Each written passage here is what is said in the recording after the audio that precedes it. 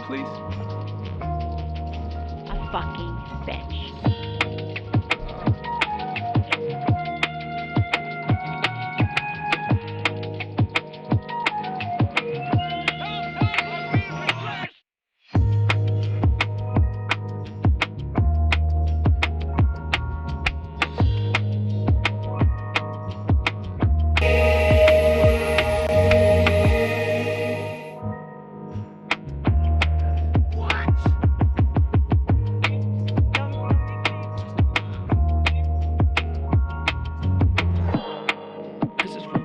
For life.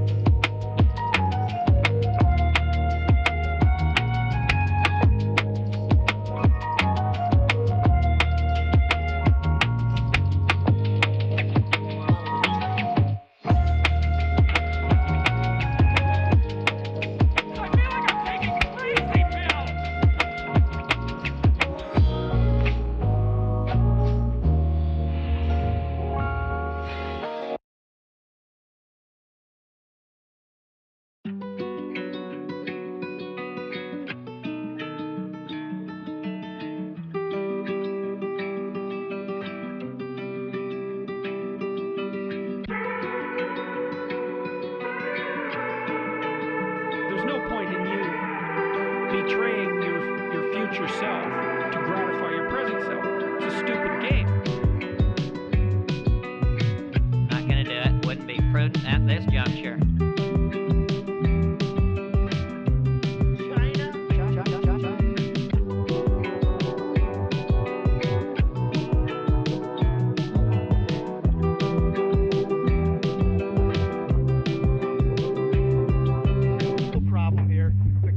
Step up and own it and resolve it and get this water out of here. What'd you drum up?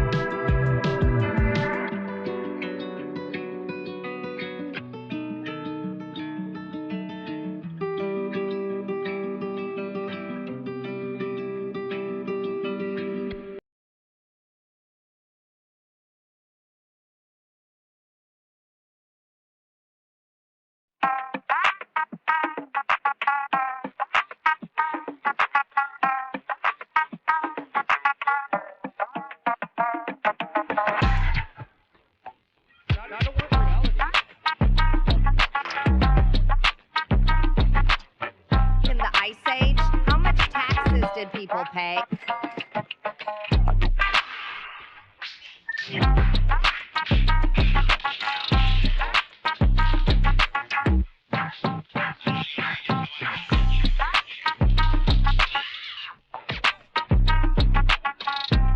I see that you know your judo. Help! Help! I'm being repressed! That's too much, man! Science.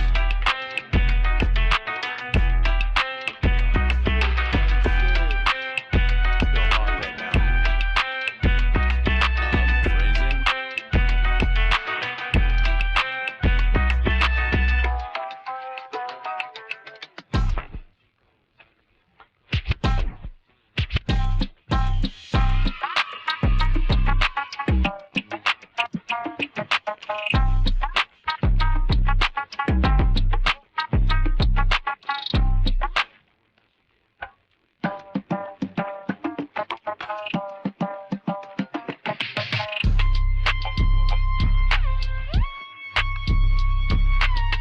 Oh. Don't even play. What now?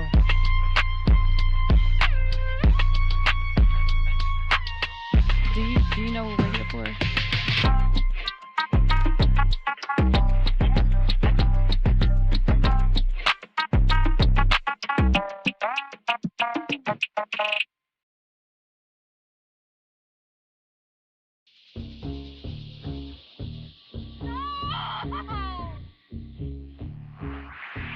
Don't be creepy.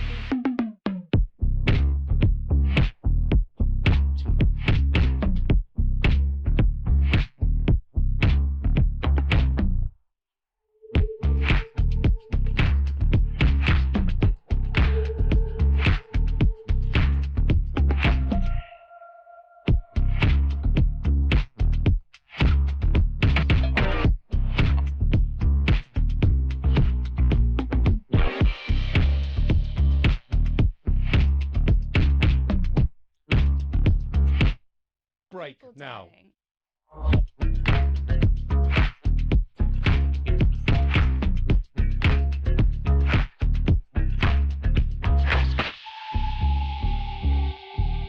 Donald Trump spent a lot of quality time with my wife.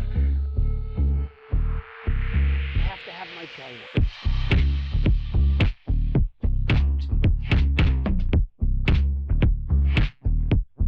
I did everything right and they indicted me.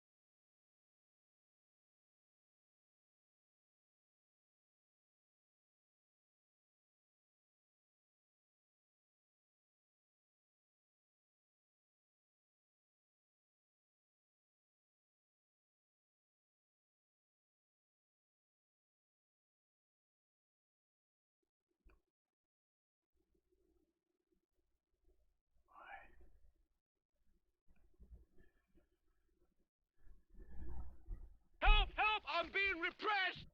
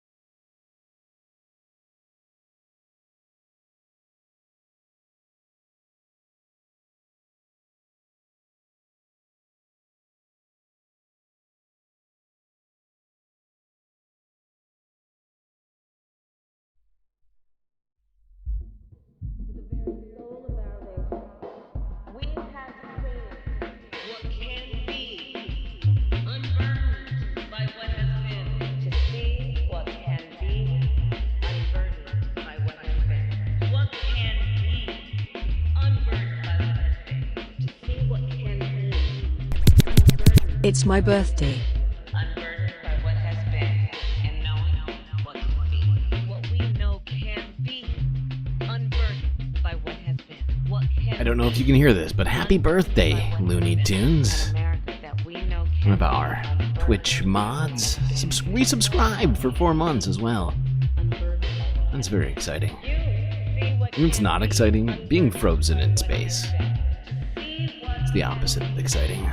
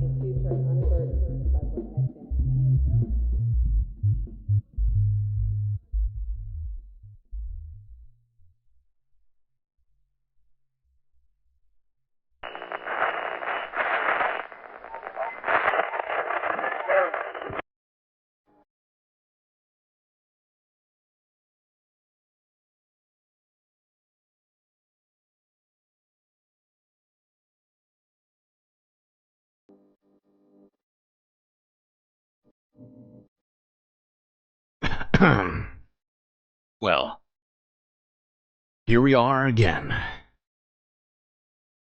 Looks like everything is all clear ahead for now. But we have a lot to talk about today, chat. So we better get right to it. Put on those seatbelts, space fams. We have got a potentially arduous and turbulent journey ahead of us.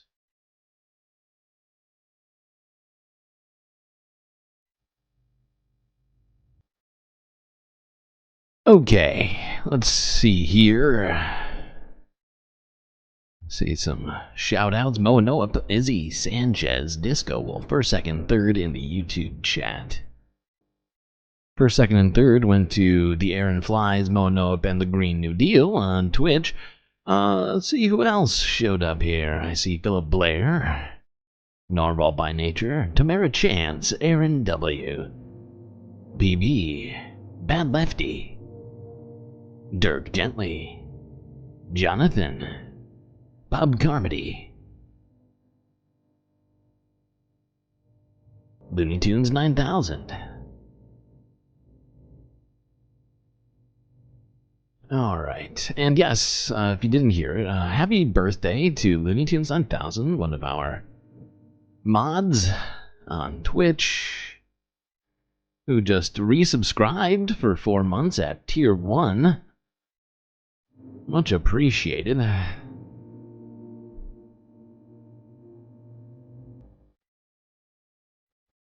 Okay, well, we have a great deal to talk about here today, like I just alluded to moments ago.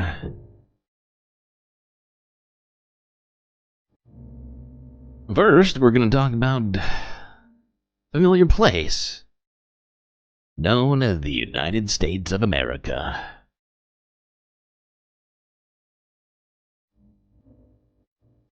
Where gun violence is still a serious problem. Still ranked number 3? 2 or 3 worldwide on the gun violence. Also setting some other records in attempted presidential assassinations. Start here, the BBC News from 5 hours ago.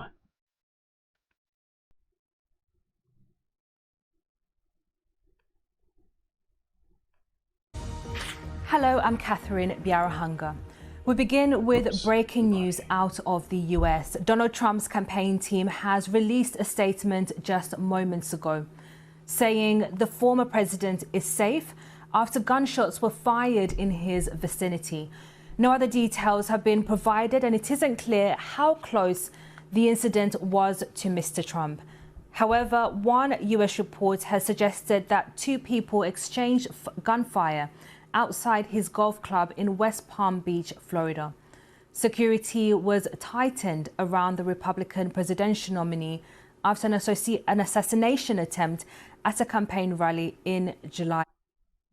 So that was the initial report. That was, I think BBC got it out first somehow before anybody else. Then where did it go from here? I went to ABC News. This is from 5 hours ago. Trump campaign says former president is safe after reported gunshots in the vicinity. So yeah, ABC got in here right afterwards.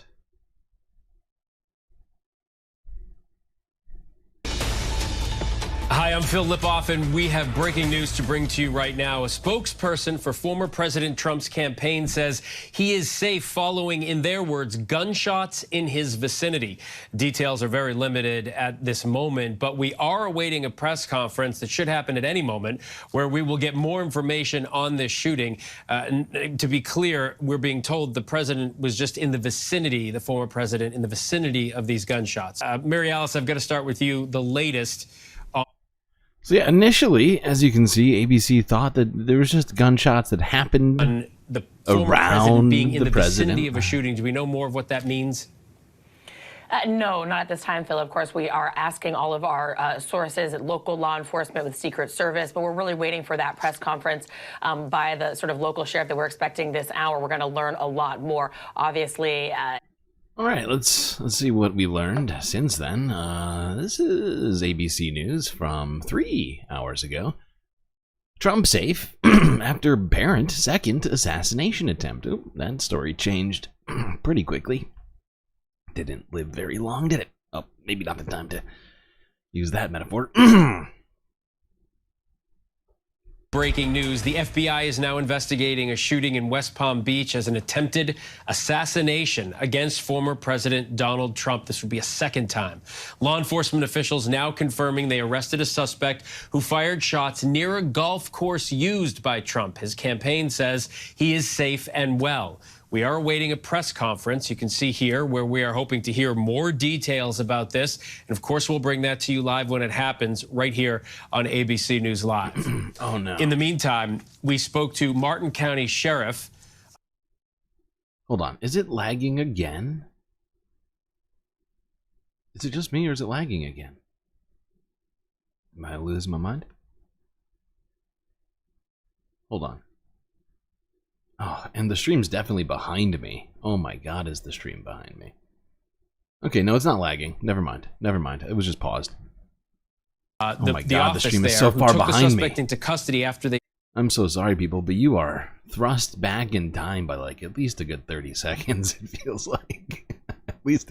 at least by my own sort of quick mind calculations here. Stopped the car. You can see some of the pictures here.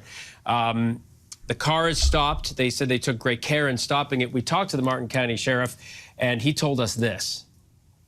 I can tell you this is a very fluid scene. It's not static at all. I-95 is still shut down. We've had a pretty serious crash out there. So first thing I'd like to do is ask motorists to be careful and try to stay off I-95. We're on 714 right now. North of here is shut down. We have stopped the vehicle that the FBI, the Secret Service, and the Palm Beach County Sheriff's Office asked all law enforcement to look for. We had the vehicle description, and we had a tag number. We mobilized out on the interstate. Two of my marked units picked up the vehicle. We followed it for a bit. We were able to contain it using some of our bigger vehicles that we use for specialized stops. We got the vehicle stopped. Since then, the FBI and the Secret Service have responded to the scene. It does appear that we certainly have the vehicle involved in the incident at Mar-a-Lago, and we have the suspect that they were looking for. And now the FBI and the Secret Service will take over that investigation. So what's the process with that? Now that you have identified this vehicle, did you take them into custody, or is that all going into the hands of the Secret Service and the FBI? Well, we initially took him into custody and held him till the arrival of the federal authorities.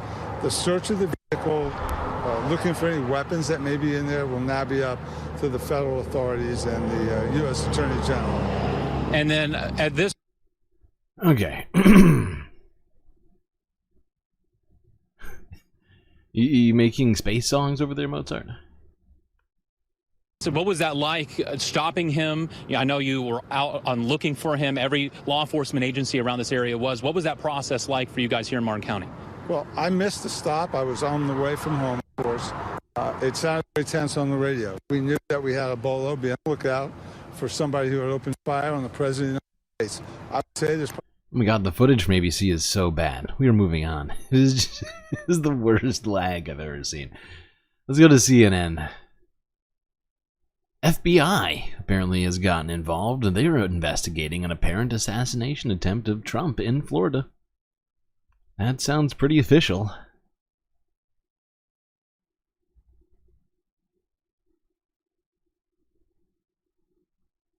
Welcome to our viewers in the United States and around the world. We are continuing our breaking news live coverage after the FBI says it is investigating what appears to be an attempted assassination attempt of former President Donald Trump. We are told the former president is safe after shots were fired in his vicinity while he was golfing at his club in West Palm Beach, Florida. That's just about a 15-minute drive from where his Mar-a-Lago club is in Palm Beach, Florida. Moments ago, we got an account from the Palm Beach Sheriff's Office detailing how all of this unfolded, Wolf, and it is quite stunning. It's stunning and very detailed. In fact, very, very revealing. Law enforcement officials saying a person has been detained in connection with this incident that occurred at the Trump International Golf Club around 1:30 p.m. Eastern earlier this afternoon. U.S. Secret Service agents fired gunshots at the suspect, who they believe was armed and intended to target former President Trump. An AK-style long-arm rifle with a scope, 2 backpacks, and a GoPro camera were recovered. Let's go to our panel right now and get Charles Ramsey's assessment of what's going on. The fact that there was a scope, Chief Ramsey, it says to me, it explains, I think in part, why the FBI has concluded this appears to have been a second assassination attempt against Trump. Yeah, I think you're right. I mean, clearly, in my mind anyway, that's the appropriate classification for this particular incident. Is Trump fundraising off of this yet? It's a great point. It's a great point. It's fortunate. We're very lucky. We were lucky in July in Butler, Pennsylvania, and again today. But luck only goes so far. And so everyone has to be incredibly vigilant, enhance security, not just for the former president, but for all of the candidates, because we're just in an environment right now where you have a lot of unstable people who apparently are not afraid to try to actually harm someone. So we're very fortunate that the Secret Service agent was able to spot this and able to take him. Are we fortunate? It's a debate in itself. Get action and prevent a tragedy from occurring. I'm indifferent about it. Agent spotted the barrel of a rifle sticking out from those trees near that golf course right there, and that's when shots were fired at the suspect, and eventually another individual saw what was going on and took some pictures of the vehicle that the suspect was using, the license plate, and eventually the suspect was captured in Martin County, just north of Palm Beach County, not very far away. Jonathan Wackrow, the fact that there was a GoPro camera that was right near that fence, near those backpacks that this suspect had over there. 21st century shooter over here. Well, listen, Wolf, I think that a lot of these elements speak to an elevated level of sophistication by this shooter, right? So the GoPro camera was the intent here to live stream this attack. by the fact that we saw those, we heard reporting that, and I believe we heard it during the press conference as well, that the backpacks contained ceramic plates. Again, this was, really setting up a firing position. The shooter probably intended to, engage directly, with Secret Service agents at one point. Yeah, you would think so if he's got body armor ready. Good lord.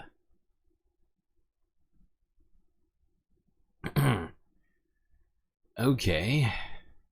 The Secret Service structure, though, the protective methodology, by putting out agents in advance of the protectee during their Gulf operations to really flush out this type of threat along the edges of the fairway. Yeah, they try to kill me again, 25, 50, 100, 500. I mean, the thing that I keep thinking about, though, is there's actually, like, no issue that he can actually, like, run on or, like lobby people for their money on. Like, what are you gonna go? Gun safety? We gotta do something. Gotta do something about all these guns all over the place. Really proved successful. This is a model that the If you give me money, I'll take care of it. To these types of activities for a long time. I mean, dating back to, I believe, the Bush and Clinton administrations, where putting agents anywhere from 75 to 150 yards in advance, again trying to expand out of that protective bubble around the protectee just for this very reason. But it's difficult. I mean, they're out there flanking the protectee for a long time. This person obviously set up their location. They had a level of cover and concealment to launch this attack. They most likely had a line of sight from that fence line back into the fairway. That's disturbing. And more troubling is the accessibility, the ease of ingress and... Yes, it is all troubling. I mean, he was on the fucking golf course. Let's be real. It's basically an open field. Not exactly the most defensible position. If you're concerned about security, I wouldn't say hanging out in open fields is a good idea. I'm just throwing that out there. I'm no security expert. Egress by this attacker, they had that escape route. The critical factor that we heard during the press conference is the witness. They saw the suspect running away, getting into the vehicle, and I think Andy McCabe said, very smartly, the person took out their phone, took a picture of the car, and then got the license plate. The communication with federal, state, and local law enforcement entities through the real-time crime center got that information out almost instantaneously, and utilizing license plate readers, they were able to track the direction of the vehicle, make the vehicle stop, and get the suspect in custody without incident. So this is a real big success for law enforcement. That does sound successful, though. Wow, incredible success. Incredible success.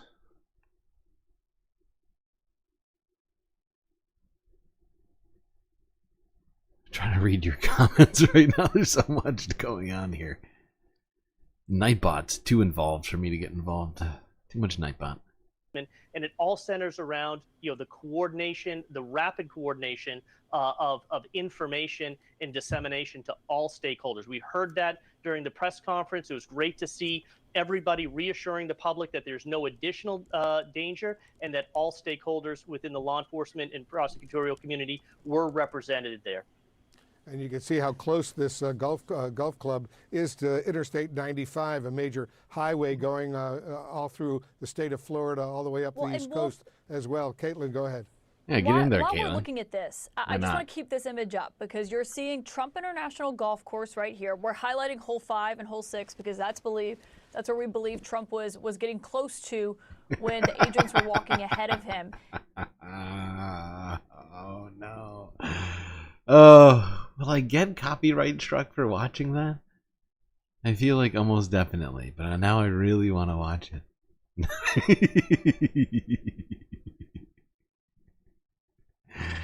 I assume that's a reference to the Monty Python sketch, Bob Carmen? Because that's immediately what came to my mind just now. How not to be seen. And what's remarkable about this is they were talking about the 3 roads that are the access points. The Palm Beach County Sheriff's Office is right there to your top right, a little bit above where hole 5 is, the Palm Beach County Sheriff's Office and the jail actually backs up to Donald Trump's golf course in West Palm Beach, Florida. And just to give you a sense of what we were looking at on the ground and how quickly officials were able to move here, and they put. Okay. Let's go back to the office for a second. Let me get my bearings here. I really do want to watch that now. It is Sunday Funday after all. It is Sunday Funday after all.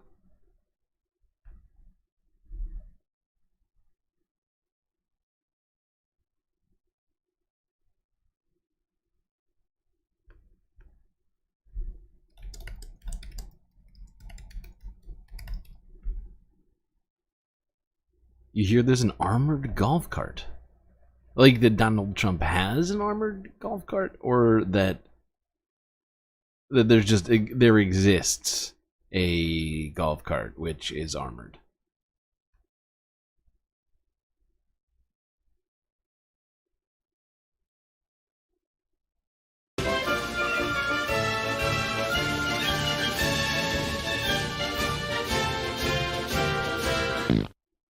In this picture, there are 40 people. None of them can be seen. In this film, we hope to show you how not to be seen.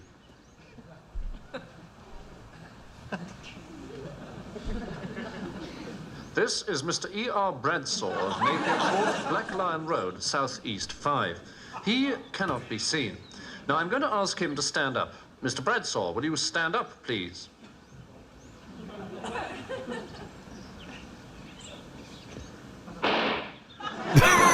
This demonstrates the value of not being seen. Ah, yes, I do see that now. In this picture, we cannot see Mrs. B.J. Smegma of 13 The Crescent, Belmont. Mrs. Smegma, will you stand up, please?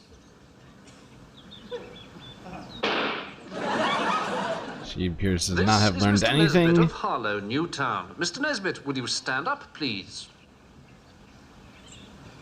Mr. Nesbitt has learnt the first lesson of not being seen, not to stand up. Cunning. However, he has chosen a very obvious piece of cover. Sorry. Mr. E.V. Lambert. Okay, okay. I just figured we would have a quick chuckle about something technically relevant to what we were already talking about. Okay,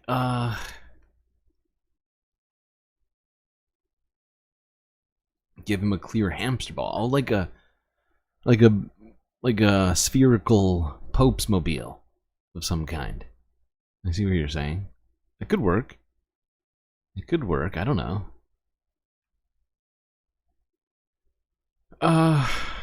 Wait. Did this get taken down? Where'd it go? What? Oh my god, it's gone. Boo. Oh, we lost a video, I'm afraid. Sad, but real. Alright, let's go here, I guess. Forbes breaking news from 2 hours ago. Just released traffic cam footage shows police capture of Trump assassination suspect.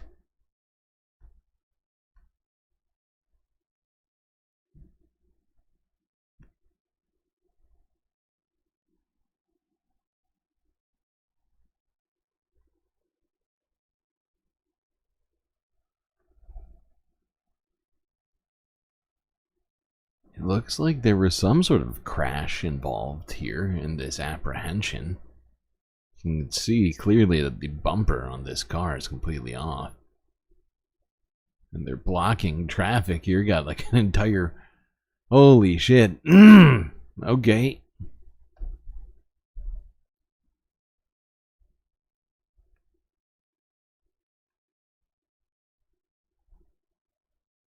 Alright. A bulletproof Zorb. Yes, pretty much. Pretty much. That's basically what I was saying.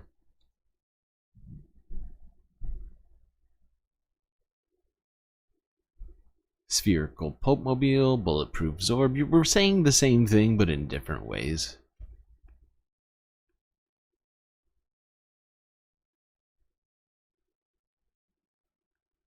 Alright, let's go. Let's see here. Let's go to CBS News from an hour ago. A suspect was pointing rifle towards Florida golf course where Trump was golfing, according to officials.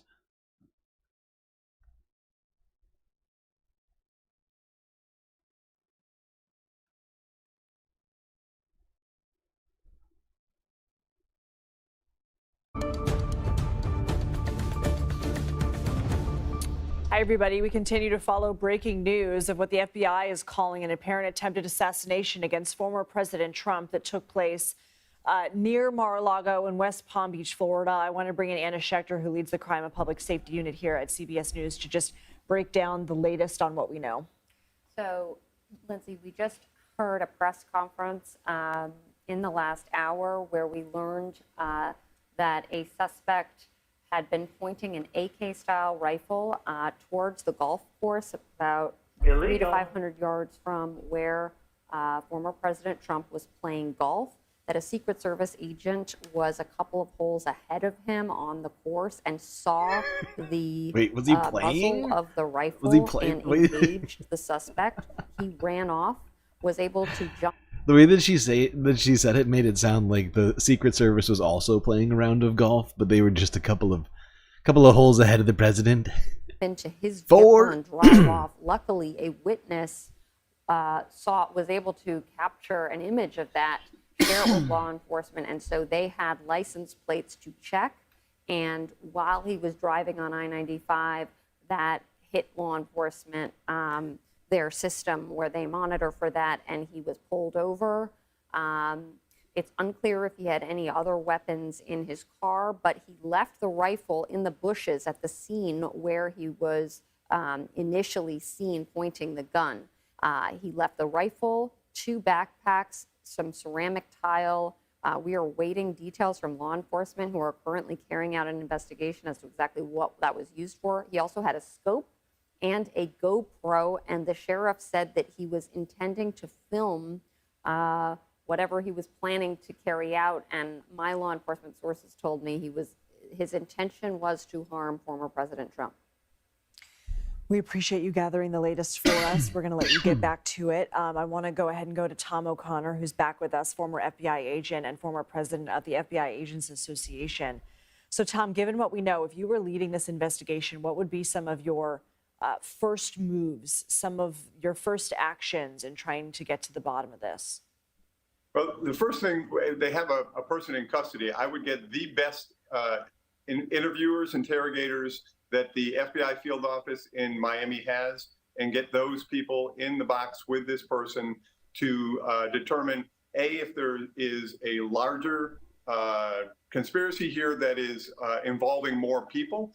That is something that has to be run down immediately to determine if there is a continuing threat.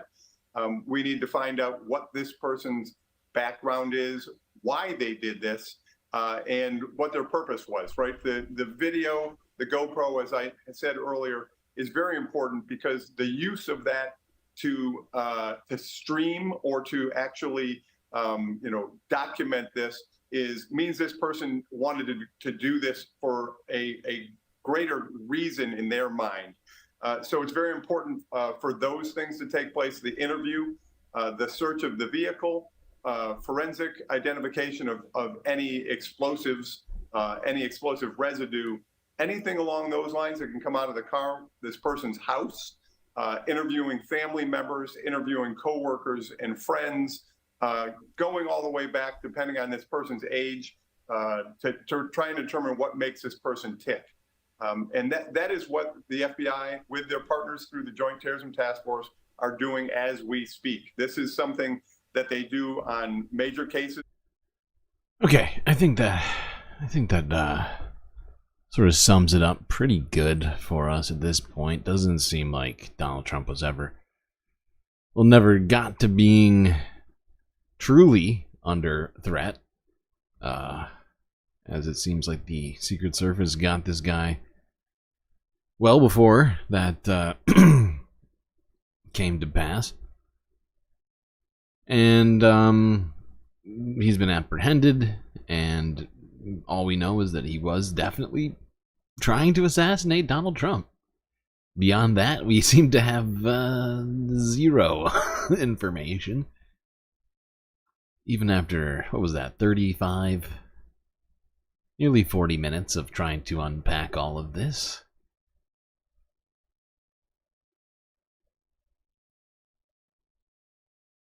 I guess it was slightly less because we were suppressed by YouTube or something of that nature, keeping us from starting the show on time. You know, aside from me personally starting the show like 10-15 minutes late. Let's move on to some other politics related stuff.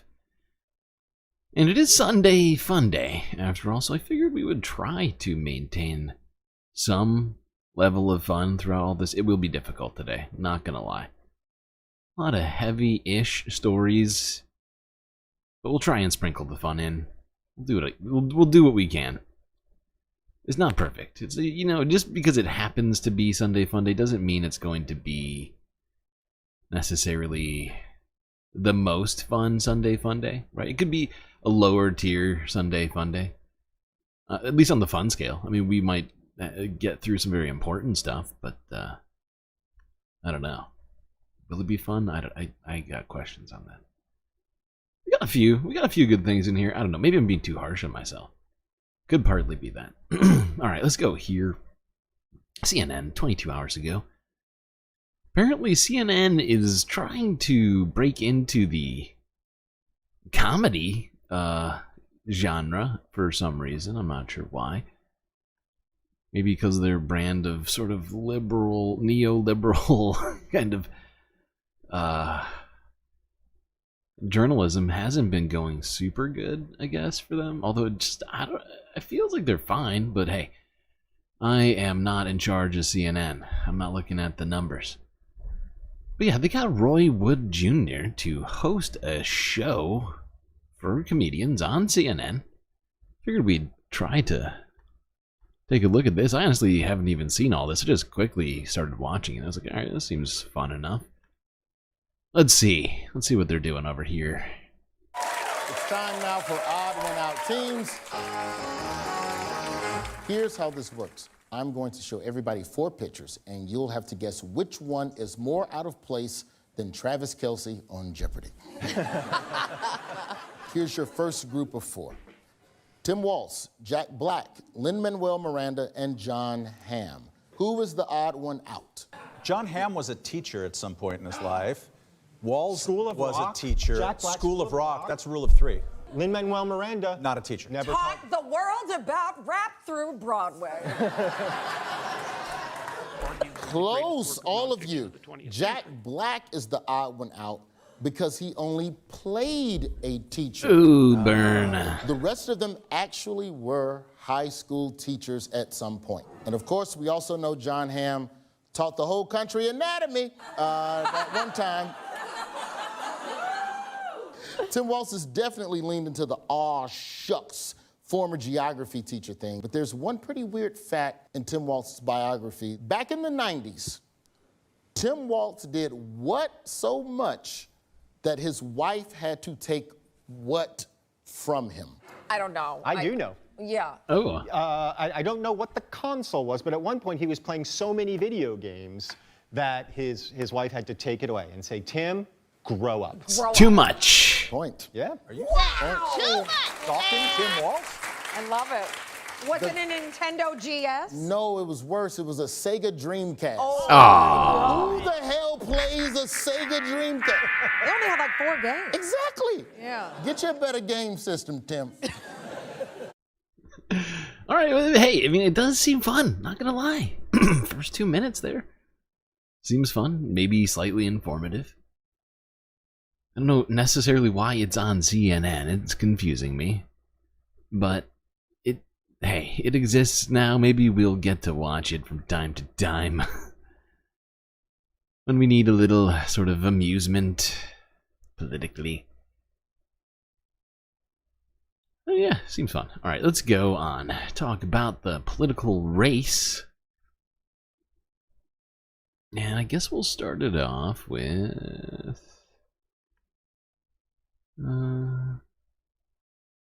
Yeah, let's start it off with this. CBS News from a day ago. Harris and Trump.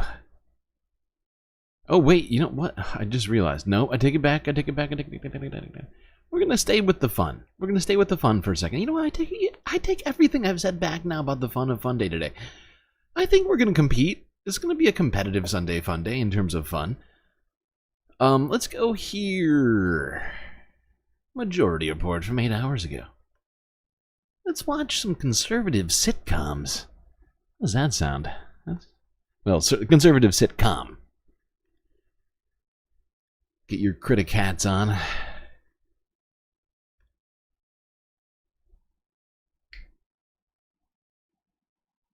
We've been talking about a lot of serious stuff. Mm-hmm. As you know, some of you know, I was a failed sitcom actor. Mm-hmm. Back in the days. I did a bunch of pilots, couple episodes on air. And so when I come across a sitcom that I think is funny,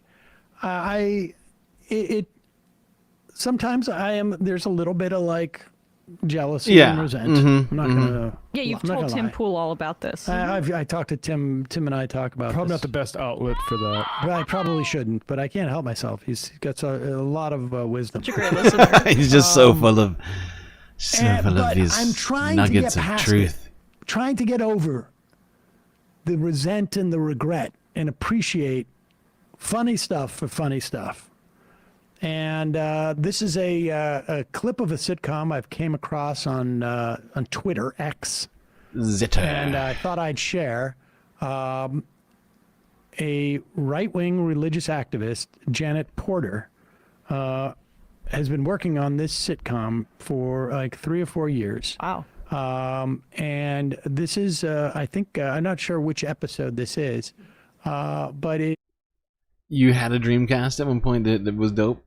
You know what? There were some good games on Dreamcast. I'm not going to take that away from anybody. And if anything, it kind of makes Tim Walz more relatable, right? It's like, I think a lot of people have, especially like, you know, men, which is a group of people that the Democrats, Kamala Harris, and has been, you know, failing to capture in the elections. I think a lot of dudes have a very old, outdated system sitting around somewhere. And I think, yeah, you know, it's not a, you know, I think it's just funny because Dreamcast, it is like a 30-year-old, all right, it's not 30 years old, but it is an old system. It is, I mean, when did it come out? Like 90, was it like was it the 90s?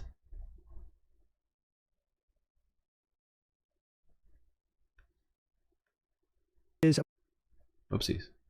It's around voting for Trump, and here she is trying to convince her boyfriend to vote for Trump. This is funny stuff.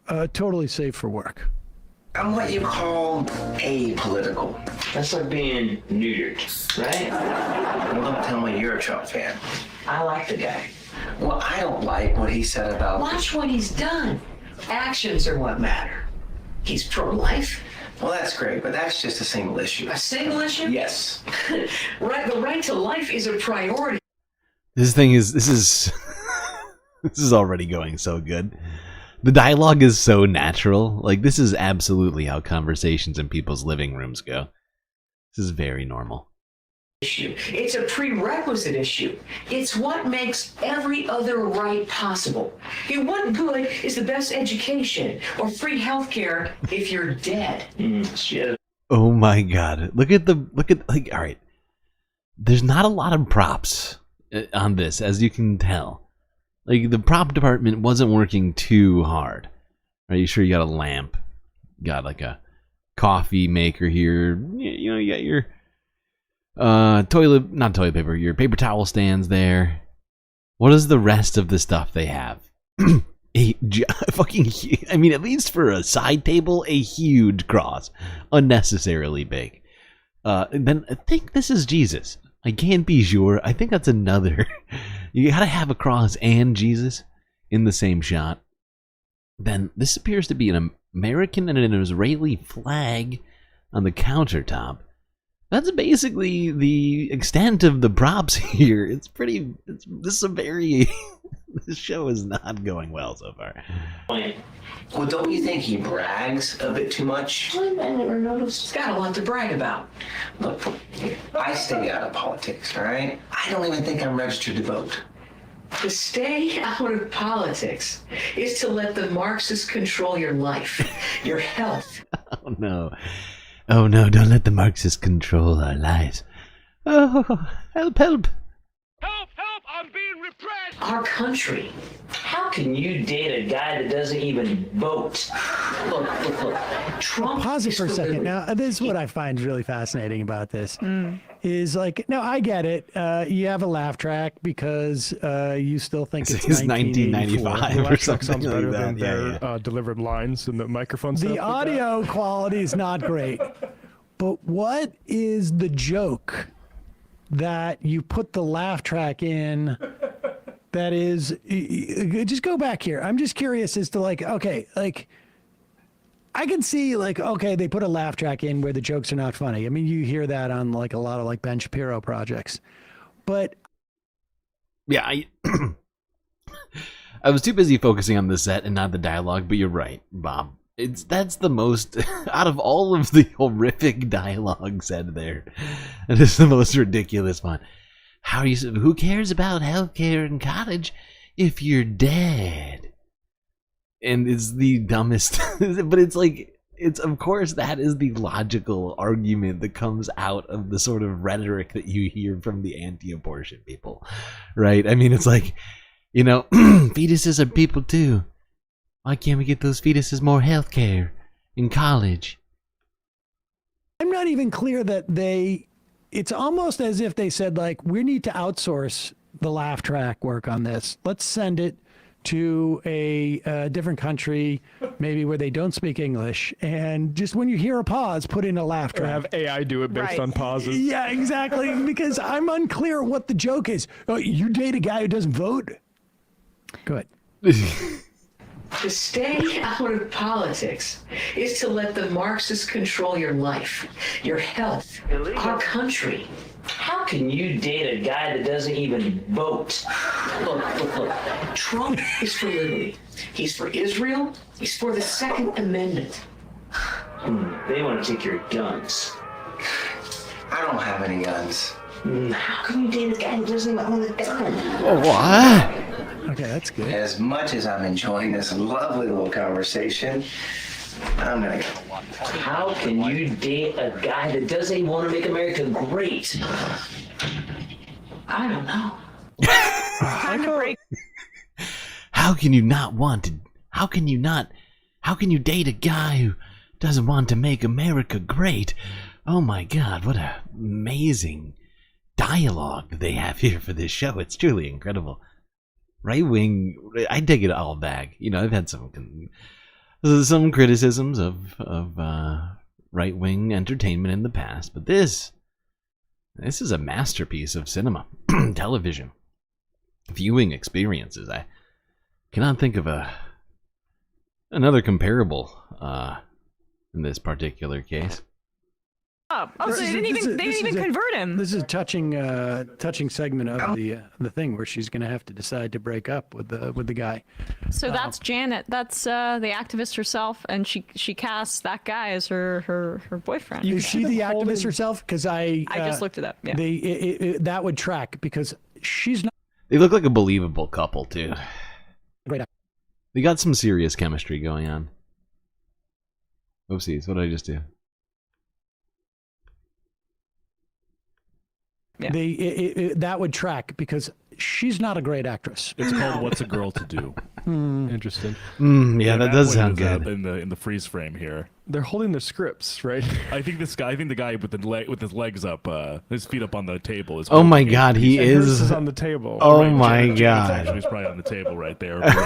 Oh my God, they are. We would do that, but we would do that in run through. Yeah. Even try to learn the lines a little bit. I mean, I understand even having it if you got a lot of lines, but like you're constantly looking at it. Not for the final cut, Sam. You wouldn't have the scripts in the shot. I mean, there were times, honestly, where you would, if there was a place where you let's say I'm behind a computer, I would have like the lines right there. Like, I mean, the sitcom, I've done that, definitely for movies and for sometimes like when it was a one camera show, you don't have much time to look at the script. Right. But that's pretty blatant.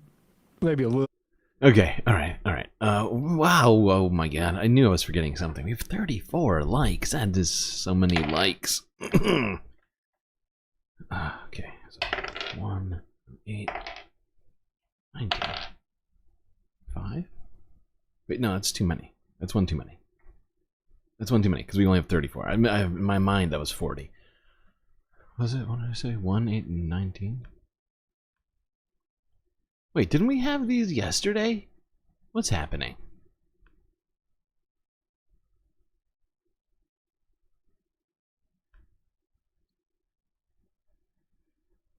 Okay, oh wait, let me do the other TV. Gotta get them both. Just in case the stream definitely freezes.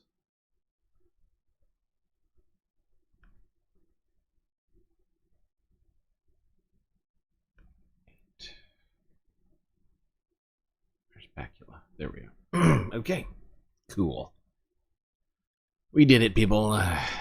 By we, I mean you. You all did it. You all liked the stream enough to get us those sweet, sweet emotional support characters.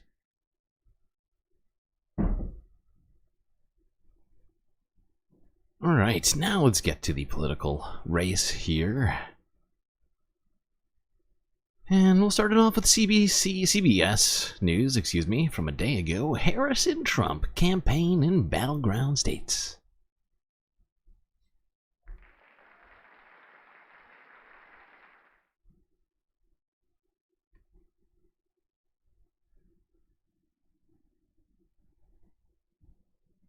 The dice are loaded. It seems like it's Kamala Harris and former President Donald Trump are pushing ahead in their battleground blitz following their first presidential debate. With just 52 days until Election Day, the vice president speaks tonight to an audience in Washington, D.C., while her running mate Tim Walz campaigns in Michigan. The Republican candidates are also in key swing states today, Trump in Nevada and JD Vance in North Carolina. It comes as new questions are being raised. Why is she in D.C.? D.C. isn't a swing state. That seems like a strange place to be. Wait, what was she doing? Is there something that she needs to be there to do as the vice president? Probably. Trump in Nevada and JD Vance in North Carolina. It comes as new questions are being raised about Trump's connection to a far-right figure. At a rally in Las Vegas last night, the former president repeated claims about the vice president that have circulated on right-wing social media. Natalie Brand has more this morning from the White House. Natalie, good morning. Good morning to you, Jeff. And the candidates post-debate really spent the week focused on these key battleground states from coast to coast. And Friday, we saw Vice President Harris trying to appeal to the middle, while former President Donald Trump played to his base. On a West Coast swing, former President Trump rallied late Friday in Las Vegas. 53 days from now, we're going to tell Harris that we've had enough. Our country can't take it anymore. Comrade Kamala Harris, you're fired! You're fired! Get out! After stopping in Southern California to hold a news conference at his golf club, where he slammed the vice president's home state. The state of California is a mess. He also leaned into his signature issue, immigration, and he's doubled down on a debunked and dehumanizing claim that Haitian immigrants are eating pets in Springfield, in Ohio City, now in the national spotlight after the falsehoods went viral. Bomb threats there forced public schools and city buildings to close. I can say this, we will do large deportations from Springfield, Ohio. People don't like to talk about it because even the town doesn't like to talk about it because it sounds so bad for the town. Trump was also pressed about his travel with far-right social media provocateur Laura Loomer, who has spread conspiracy theories about 9/11 and posted a racist comment about Vice President Harris. I mean, that's not all she has done, Laura's a but it certainly encompasses the I don't crazy. control Laura. Laura has to say what she wants. She's a she's a free spirit. Trump later posted that he disagrees with statements she's made, as other Republicans have Nothing in called out particular. Loomer, from Marjorie Taylor Just stuff. Greene. Sometimes she says crazy stuff. To North Carolina Senator Tom Tillis, who said she intends to divide Republicans. In battleground Pennsylvania, It's where incredibly the race sad. remains virtually tied, It's incredibly sad. That makes me so sad for Republican Tom Tillis. Oh God, Republicans divided. How will we ever get through that as a country?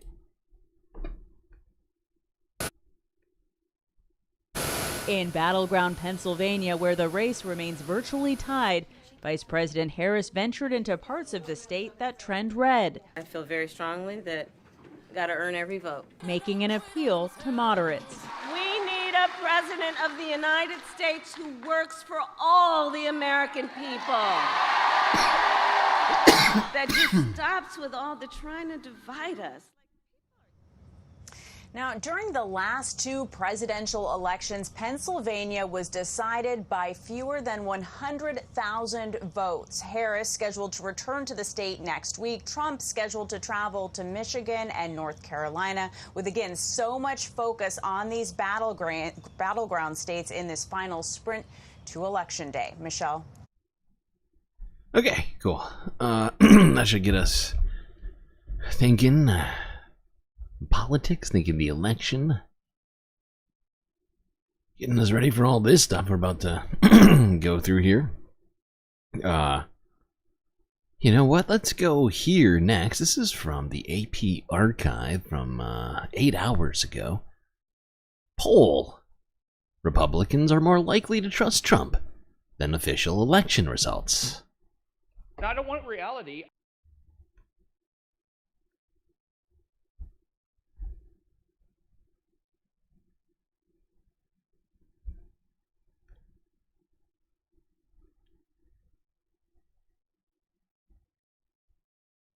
Republicans have greater trust in Trump and his campaign than in official election results. That's according to a new poll from the AP NORC Center for Public Affairs Research and USA Facts. Oh my God. Everybody with their MAGA hats, holding them over their hearts. It is this The poll found creepily that about 2/3 nationalistic of Republicans picture. have at least a moderate amount of trust in Trump and his campaign to provide accurate information about the outcome of It's a the bad 2024 plan. election, while only about bold half of strategy, Republicans Cotton. said Let's that see if it about pays the off for official 'em. certification of election results. Okay. So yeah, apparently. Oh wait, actually there's more. Where's the rest of it? Fuck it, I'll just let it go.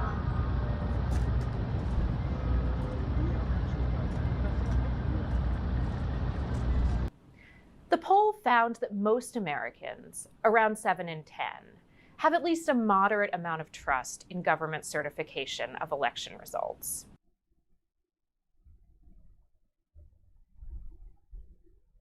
The poll also found that many Americans have doubts about both candidates' campaign messages, although there's more skepticism about Trump's. The poll found that about 6 in 10 Americans say that Trump's campaign messages are rarely or never based in factual information, while about Rarely or never based in facts. 6 in 10? It is wild. How did this guy get elected? It just when you hear some of these numbers, it is like mystifying. Truly mystifying. But yeah, also a majority, if you didn't hear during that, a majority of the country also oh, my brain just broke. What did she say? Son of a bitch. Oh, that a majority of American voters trust election systems, but also the majority of Trump voters don't. So it's a weird dichotomy there, but perhaps not shocking at all.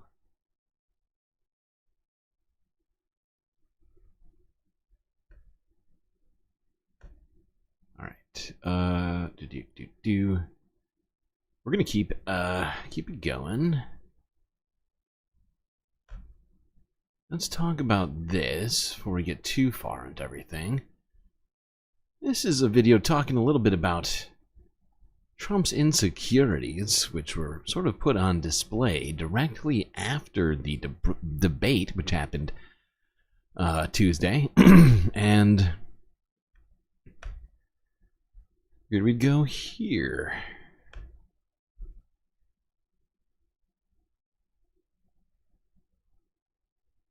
Speaking of incredibly insecure, after the debate, there's a spin room.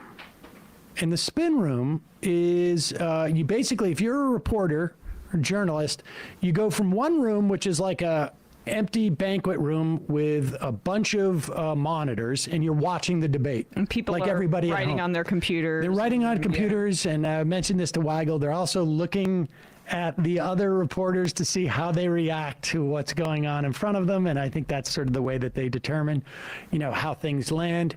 And then your surrogates go into the spin room where all of those reporters leave the room after the debate and go in, and there's all these sort of people to give them their spin. And these people are there to sort of like try and rationalize what happened and to interpret it into, lines that can be digested by the media. Your candidate doesn't go there because they've already done it on stage.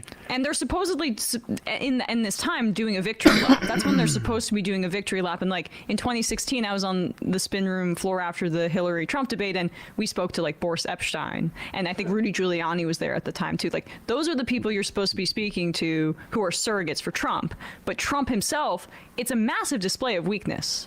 He knew that he couldn't let the debate sit there out alone. And so he went to the spin room, and this is actually pretty hilarious. It was the best debate I've ever personally had. We're getting polls that show 92%, speak louder! 88 to 11. Speak louder? Who tells Donald Trump to speak louder? He is constantly shouting. 88 to 11. We're having a lot of great polls. They're full polls and lots of other polls, but you see the polls. A very important debate. Now, she wants to do another one because she got beaten tonight, but I don't know. Why wouldn't you look at her? The polls are indicating that we got 90%, 60%. Who is he even talking to? He's just sort of talking to a group of people who don't seem to be fully focused in on here. And this is one of the weirdest things I've ever seen after a presidential debate. 72%, 71%, and 89%. Where are you getting these numbers from? Very good. But beyond the polls, I felt very good. I had a good time doing it. I hate to speak about our country so negatively, but that's what happened. They ruined our country. They destroyed our country. So This, do you know what this gives me vibes of? This gives me vibes of, like, you know, and I think I mentioned this recently, but this kind of just reminds me of like your grandpa with dementia who wanders into a crowd and just starts rambling nonsense to nobody specifically, but everybody, and is just sort of lost. It's like you're lost in a supermarket here, trying to. Everybody, I've been looking for the olives, but they don't sell the ones that I want. It's a big problem here at this supermarket, this Whole Foods. It's not a Whole Foods, you say? No. What? What's happening? The polls are really good for me.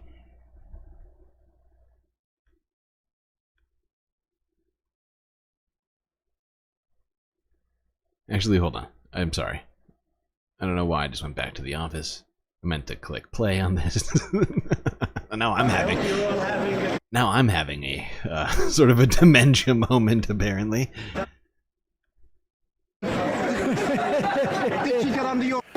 Okay, so he cited we didn't really cite any polls, but he listed off like 7 sets of numbers, and there wasn't even like even today I can't find Just 7, random numbers. Flash polls. Got an 89. I got. See? That's like me giving my grades in high school. I got an 89. Yeah. Honestly, that is what happened. Like with did Viola, super when I good. asked her like what her grades were the first term of college.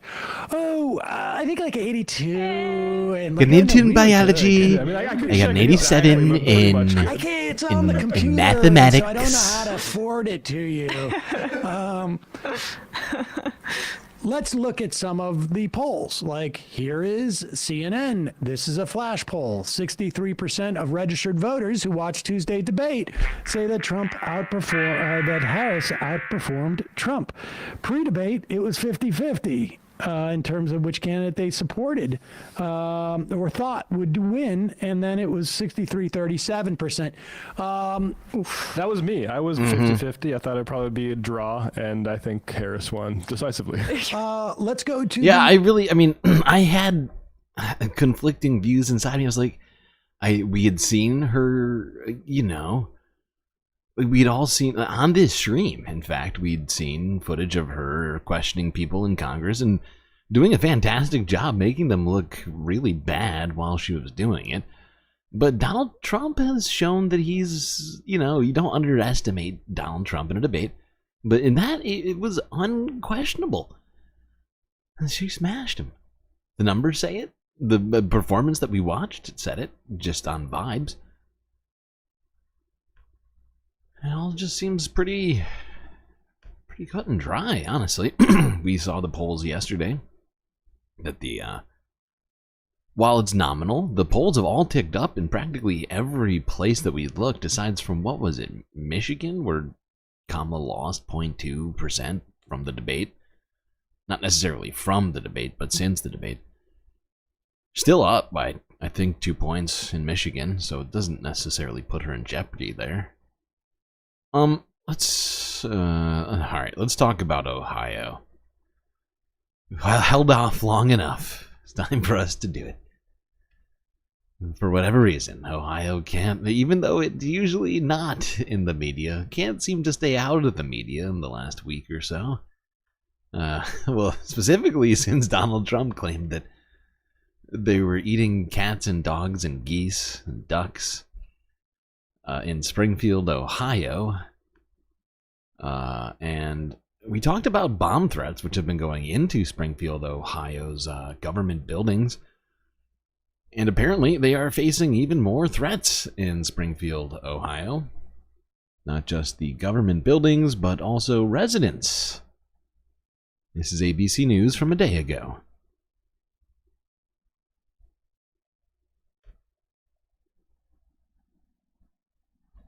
And now to the firestorm surrounding Springfield, Ohio, which has everything to do with this campaign. A city thrust now into the political spotlight after baseless rumors and false allegations spread online about Haitian immigrants who are here legally, claiming they are eating pets in that city. We are learning of new bomb threats today there. On Friday, a bomb scare forced 2 elementary schools to evacuate. Springfield's mayor now saying, quote, "We need help, not hate." This is a reference to those unproven allegations now being amplified by Donald Trump and his running mate JD Vance in the race for the White House. Joining me now, ABC immigration reporter Armando Garcia, live in Springfield, Ohio. Armando, let's start first with this. What more can you tell us about these new threats today? We saw the bomb threat yesterday, and Mayor Rob Rue now is reaching out to the people there. Yeah, well, Phil, this is the 3rd straight day that bomb threats have targeted facilities all around the city. Today, it was 3 medical facilities. Ridiculous. And 1 3 days in a row. location. All of those buildings were quickly cleared. So, I mean, what in the fuck, people? 3 days straight? This town is getting bomb threats because something a presidential candidate and his vice presidential lackey are sort of fear-mongering about this nonsense. I mean, this is so idiotic. You heard the freaking, was it the mayor or whatever it was saying, we need help, not hate. Really seems like Ohio is under threat, not by Haitian migrants, but by Donald Trump JD Vance and their associates.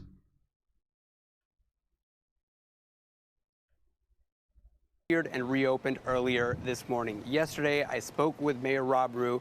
He's pleading with those that are amplifying these unsubstantiated rumors about Haitians and his community to stop. He says that we need help, not hate at this moment.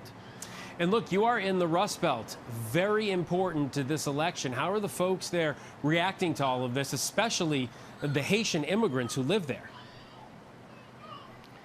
Who's Laura Loomer? I think the most, I think the one that many people know about is her appearance on the Tim Pool show, where she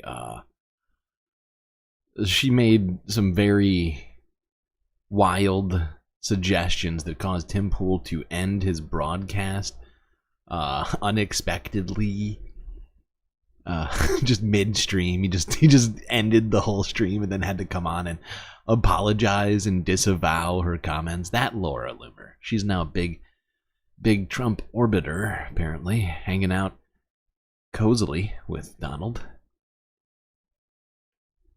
Phil, I quickly learned as I was just driving in here, this is a very small town. It's a town of about 60,000 people, but over the last few years, about 15,000 migrants have settled here in just a few short years. Every single person that I spoke with today said that, yes, this is a town that is grappling with the strain and the stress of rapid population growth, but that it is a friendly city. It is a welcoming city. However, I also spoke with some Haitian migrants today. They say that they're too afraid to leave their home. I'll share with you, Phil. I even spoke to one Haitian gentleman who said that as he was walking over to meet me to interview with me, somebody rolled down the window, stuck their head out, and just yelled. Okay. This is just so unnecessary. And can you guess what the ethnicity of the gentleman who had things yelled at him from out of a moving car window was? Anybody? Hint. It was not European.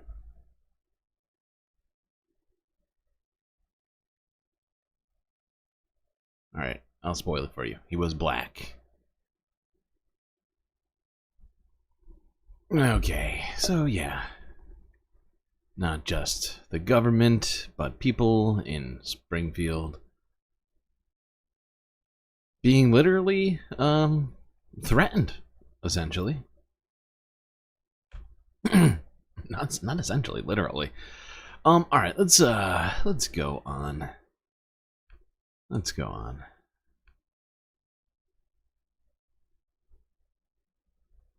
Let's go on to this. JD Vance. JD Vance, well, looks like one of our least favorite people attempted to put JD Vance to task over his comments regarding Springfield. Hold on, I'm gonna attempt to avoid as much of her as possible. Can anybody guess who I'm trying to avoid before I actually start this video?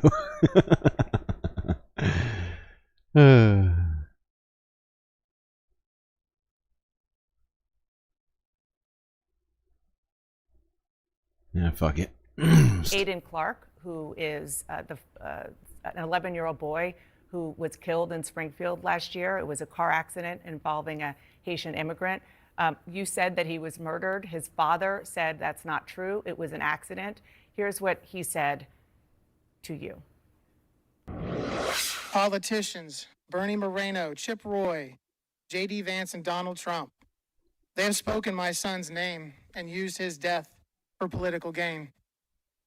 This needs to stop now. They are not allowed, Immediately, if not nor sooner. have they ever been allowed to mention Aiden Clark from Springfield, Ohio. I will listen to them one more time to hear their apologies. Senator, he's asking for you to apologize. Will you? Dana, first of all, my heart goes out to the Clark family. That's not I an don't apology. bring their son's name up because they've clearly expressed a preference for politicians to not bring their son's name up. I wish them all the best. I can't Oh, believe that's so what nice kind of you. tragedy they've experienced, but Aren't I'm I a still good going to guy? keep on talking about what the Oh, migrants he's gonna have keep done to doing it, though. Springfield, Ohio, So no. and what Kamala Harris. So no.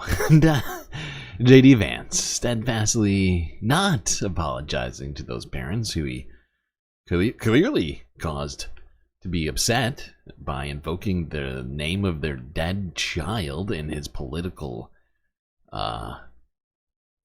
sort of maneuverings. Truly disgusting behavior from this guy. Can't believe he is a senator and B, a vice presidential candidate right now. Truly gross that this man is in government.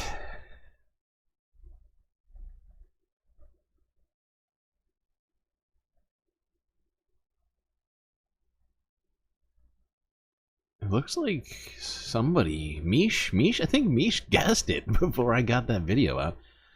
You're all behind me by like 30 seconds because of being suppressed by YouTube. But but yeah, I think that's who. I think you got it in there on time. All right, let's go here.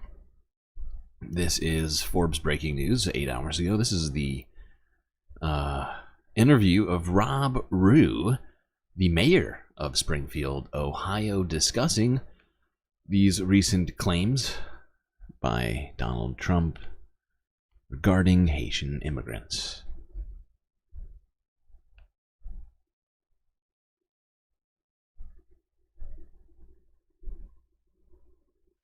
Well, I think it's, I think just because everything is stirred up so much, people are responding according to their own way they respond, and a lot of it's unhealthy. There's real concerns with what we're dealing with here prior to this whole spotlight that's happened, and we won't deny that. There's been infrastructure strain. There has been, it's just been overwhelming at times, but we're trying as a community to lead well through this and put our arms around the situation. But what has happened in the last 3 days has caused a more significant strain on our community. The sheriff's department did go back through the last 11 months, and we just have no verifiable claim that this has actually happened. We've had a complaint, it was looked into, and then we couldn't get, I guess they couldn't call back or reach the person that made the complaint. It would be helpful. We are boots on the ground. We are here with our constituents. The governor of the state of Ohio, Mike DeWine, recognizes and trusts the local officials to share the proper information and believes us. It would be helpful for those that are spinning Springfield into this swirl to understand that you can trust us. We are telling the truth. Yeah. Our community. We are not ignoring the strain that the immigration has put in our Seems reasonable asking people to trust you, but boy, does that feel like it's not gonna happen. community. But we are here to try to put our arms around it and to work as peaceably as possible to have this our lagging community still? secure and safe and thriving and moving forward, just like we have been over the last decade. 8,000 new jobs have come to our community over the last 10 years. We are a community that comes together and works together. And these are the things that we want to talk about, Springfield, to the nation, not the things that we have to keep telling the press like, hey, your pets are safe in Springfield, Ohio. They absolutely are. It's crazy I have to keep saying that. So I said this earlier in another interview. It would be helpful if they understood the weight of their words and how they could harm a community like ours. Again, Seems like the perfect spot to end it. It's important to note how their words can harm communities like theirs. It's pretty clear. They should, let's be real. They should be aware of that. For two people running for president and vice president to not be aware of the potential downstream effects of their actions and their words, it is truly mystifying to someone like myself, who does at least try to think about those very things here when I do my streams. From time to time, once in a while. Like maybe, are you doing good? Just checking. Alright, let's go here. Quick sort of cap to all of this Ohio talk, let's go here. It's the Tony Michaels podcast. Apparently, he has the inside scoop on how cats feel about Donald Trump.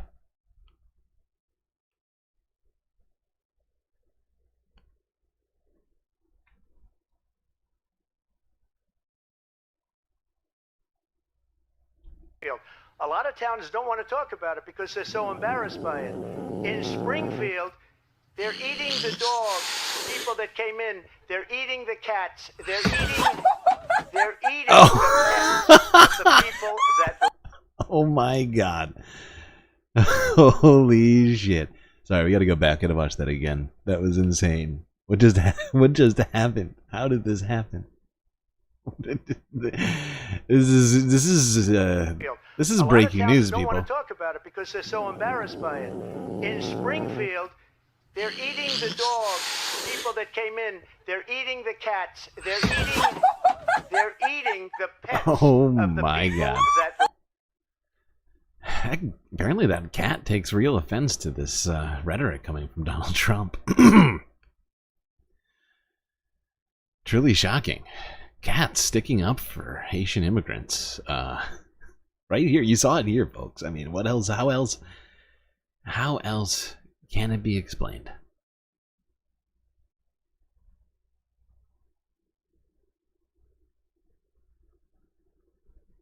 I see no other logical explanation. Oh boy. Okay. See, we're keeping it fun here today. Now, while we are talking about pets, animals, in particular some of these specific things, cats, dogs, geese, ducks. Well, I thought we should talk about not people eating ducks, but a problem you may be unaware of, that being ducks eating other ducks. What? That's right.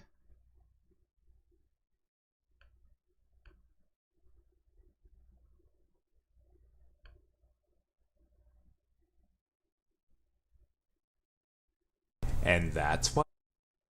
Whoa. What just happened? And that's why the bread is usually stale. Jonathan, are you with me? This is all going to be on the quiz next week, so I hope you're writing this. Jonathan, who do you have? Is that Ethan? Jonathan? Drop him. Drop him. Jonathan. Thank you. What do we say, class? When we're hungry and bored, do not eat each other. That's right. That's right. That's good advice. That's solid advice right there. And solid advice for any ducks out there who might be watching this stream at this time. Please hold. Hold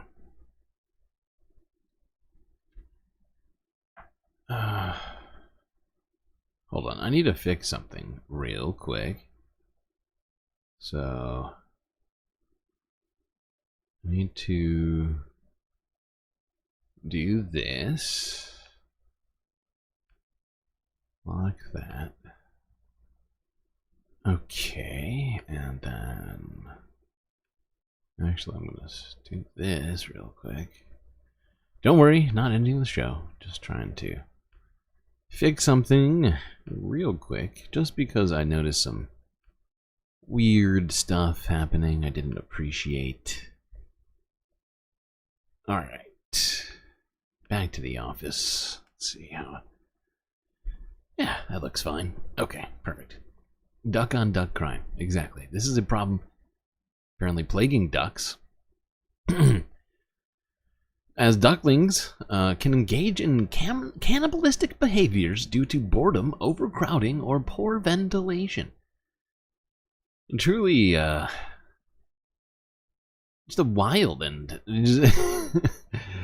unexpected revelation about ducks. thankfully, we have these informative natural habitat shorts for these informative moments. Okay. See, I think we're keeping it at least reasonably fun. What do you think, chat? We're pretty deep in the stream now. What, like an hour and 30 minutes? And I think aside from the lag at the beginning, I think it's been a decently fun stream. And sure, I'm probably very biased due to the fact it is my stream. But really, in a way, it's all of our stream. You know what I'm saying? All right, let's go here. Talk about a guy by the name of Chris Christie. What is Chris Christie doing these days? Just going on morning shows still? Yeah, I or? was just gonna say, I think he's mostly doing correspondent stuff. If you could even Chris call it Christie that. is on a revenge tour, to be fair, but also Chris Christie. I don't know if I can, find an. Sorry.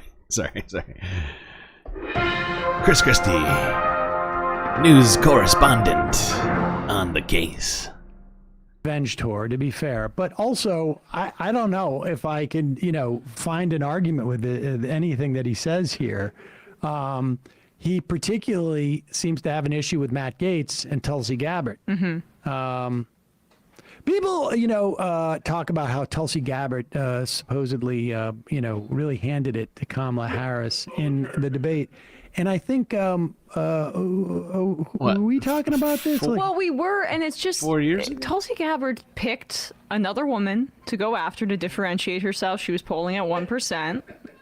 And it wasn't Harris's decision. Like, it's not worth it for me to. Weigel was saying this. Weigel was saying she didn't engage with her, and maybe that was a mistake, I guess. But they both flamed out. I mean, it was more just the race was always Bernie versus Biden, and everybody was scrambling to differentiate themselves. And no one cares about Tulsi Gabbard owning Kamala Harris. Exactly, no one even Tulsi and Harris. Everybody else. I care. Yeah, and that's why I had her.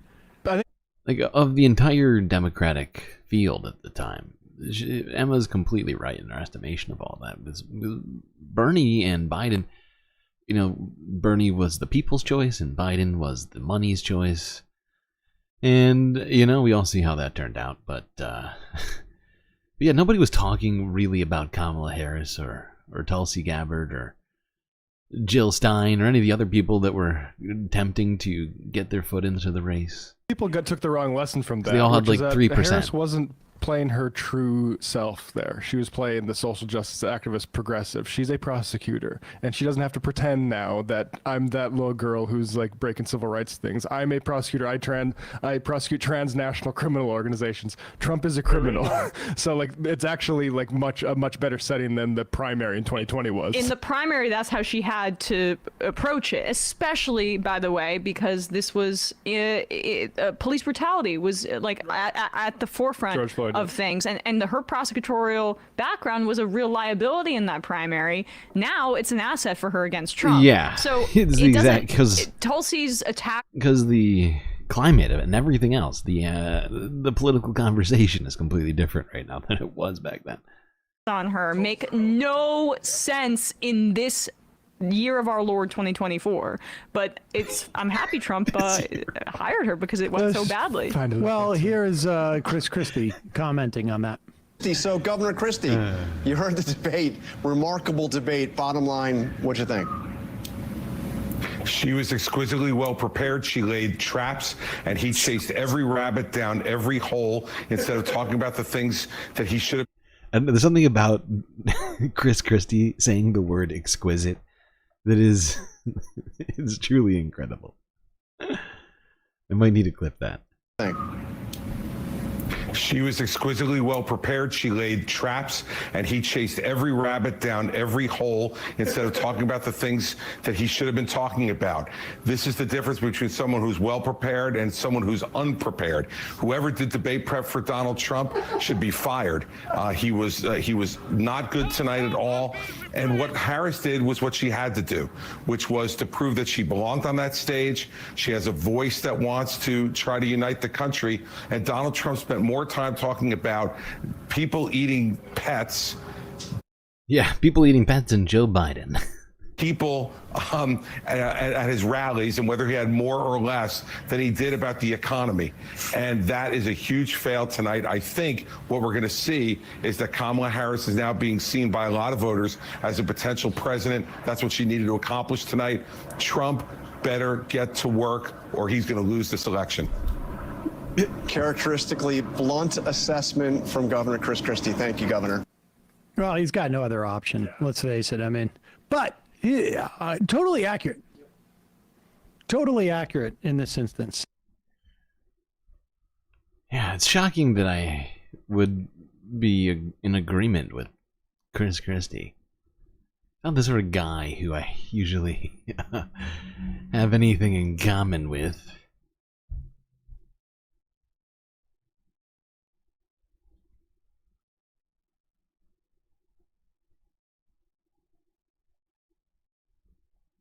Like I've been to Jersey, but that's about it, right?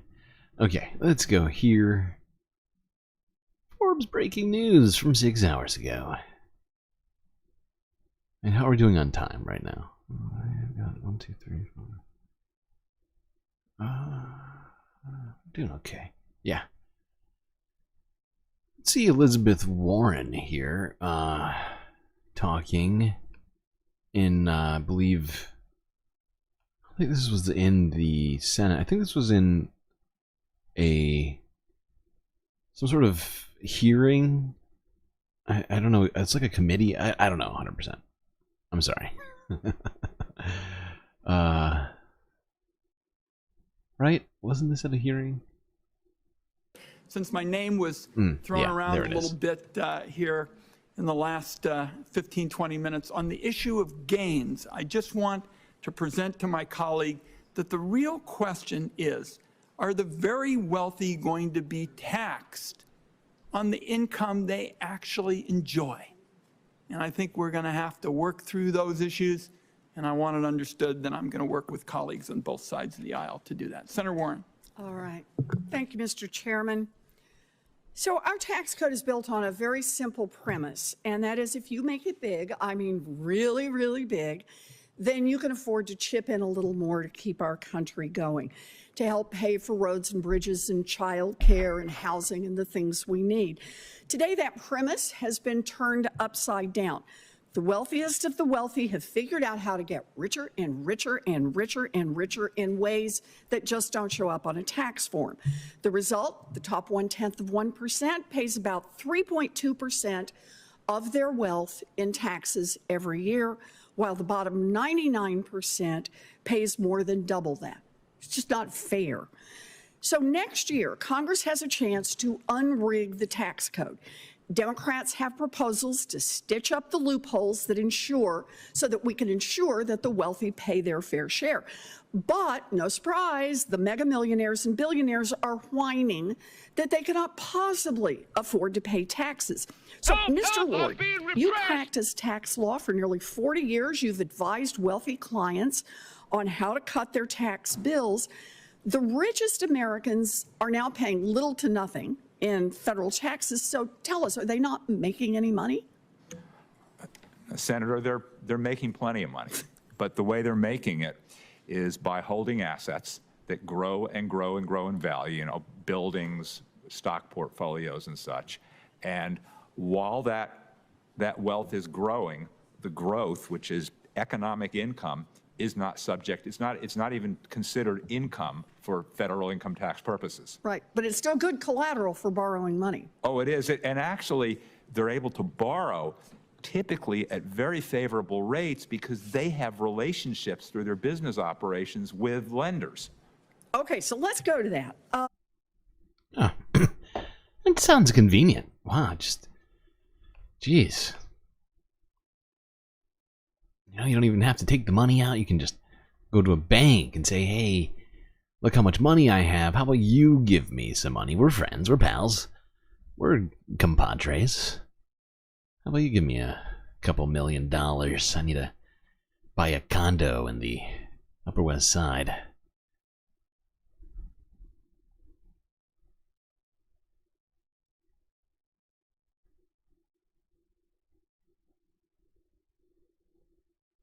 Follow the rich white man. Okay, now let's talk about something that will affect all Americans, that being the Federal Reserve's meeting and potential interest rate cuts, as they will be announcing their interest rate cut decision later this week here. Let's go to ABC News to discuss this quickly.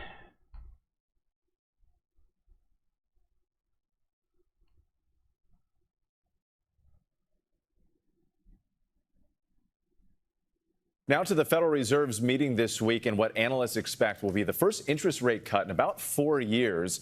ABC's Alexis Christoforous is here with details on what this all means for us. Alexis, good morning. Good morning. With the question for Wall Street this week is not if the Federal Reserve will cut interest rates, but by how much. Whoa. With inflation cooling off and the job market slowing down, the Fed is widely expected to cut rates at its meeting Wednesday for the first time in 4 years, making it cheaper for Americans to borrow money. This is welcome relief for consumers who've been struggling for years now with high prices and soaring interest rates. The average credit card interest rate is near a record high of 21%, and delinquency rates are on the rise. Yeah. While those same people we were just talking about are getting sweetheart loans from banks, regular people are having to pay 21% on their credit cards, which is a near all-time high right now. So yeah. Yeah, real dichotomy right now. This interest rate cut decision will in fact affect these things too, so. But there are some bright spots. Gas prices now near a 3-year low, and the 30-year mortgage rate is averaging 6.2%. That's the lowest level since February of last year, and more relief may be on the way. Most investors are betting the Fed will reduce rates by a 1/4 point this week, but others say the time is right for a larger 1/2 point cut to prevent the economy from slowing down too quickly. Regardless of the size of that rate cut. Okay. So yeah, I mean, I think it's highly unlikely that the Federal Reserve cuts rates by a 1/2 point, just from what they've personally been saying in in press conferences and other sorts of statements that they've released, unless something radical were to happen in the next couple of days, which in fact there's not even any data coming out in the next couple of days, which I think would even alter their decision making at this point, because CPI, PPI, those came out already this month. Those were pretty much in line with expectations, and in fact some of them were higher than expected, which might cause the Federal Reserve to even question that 1/4 point rate cut. Technically, they've been saying over and over they're data dependent, so who the fuck knows what it is they're gonna actually do. Although it is pretty broadly expected that, like as she said, that there will be some sort of interest rate cuts. As the United States is one of the only central banks, or one of the only central banks that hasn't been trying to cut rates. Unless you count Japanese central bank, but that's a completely anomalous situation of its own, where they are raising rates for the first time in decades. Alright, let's go to this. CBS News from Dago. New exhibit marks 50 years of the power broker.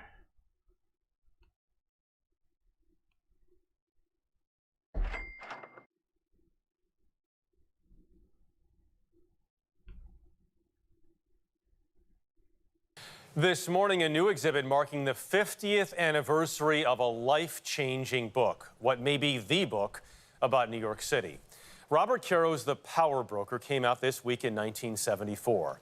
It chronicled the 40-plus year reign of Robert Moses, who built just about every bridge and expressway you can think of in America's largest city.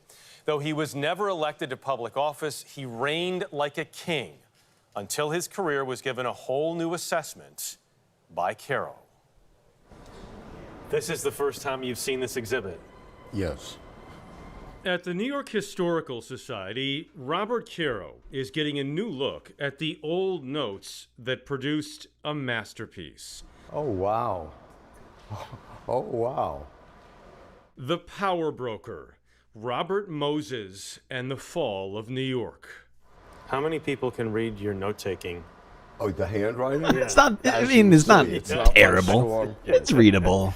Come on. Caro's book You're being on the too master harsh. builder who was feared I've seen by much mayors, governors, and presidents told the story of a man who loomed over New York City for more than 4 decades. We got too many critics. We got too many mud throwers. Too many people who foul their nest in New York. That's our trouble. You know what I never noticed before is this famous photo of him is very similar. Oh my goodness. I never noticed that myself. Upstairs here, the full Caro archives are housed. Look at you, you were 30. Was I that old? Yeah. Where you can see the early what now? formation of a groundbreaking journalist and writer, including Caro's big break, an investigative story called Misery Acres, a land scam targeting New York retirees, told through the eyes of one victim. This was a big change for me, that if you tell a story through one person in enough depth, you don't have to do the long thing. Because people know people. People... That's very good what you just said.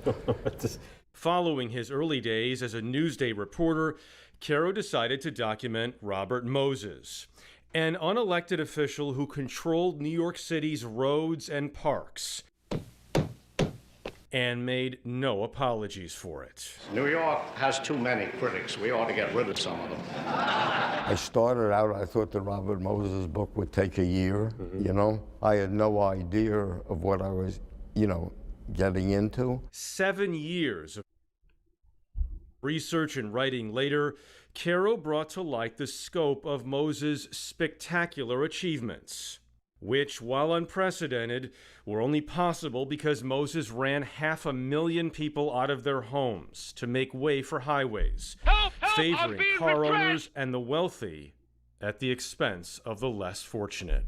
According to some of the gurus and uplift organizations, we ought to negotiate with every individual until he's happy. Can you imagine when you build anything under those conditions? Caro took biography. Wow. Yeah, he sounds like kind of a shitty guy. Hey, how are we supposed to deal with people wanting to be happy, huh? Come on. That's too much. To his new singular level.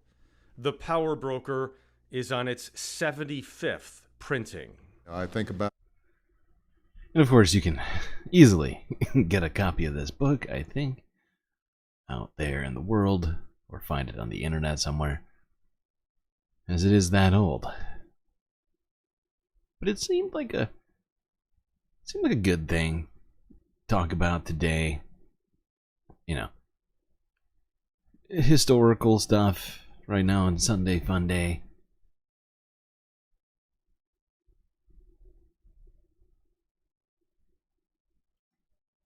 Where next do we go? Yeah, let's go here first. This is ABC News from a day ago. Thousands expected to attend Gender Liberation March in D.C.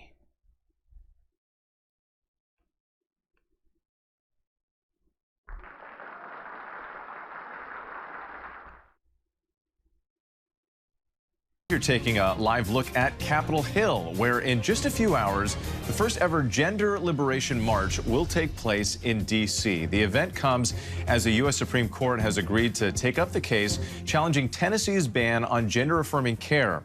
Arguments will be heard in the fall, and a decision is expected next summer. The demonstration was coordinated by the Gender Liberation Movement, which states that they are marching for bodily autonomy, self-determination, collectivism, and the pursuit of fulfillment in the face of increasing restrictions on communities on the margins. So joining us now is one of the core organizers of the march, author and activist Raquel Willis. Raquel, thank you so much for joining us. We appreciate it. Thanks for having me, Whit. So, Raquel, let me ask you first, how did the idea for this march come about, and how long have you been working to organize for it? Well, we like to say that this march is years in the making. We know that there have been so many attacks on various communities on the margins, especially LGBTQ plus folks, but of course, folks who need access to abortion and reproductive justice. So in the last year, we've started to build a bit of a coalition of different leaders and organizations who believe that we all deserve to make our own decisions about our bodies. And if counter-protesters come out today, how is the organization working to make sure that participants stay safe? Well, we definitely have a robust and strong safety team that is there guiding us through the streets. We're going to take our voices and our bodies past the Capitol. We're going to go past the Supreme Court, as you said, and then we're also going to take this right outside of the Heritage Foundation. As many folks know, the Heritage Foundation are they are a key architect of Project 2025. And we know that that plan that they are putting forth will restrict so many of our rights as queer and trans folks, as women, as folks of color. And we just want to let it be known that we're not going to have that. We're going to raise our voices and continue to fight. And Raquel, as you know, some of the things that you're advocating for have become controversial political issues in this really divided country that we're in right now. Several Republican-led states have taken steps to bar access to gender-affirming care for transgender minors, which for people under 18, that typically involves using reversible hormones to delay puberty. So what do you say to people who may have nothing against the trans community at all, but just believe that minors are simply too young to be making these life-changing decisions? Well, I would suggest that folks get to know trans folks across all ages. You know, our experiences are not new, not something that just kind of fell out of the sky yesterday, as many folks have thought. We have elders, we have ancestors and transcestors who remind us that queer, trans, and non-binary folks have always existed. And actually, one of the key struggles for a lot of our people has actually been having access to the health care that we deserve. So we understand folks may have questions, but let's actually hear and be in dialogue with folks who know firsthand what a trans or non-binary or gender non-conforming experience is. Overwhelming. It's a great point. It's a great point. I just thought we should take a look at that as the Supreme Court continues to try and destroy certain groups of people's bodily autonomy. And I thought that was a good piece to look at today.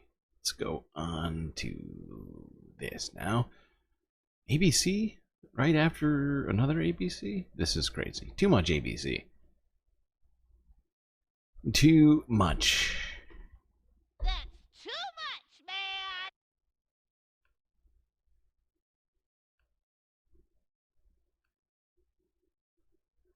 ABC News from 13 hours ago. TikTok faces crucial court hearing Monday that could decide its fate in the United States. The battle over an attempt to ban TikTok if it doesn't get sold by January. There's a key court hearing tomorrow in Washington, and ABC's Perry Russum is following it all. Good morning, Perry. The clock is ticking. Gio, good morning to you. And TikTok has become a valuable tool during the presidential campaign to reach out and connect with younger voters. But one of the questions this morning is this the final election for TikTok?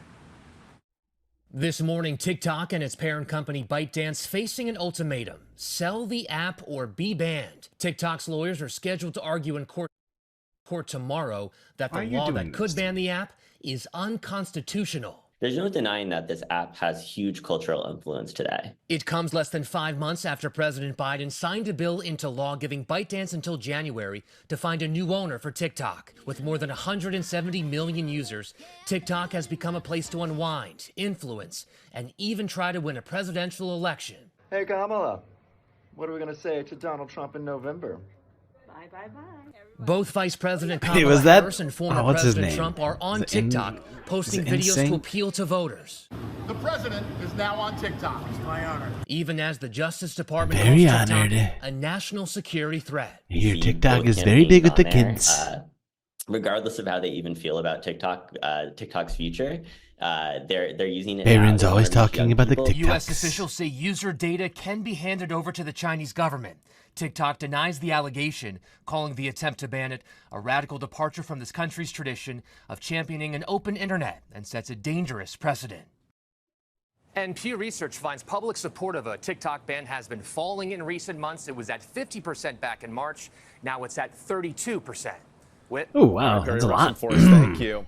Seems like people are not a big fan of this TikTok ban. Oprah Winfrey is diving into the world of artificial intelligence. In a new special airing tonight on ABC, the star shares her fears about AI with some of the leaders behind the movement. She's also testing out the latest technology herself. Rebecca Jarvis spoke with her about her experience. Take a look. In your 7 decades here on Earth, where do you put AI?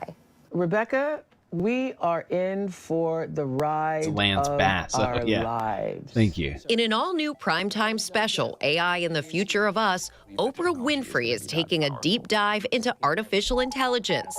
And life for all of us is about to be very different. I really do think you are a great entry point for this topic because you can come at it from a very real and... What is she talking about? Very real. And I mean, anybody else see Oprah as not being a very real person? I mean, she's a literal billionaire. She's not a normal person. This woman has a media empire. Oh, you're so real, Oprah. Why don't you tell me how you feel so optimistic about AI? Curious point of view.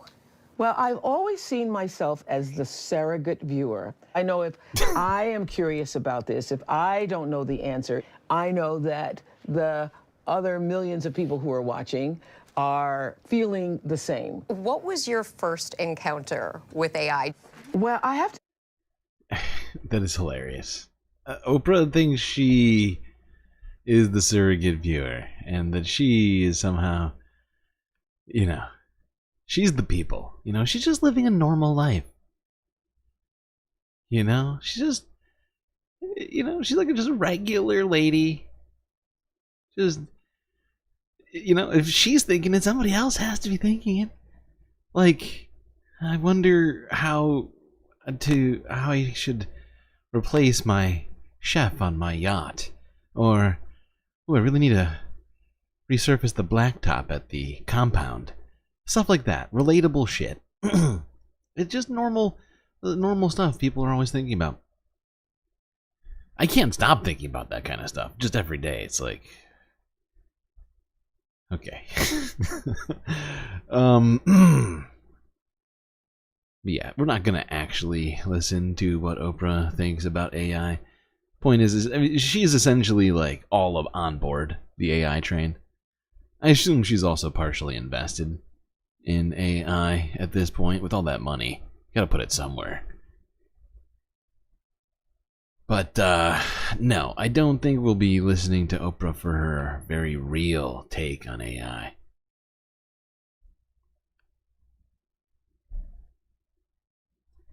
Sorry. So sorry. So sorry, people.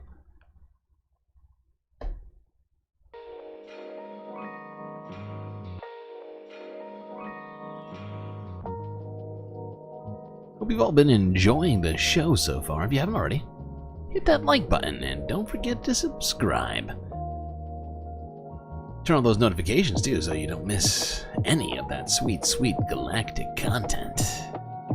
If you've done all 3 of those things, well, fantastic job. You've just become slightly more galactic, and if you're hoping to become even more galactic, here's a good idea. You can become a galactic patron on Patreon, where a whole host of space benefits unseen by the rest of the goddamn Milky Way galaxy are waiting for you. Stuff like being able to put yourself here on the stream, in the pool, by the bar, at the lake, down on the dirty galactic streets.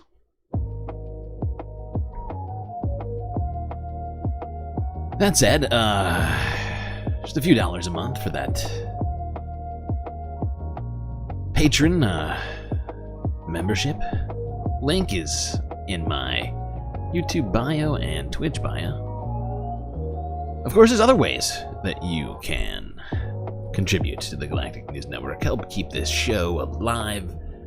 Cash App is now available, as well as a PayPal. So yeah, all those things. We still got the Twitch, we got the Patreon, Cash App, PayPal.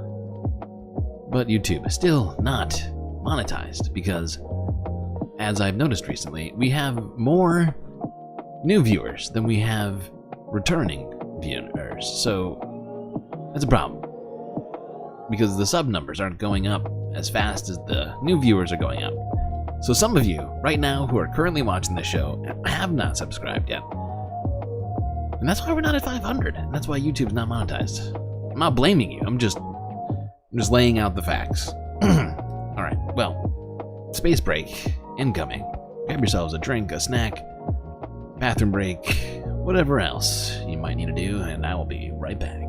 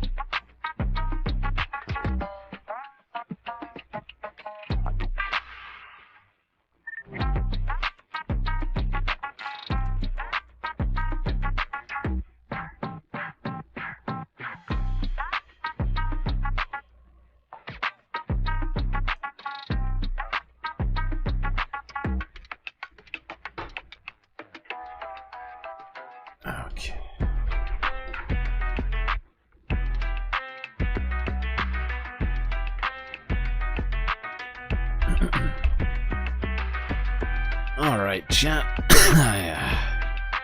Getting back down to my seat here.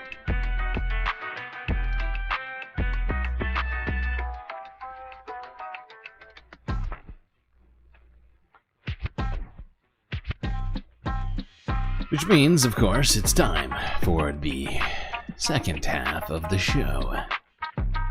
That's right. It's environmental time. Let's see. Yeah, we got at least a few things to talk about here.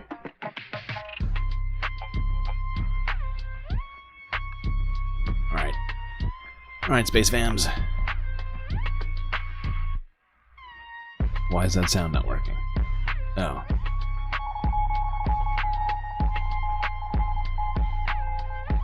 There it is. Kinda. Let's try that again.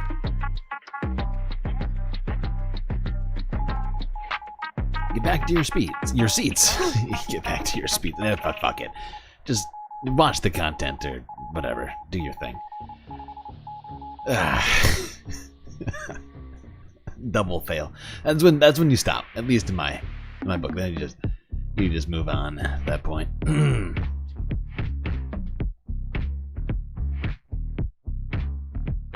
Okay. Let's start the environmental half here by talking about fire. Not a current one, but a previous one. That being the devastating fire in Hawaii. Can't think of the actual town right now for some reason. Part of it is we've even talked about this before. My brain just broke. Either way, let's talk about the response, the official response to that, and what Hawaii is doing to improve for the future.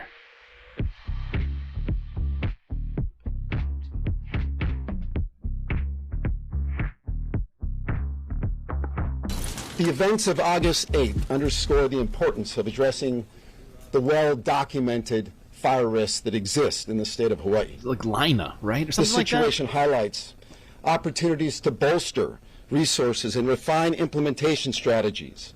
I just remembered it's Lahaina. It was Lahaina. It just came to me. My brain worked for just a moment there. To better align with response capabilities and the risks that exist here in the state of Hawaii and also in the county of Maui.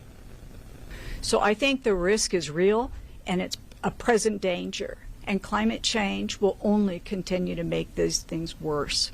This administration is committed to ensuring that we don't sit on these recommendations.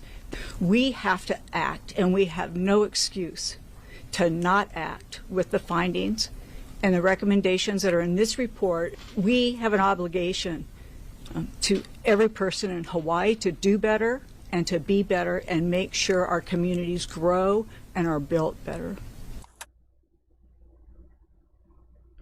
So yeah, that is different Hawaii officials discussing the Lahaina fire and their commitment to improving response and preventing future devastation such as what happened previously. Okay. Hold on, I need a drink. Nobody's hydrated me in Twitch for a second, and I need a drink. Ah, that's much better.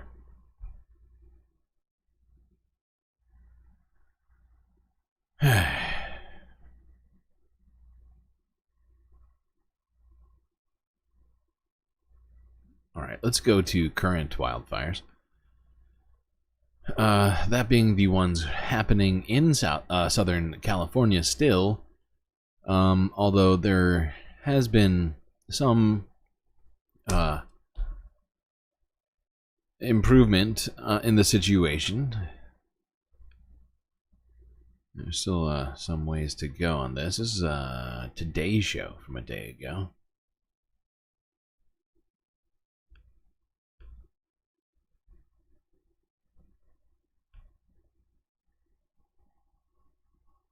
Are you behind? Firefighters in California are working around the clock trying to get the upper hand Real quick. on several Just in case anybody's still here from the very beginning of the stream, check to see if you're live.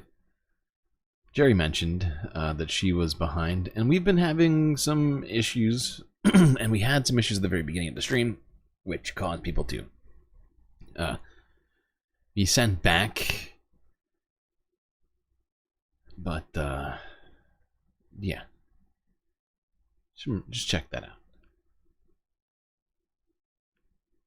fires there that have forced thousands of evacuations over the last week. This is one person is now behind bars accused of arson. NBC's Liz Kreutz has the latest from Los Angeles this morning. Liz, good morning. Hey, Peter, good morning to you. Yeah, firefighters have now been battling these fires for well over a week. Tens of thousands of people remain evacuated right now. But in some areas, those evacuation orders are lifting. People are returning to their homes. And in some cases, they are finding nothing left. We are also learning more, though, about that woman who was seen walking barefoot through flames, that apocalyptic scene. The battalion chief who rescued her there telling NBC News that the woman was in pain, screaming for help. He jumped into action, calling it surreal and saying he was simply doing his job. Now, one of the fires, the bridge... God. That is some apocalypse. We see a lot of shit on this stream, but that is some fucking apocalyptic shit. Good Lord Almighty. Has been burning dangerously close to popular ski resorts. One of them, you can see here, even activated their snow machines in an attempt to save their property. Meanwhile, the line fire, believed to be started by arson. This is the suspect, 34-year-old Justin Halstenberg. He's been charged with 9 felony counts. His arraignment is scheduled for Monday. Now, the good news, the weather conditions have really improved here. The temperatures have dropped significantly, as have the winds. And so the hope is that this will, guys, help firefighters now gain the upper hand. Peter. All right, Liz Kreutz with the latest there from California. Liz, thank you so much. All right, let's bring in Angie now. Angie, obviously the weather improving, good news for firefighters. Yeah, and Liz is exactly right. Those winds have calmed down a little bit. We've got maybe 20, 25 mile per hour winds in those higher elevations, but much lower in the lower elevations. But we've still got air quality issues. Air quality alerts are up through 8 p.m. tonight here. Across this region, specifically across San Bernardino County, where we've got unhealthy levels, of course, due to that smoke. Meanwhile, the other big story this weekend is going to be across the southeast. We're still dealing with what's left over from Francine. Of course, that impacted folks in Louisiana over the end of our... It's just throwing me off. This isn't a green screen, I don't think. This is just a giant screen. She's wearing green. I mean, I guess it could be like a different color. But it does appear to be an actual monitor.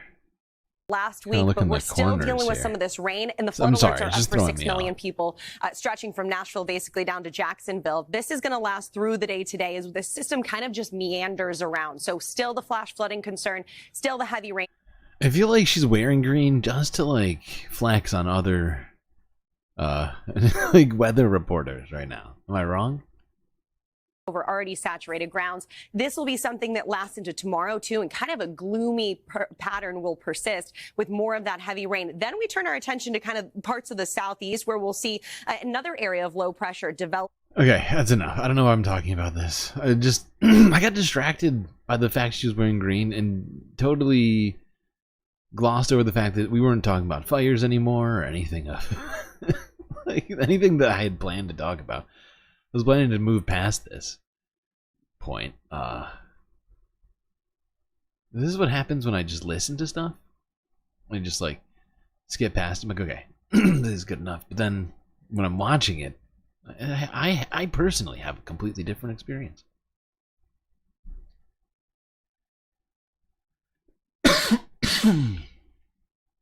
Okay.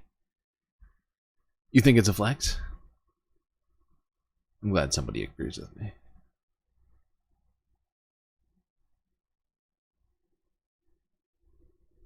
What does it take to make one say, let me set not just one, but multiple huge fires right next to one of the most populous locations in the United States? It's a great question. I don't know. I'm not a psychologist. I'm not prepared to unpack the mindset of somebody doing something like that.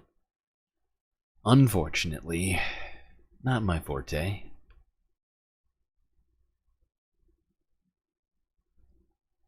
All right, let's go to this. This was earlier today, around, I think, somewhere around noon, Eastern Standard Time. I guess 9. It must have been earlier. This must have been like morning time in Southern California. Here's KTLA 5. Southern California wildfires are being contained, but there is still lots of work to be done. Okay, KTLA 5, show us what's up. Thank you. Firefighters giving updates now on the 3 major wildfires burning across Southern California at community meetings last night. Yeah, we are seeing containment slowly creep up as crews work day and night to battle the blazes, and experts say the cooler weather is helping their cause. KTLA's Aaron Myers live this morning along Big Bear Highway with all the details. Aaron, good morning. Hi, you guys. I think I just lost IFB. I can't really hear you right now, but I will let you know what's going on. We're here along Big Pines Highway, and there are firefighters all along the roadway here keeping an eye on everything. And you can see there are still active flames here behind me along the roadway, and we have seen crews here, as I said, watching everything. But the fire, it did start last Sunday. So let's get into some video. You can see firefighters, they've been working extremely hard, working on strengthening containment lines. They've had several helicopters in the hottest areas of the fire, and we're told the northwest corner of the fire was the most active yesterday. That they Okay, 9%, not bad. It's an improvement, I think. Right? Or is that the line fire? I can't, there's so many of these. on attacking it with night flying helicopters. The east side of the fire is less active, but evacuation orders do remain in effect for residents in that area. Now, at least 19 structures have been destroyed, several damaged, and more than 11,000 are still threatened. 2 injuries have been reported. Now, officials spoke out at a community meeting last night about how weather is now helping firefighters a bit. Take a listen. Yeah, it has gotten a little colder. We had in the really region. good weather over the last couple of days, and we're going to continue to have really good weather for the next few days. We're going to get a little bit of a trough, which is associated with moisture. So I want to caution you. Okay, so yeah, they are experiencing a cold stretch right now in California, but it is going to get hotter again before it gets, get to be winter. Although fall is rapidly approaching now. Whoopsies. What did I just do? Oh, don't do this to me. Why do I do this? Why do I do this?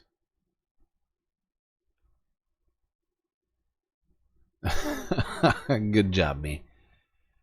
Well, how's everybody doing right now? You good? Everybody, did you have a good summer? Because it's almost fucking over. Winter is coming. I need a winter is coming sound shot.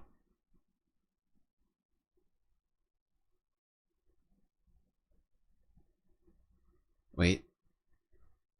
Hold on. Is it working? No. See, this is what happens when I do the like like I do the simplest stuff to this goddamn stream software.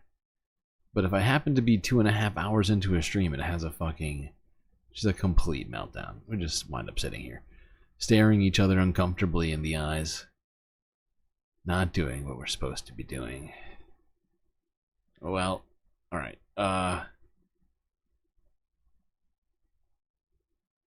You feel ancient doing a degree without a laptop or smartphone? Are you in the middle of doing a degree? What kind of degree are you going for, Jerry? This is an interesting development. And you're doing it without a laptop or a smartphone? How? What do you got, like a... How are you even watching the stream? You watching it on a stone tablet?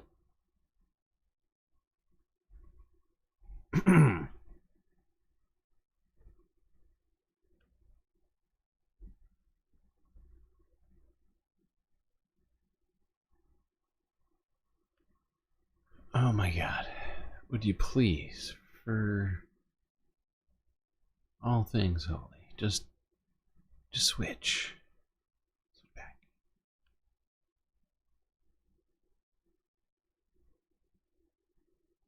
Alright, whatever. Let's move on.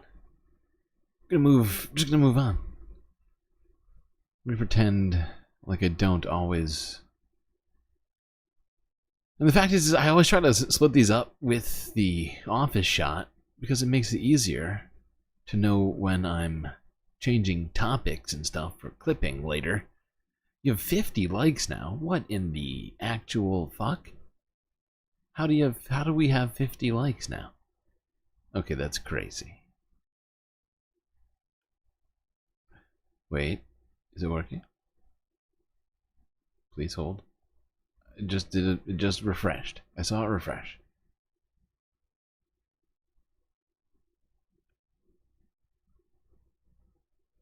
Fuck it. Fuck it. I'm just gonna power through this. Let's go on to this. Sad because this is a completely different topic. And unfortunately, we were not able to do something which I wanted to, which was, you know, I guess I'll talk about that after. But let's go to this. This is CBC News, The National, from 2 days ago. The moment a family saved their cat, trapped for 7 weeks in a sewer.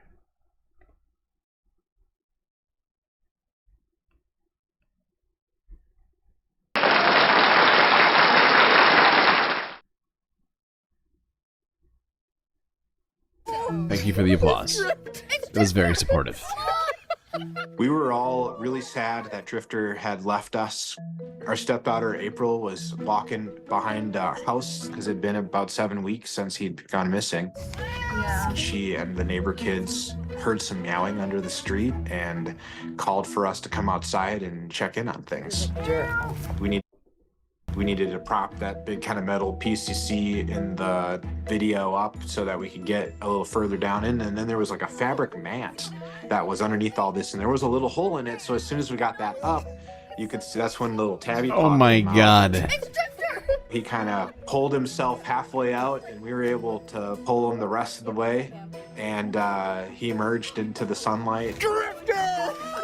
Some of my less sensitive friends, when I would kind of grouse about how our cat was gone, would be like, well, I mean, you did call him Drifter. So it's been fun to see how the joy of finding Drifter has become now maybe an international experience that everybody gets to appreciate together. Oh my God. They just put this Plus, of course, they... Truly an amazing story.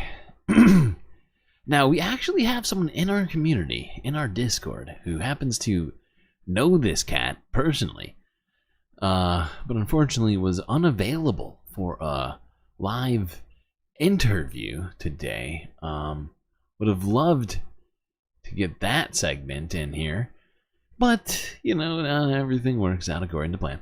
Let's go here though to the Associated Press from a day ago. Another video on this supposed cat being stuck in the sewer for nearly 2 months.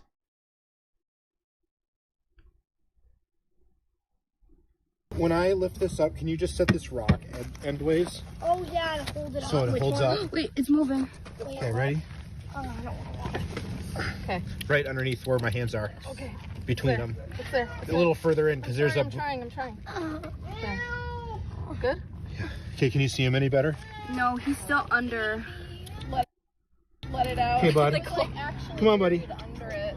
Yes, you should be able to get through this now. It might be Drifter. Come on. That's the craziest part. Come on. It looks like him. It looks like him. Is that him?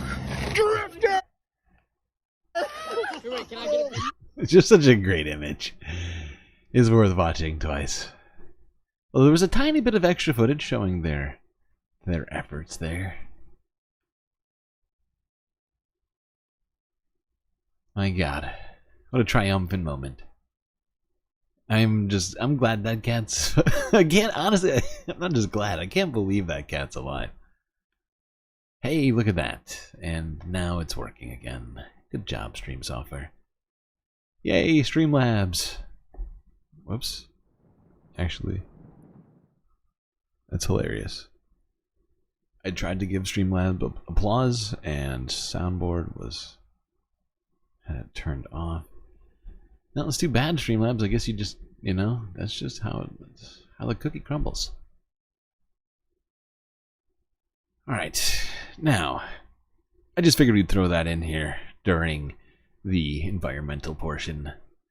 Beautiful story about, well, not necessarily wildlife, but you get it.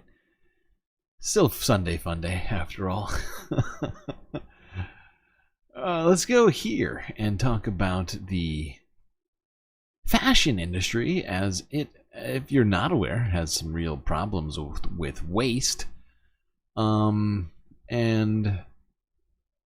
this is a CBS News report from a day ago on how they are apparently attempting to deal with that problem.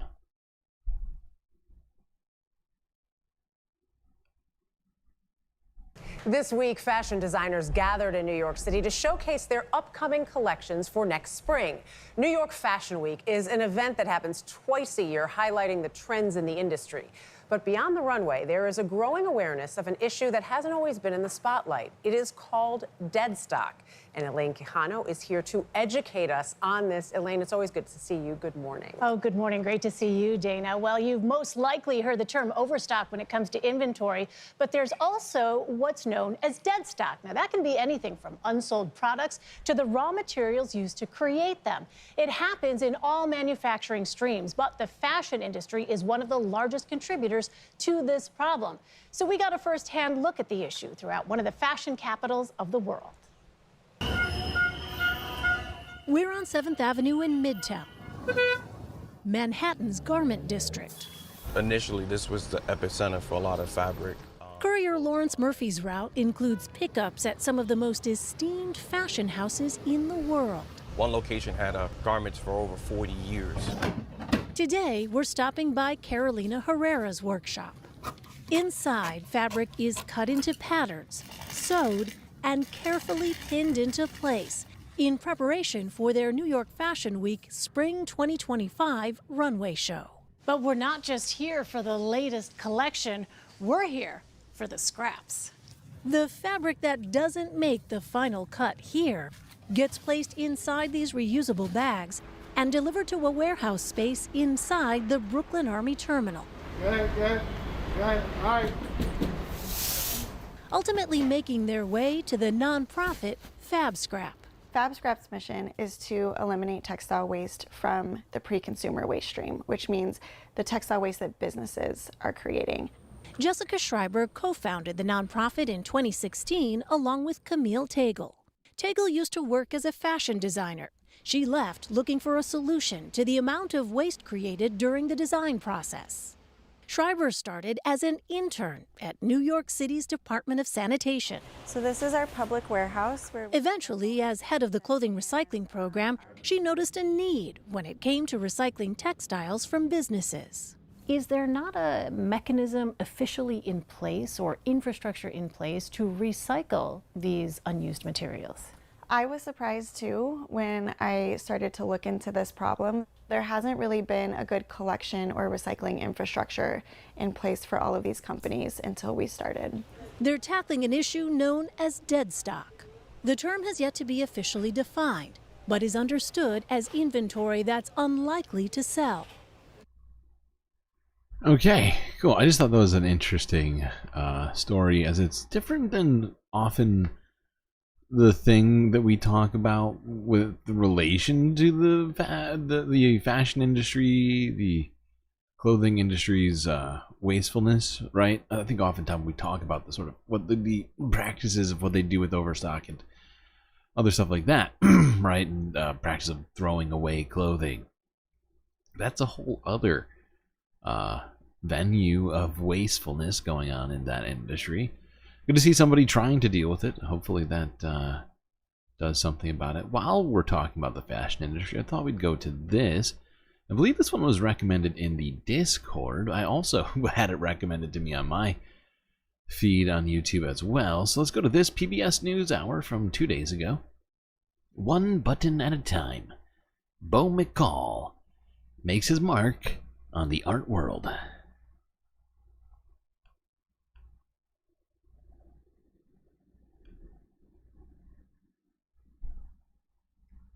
Artist and designer Beau McCall has made his mark on the art world one button at a time. Special correspondent Jared Bowen of GBH Boston takes us through the first ever retrospective covering his near 40-year career. It's part of our arts and culture series, Canvas. Going all the way back to his childhood, artist and designer Beau McCall has been besotted with buttons. My mom had a Maxwell House jar of buttons in the basement, full of buttons. So I always tell people it was almost like me in the jar had dialogue. Whatever the jar said, it resonated deeply. Buttons have fastened their hold over McCall as his medium of choice. As we find at the Fuller Craft Museum in Brockton, Massachusetts, he's crafted vests, dresses, and shoes, jewelry, collage, and a bathtub. So most of the things that I learned It can't be in our comfortable to apartment, use. in public housing. Most of the crafts I learned at day camp, after school programs, and 3 sewing stitches from my mom that I still use today. So I like to call it homegrown. McCall grew up in Philadelphia to parents with an innate sense of fashion and design, often assembled from thrift stores, rummage sales, even the trash.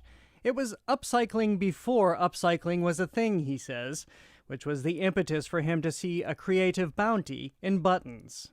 The button for me is precious. I use the buttons as a language. I use the buttons to help me tell stories in the works. Those stories began to have a sharper focus, he says, after a pivotal trip to Johannesburg, South Africa, where McCall's artistic scope was vastly expanded. I got inspired by That's a all lot the of young buttons. creatives that Holy was shit. there. I was blown away by the craftsmanship and the visions that they had as far as fashion and art. And when I got back, I was inspired to do this piece that I titled Motherland One. And then there's this, his cascading 20-pound Oh my God, those are huge do-rag buttons. fit for a red carpet. I just realized what those were. And then if you look at it, it just glistens like a waterfall. I didn't think it was buttons for like at least a couple seconds there. I was tricked.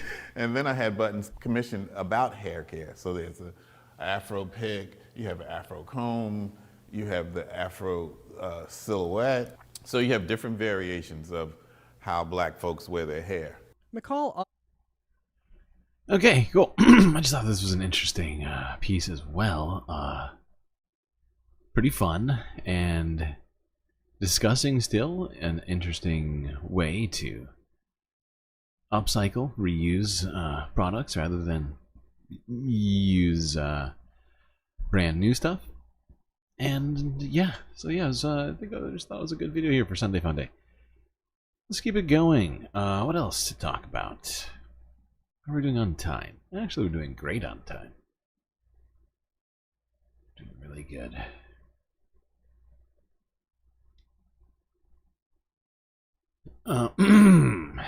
Let's go to this CBS News from a day ago. Farm helps community makes healthy. Wait, I can't breathe. I cannot fucking read today. Take 2. Farm helps community make healthy choices. And that is how you read, people. At a time of soaring food costs, many Americans rely on community nutrition programs to supplement their grocery purchases. But those handouts may not deliver the kind of food people actually want to cook. Adam Yamaguchi visits a farm that brings familiar foods to an immigrant community, helping them make healthy food choices.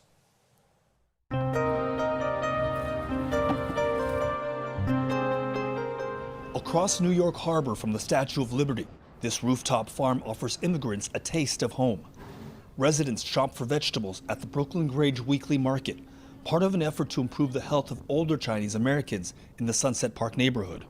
There are lots of packaged and processed foods within the Asian food system that are built around cost and convenience, just like in the American food system. These are cucumbers. Dr. Stella Yee is an associate professor of population health at NYU Langone.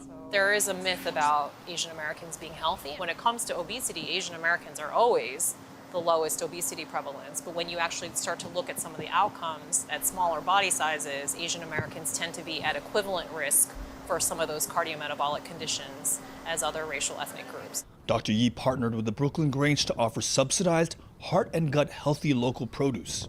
So for the older Chinese Americans who are on limited incomes, Yeah. what is their access to foods, healthy vegetables? New York City does a great job of having this really robust charitable food system, but the products are not necessarily culturally appropriate. There are things that are being left behind, like canned tomatoes or acorn squash. It's not because they're ungrateful or because they don't need it, it's they literally don't know how to prepare it. The Grange harvests bok choy, Chinese broccoli, and Asian eggplant, and other crops that help John and Vivian Kwa add more vegetables to their meals. Tell me about the vegetables and what you think you're going to do with these. Zucchini, we usually do it on the barbecue and cut it in half and then use soy sauce and then some salt. It'll be delicious. That does sound good. Has dissolved. At a pickling workshop, Winnie Kwan learns how to preserve varieties of vegetables familiar from her early years in Hong Kong. Okay, cool. I just thought that was a fun, productive discussion of local food production. And, you know, we talk a lot about very worrying things with the environment and things like that. And I try to get, from time to time, these sorts of stories that talk about good things people are doing. Let's go here to South Florida as they are preparing for the return of something called king tides.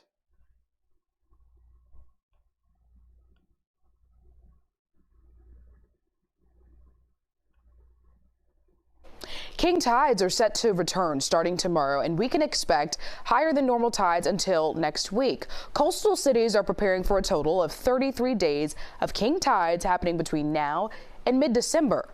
Fort Lauderdale has been raising seawalls along flood-prone areas of East Las Olas Boulevard, and in Rio Vista, officials warn motorists to avoid driving through floodwaters. Okay, so yeah, apparently king tides are called king tides because they're bigger than regular tides. With the name king, it sounds like they're going to be good. But, no. No such luck. Alright, let's see. Let's go here to the south. And by south, I mean South America.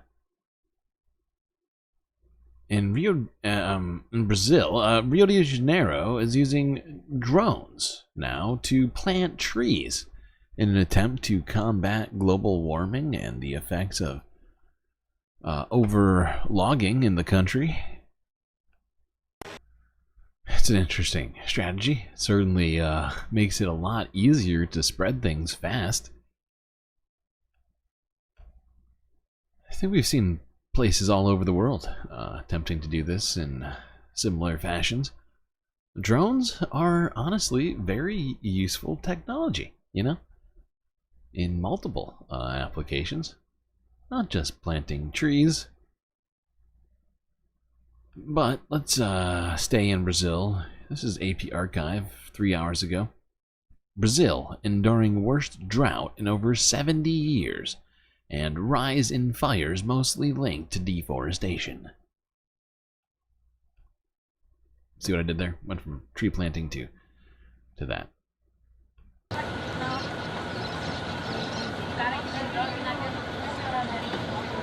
Oh, damn. Oh my god. Wow. See how far the coastline has gone out? This is insane. Just got people over here walking in a place that clearly used to have a great deal of water. I mean, look how high the stilts are. You got to assume if they needed stilts that high, the water levels must have been, I don't know, at least up to the middle rung at different times, right? Am I crazy? And that's all the way back here. So you would assume that out here it's even deeper. Or should have been. It should be. It's very difficult without. I mean, sorry. Oh my God. Sorry, this is going really fast. You go back. It is very difficult walking to the river to pick up the products. It is dangerous to fall in the mud. Sometimes they are raised, stuck in the river, so we can slowly have to pass. Huh?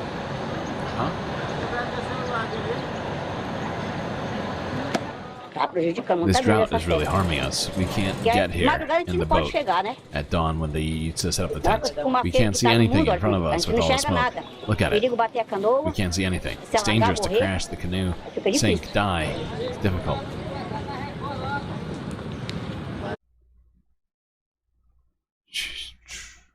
Wow. This has got to be utterly crushing to this fucking community. Brazil is having it really bad right now with effects on, on the environment. I mean, they had the world's largest wetland fire. That's right, wetland fire. Totally normal. They had some incredible, just devastating flooding. The southeast, Rio do Sul. And then they got this happening as well. Instead of too much water, just complete lack of water.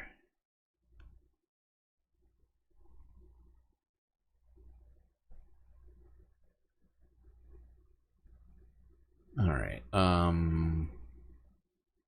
Let's go to this. So the Associated Press here from a day ago. We're going to talk about the flooding happening in Central Europe. It's not just one country. It's hitting at least 5, I think. Start here in the Czech Republic. Associated Press. Rivers in the Czech Republic reach dangerous levels in dozens of areas.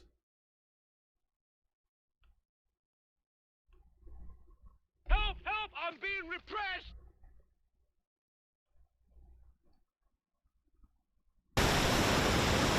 Holy fuck.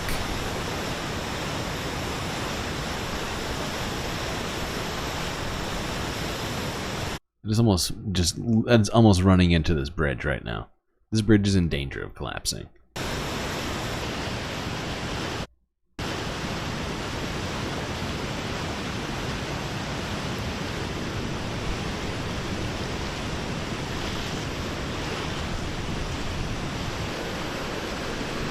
Oh shit. This road is collapsing.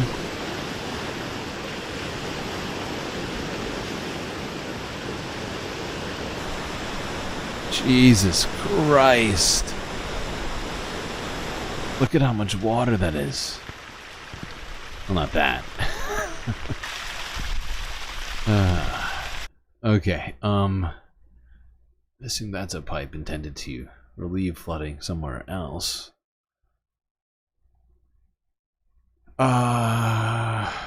Alright, let's go here. France 24 English from 17 hours ago. Hundreds evacuated as Storm Boris ravages Eastern and Central Europe.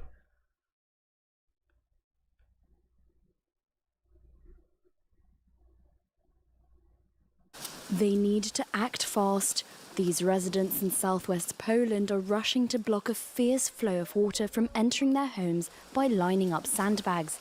Unusually strong rainfall and high winds have caused the nearby Biala River to surge as Storm Boris batters its way through Eastern Europe.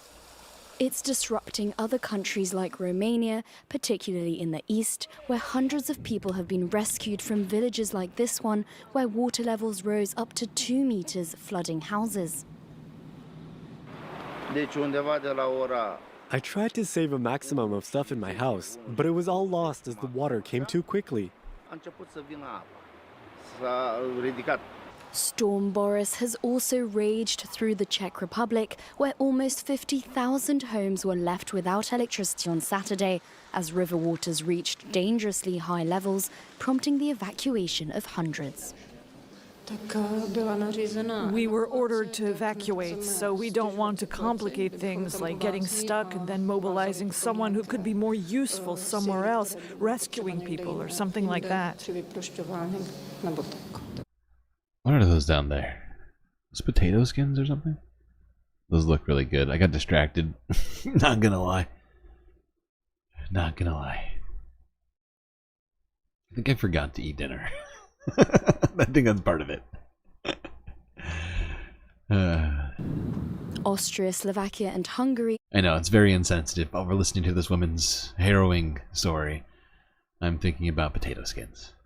Also battling the storm, as Austria suspended its rail services in the east due to a risk of river flooding, and Slovakia declared a state of emergency in its capital, with authorities fearing that such extreme weather conditions are the consequences of climate change and are becoming more frequent on the European continent. Damn. Alright, let's go to this. This is from 15 hours ago, BBC, on the same story.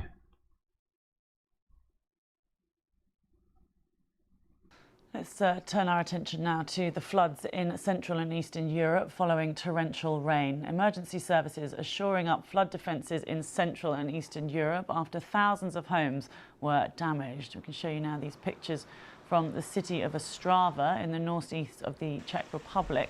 We know that the flood situation remains critical in many areas and that evacuations are ongoing. We can speak to our Prague correspondent now, Rob Cameron. Just talk us through the situation where you are now, Rob. Well, I'm here in the capital, in Prague, and it looks and feels pretty bad, but actually the situation here in Prague is perhaps not as critical as elsewhere in the country. Certainly in parts of northeast Moravia, in cities like Ostrava, towns like Opava, Krnov, Český Těšín, there they are evacuating thousands of people, with one town high up in the mountains, Jeseník, has been completely cut off. With the roads and the railway lines completely submerged by the flood waters. So many thousands of people now being evacuated from their homes. Most people are doing so willingly. Unfortunately, some people have refused to leave their homes, and so now we're seeing reports of army and police helicopters circulating those villages and towns along those rivers, trying to save people who refuse to leave their homes and now find themselves stranded in them. The meteorologists say that actually we have seen something like 80% of the precipitation that was due to fall over the country this weekend has now fallen, so perhaps the worst is now behind us here in the Czech Republic, but of course 4 people still missing from these floods. They were swept into the river yesterday, late last night, and the authorities don't know whether they have survived. So a dramatic picture here in Prague, but much worse across the country. Yeah, and some of this footage looks pretty crazy, and I honestly haven't even seen all of it. So little snippets of it. Let's go to this. This is Associated Press from 12 hours ago, showing floodwaters turning roads into rivers in the town of Jeseník, Czech Republic, place that he just mentioned.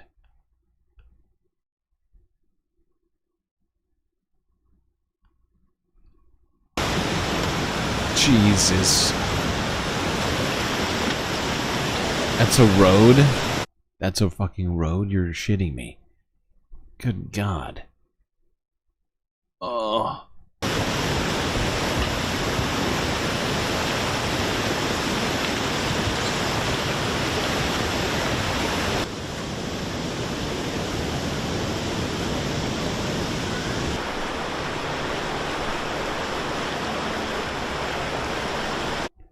I gotta say, that's a pretty optimistic thing to be doing in the middle of a flood.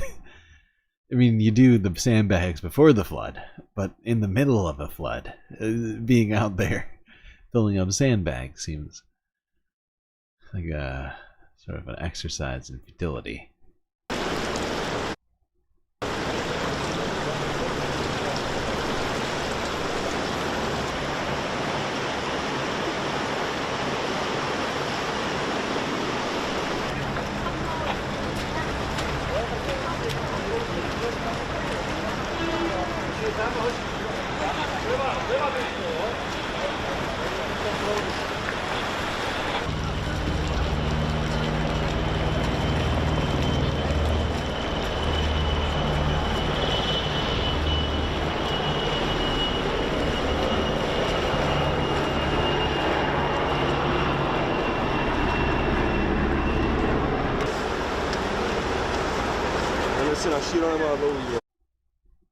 Wow.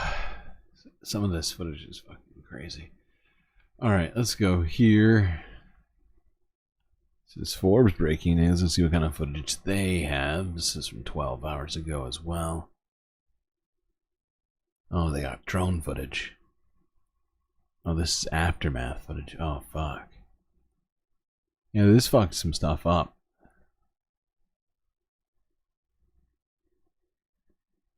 Extreme flooding devastates part of Romania. Thank you, Forbes. Very helpful. Very helpful. Chiron. Jesus Christ, why does that happen?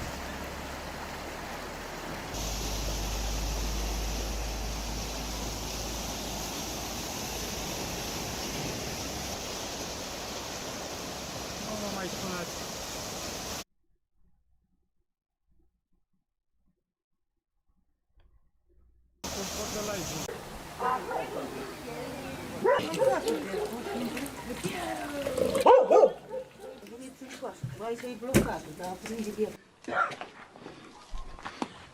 Ia uitați, aici, uitați aici, aici și uitați Felicuț. Deci covoarele, totul e distrus. Uitați aici, uitați aici.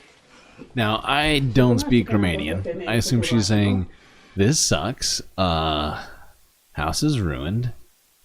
I don't know if you camera people got any money, but this is gonna need some work.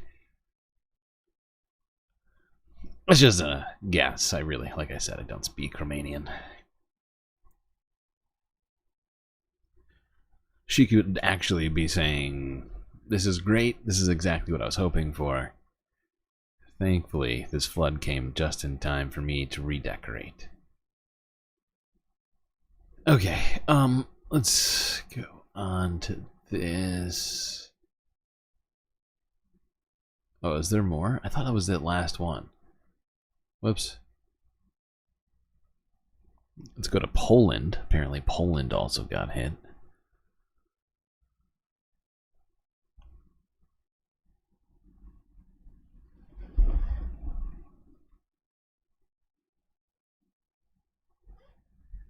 Damn.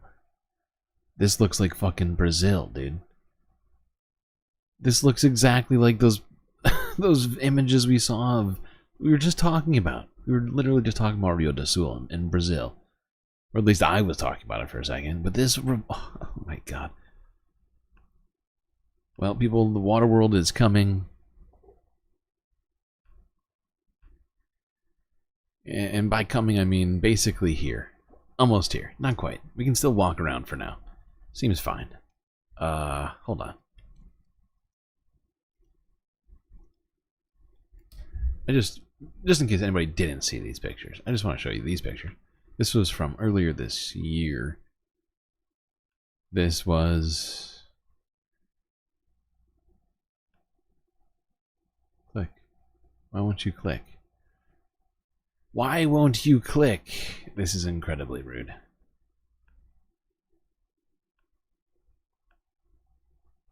This. Here. See any similarities here? This is ridiculous. It's happening over the entire world right now. This is... Anybody? Anybody want to do something about this here? The problem here, the county needs to step up and own it and resolve it and get this water out of here. The guy is right. And by get this water out of here, I think they should do something about our continued destruction of the earth and seemingly our self-inflicted fucking slow destruction. Seems to be speeding up every time I look. Okie dokie. Keeping it fun. Keeping it fun. Sunday fun day. Don't worry. Don't worry. What else do we have? Wait, not yet. Alright, it's not fun time yet. Sorry. I take it back. It's not a fun day yet. Well, we'll go back to it. It's been fun. right? It's been fun at points already today, I believe.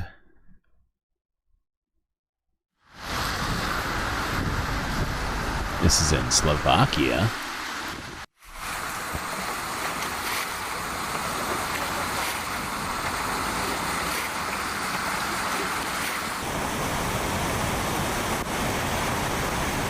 Huh. Now, it might just be me. I might just be intuiting something that's not actually happening. But, it seems to me like, due to the existence of this sort of paved area, that the water's not supposed to be here. I could be wrong. That seems normal.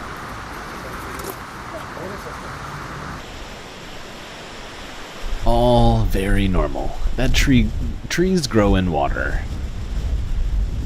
All trees grow in water, okay? It's science.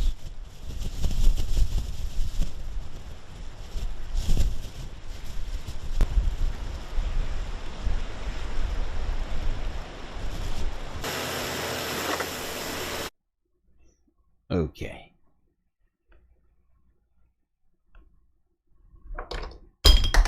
Oh. No, what? Why? Okay. Whoops, what did I just do? I clicked the wrong thing. That's what I did. By the way, I know that you're all owed 2 emotional support characters. And before I forget, let me just roll for them now, so that we know what we have coming to us tomorrow. What's that? That's a 4. And that's an 8. Wait a second. These dice are fucking loaded, I swear to God. We had those characters today and yesterday. Or at least some of those characters today and yesterday.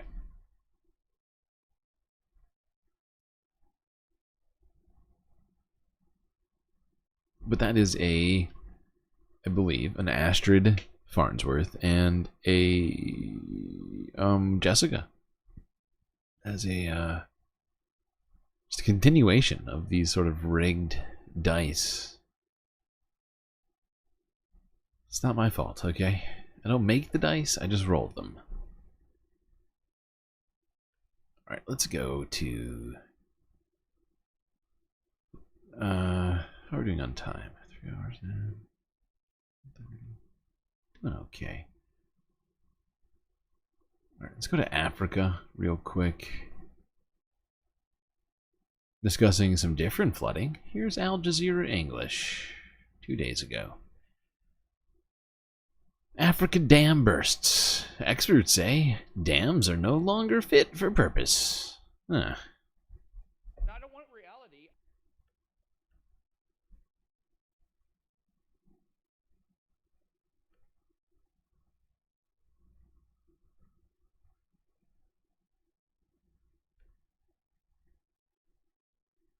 It's been nearly 6 years since tragedy struck Joseph Njane's neighborhood in the town of Solai in central Kenya. A dam burst and millions of liters of water and huge rocks gushed downstream where people live. Njane's father was among 47 people who died. We went looking for my father, but we found his body hanging on a tree branch. There were 6 other bodies, including a child. The base of the dam upstream had been slowly cracking. Jesus before it Christ. collapsed. That's not how shovels are supposed to work. You just sort of one hand pushes it 2 feet into the ground. For failing to adhere to safety standards, people have rebuilt, but they say the horror of what happened to them is something they will live with forever. Since then, several dams in Africa have burst. Flood water from one in Nigeria caused this. Dozens of people in Sudan were killed in Arbat in August. In Libya, 2 dams collapsed in the northern city of Derna late last Yeah, that was last year, the Libya dam collapse, which was absolutely, as you can see, just fucking devastating to the area that was downstream, if you will, from that water. 5,000 people died. Was it Some analysts say 5,000? many Jesus dams Christ. are in need of repair. There's the tendency of the dam overfilling very fast. And because of, could be the structural issues which are not taken care of when this dam are being constructed, then it results into such kind of catastrophe whereby dam bursts. Others say some dams are old and may not be adapted to environmental changes. A dam that was built 40 years ago is totally different from what is happening today with the climate change. Yeah, so, I mean, Africa's dealing with the same fucking things that the United States and other countries are dealing with. Infrastructure was built decades, if not in some cases, hundreds of years ago. And were not necessarily intended, or ever was it even in the planning to deal with climate change and the potential effects of it. And so now, you know, places that don't deal with that, who maybe don't have the money to do it, or maybe the foresight, combination of both, or you just, you know, suddenly hit by something that can't be stopped by whatever was there, even if it was a reasonable piece of infrastructure. We're just in this. Twitch just shared 4 bits. We added 3 bits and 1 bonus bits to Don James 1676's Power Ups Redemption. Thank you, Don James. Appreciate the bits. I love that gigantified emote. That is one of our galactic emotes, the V for Vendetta mask with some super cool sunglasses on it. Very fancy. What was I saying? Oh yeah, Africa, dealing with similar stuff that the rest of the world is dealing with, but sadly, you know, countries like Sudan don't necessarily, Kenya don't necessarily have the same finances to deal with these things that, say, America does.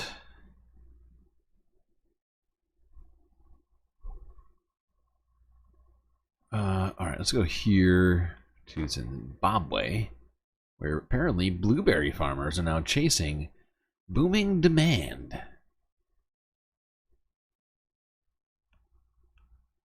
Probably because blueberry crops have been having some real problems in other places.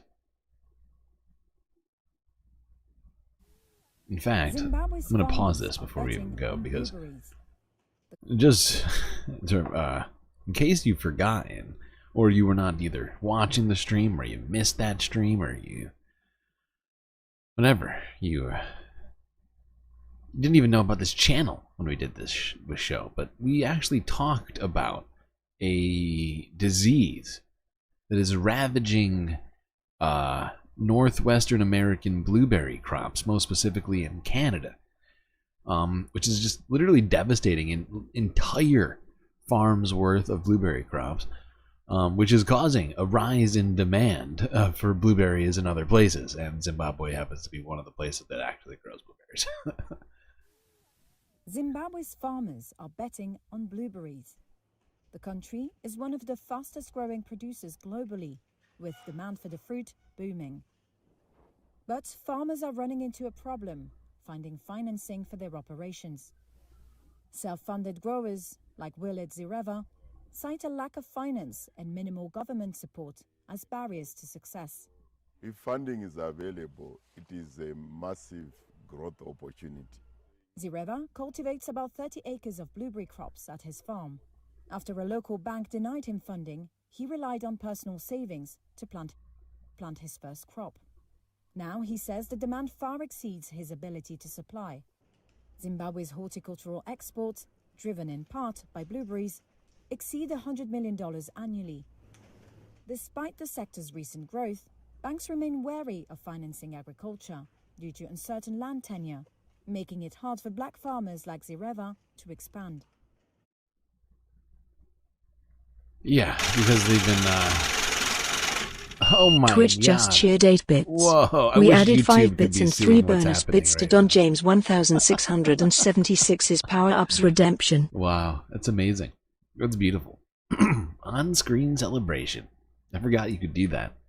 50 bits for an on-screen celebration, causing that particular emote of your choice to go flying all over the screen. Then Twitch gave an extra 8 bits. Because Twitch is running in a promotion still. Where they are adding on, what is it, 10, 20% or something like that? To everybody's bit donations now. Or not everybody's, it's 300 plus if it's just straight bits. But if you do the Twitch power-up stuff, the gigantifies, the on-screen celebrations, they are still doing those. Sweet, sweet bonus bits, which get me paid even more. So thank you very much for that. Alright, now let's, I think, leave Africa.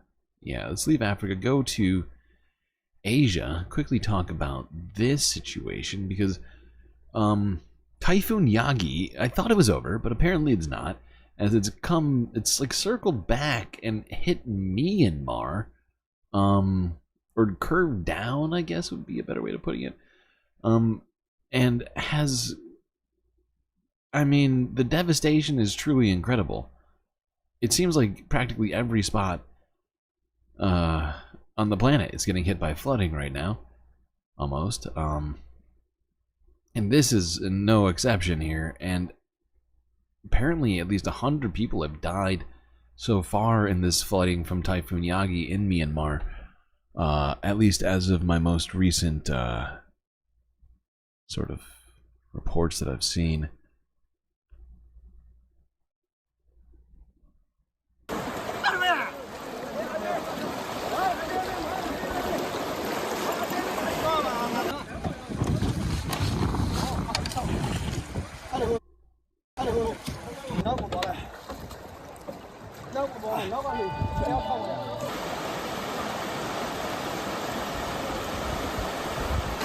Fuck's sake.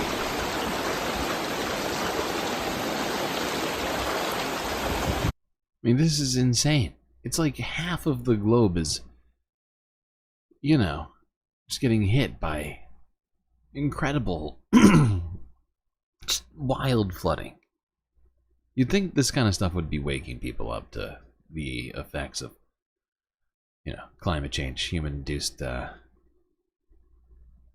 it's just, I feel like I'm taking crazy pills!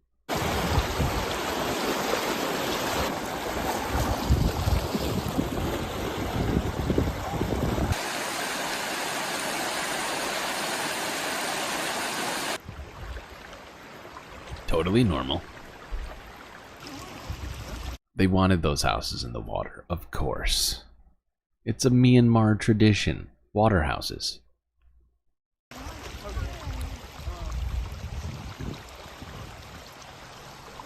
Of course, I'm joking. These houses were on land before. And ostensibly still, there's land under there somewhere.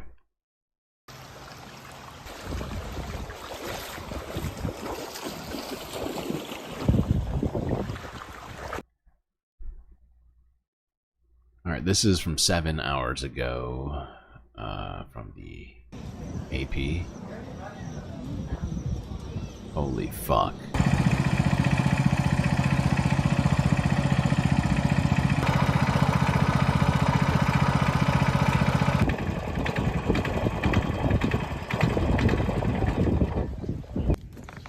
My phone agree. Oh, nghe tới xì rồi.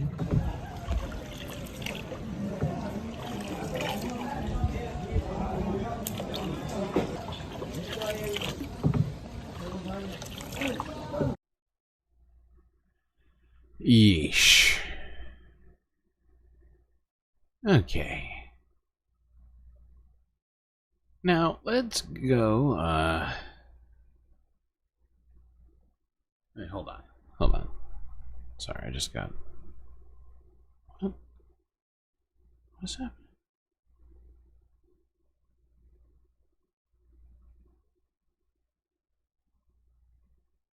Okay, alright, we're fine. Alright, let's go to, one other place south of here. Place called Australia.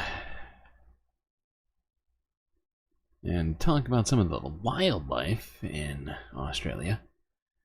A little known mammal, a marsupial, if you will, by the name of the quokka. That's right, quokka, spelled Q-U-O-K-K-A.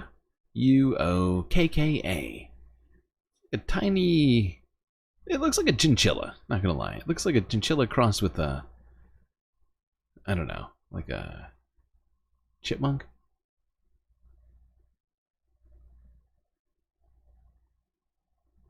But apparently it has a strange habit. Little known habit of dropping their babies from their pouch to distract predators as they escape. Essentially using their babies as a ploy. Horrible ploy. Give me the purse and no one gets hurt. There, little one. I'm your mommy now.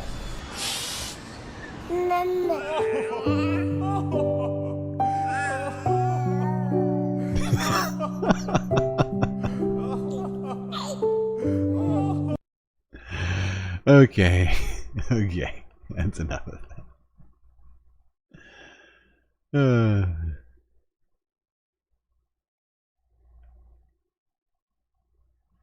I just thought we would have a little fun. Still Sunday Fun Day in some parts of the United States.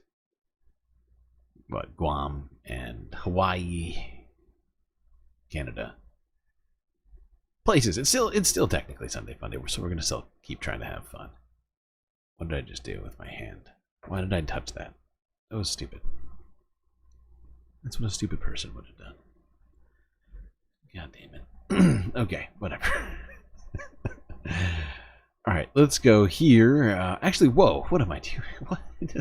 I'm not going here. We're going somewhere else.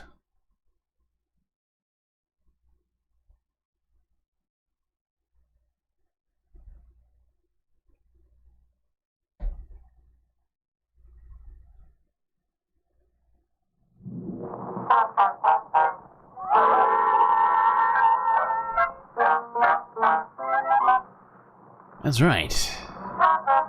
It's time for a galactic intermission. Galactic intermission time, everyone.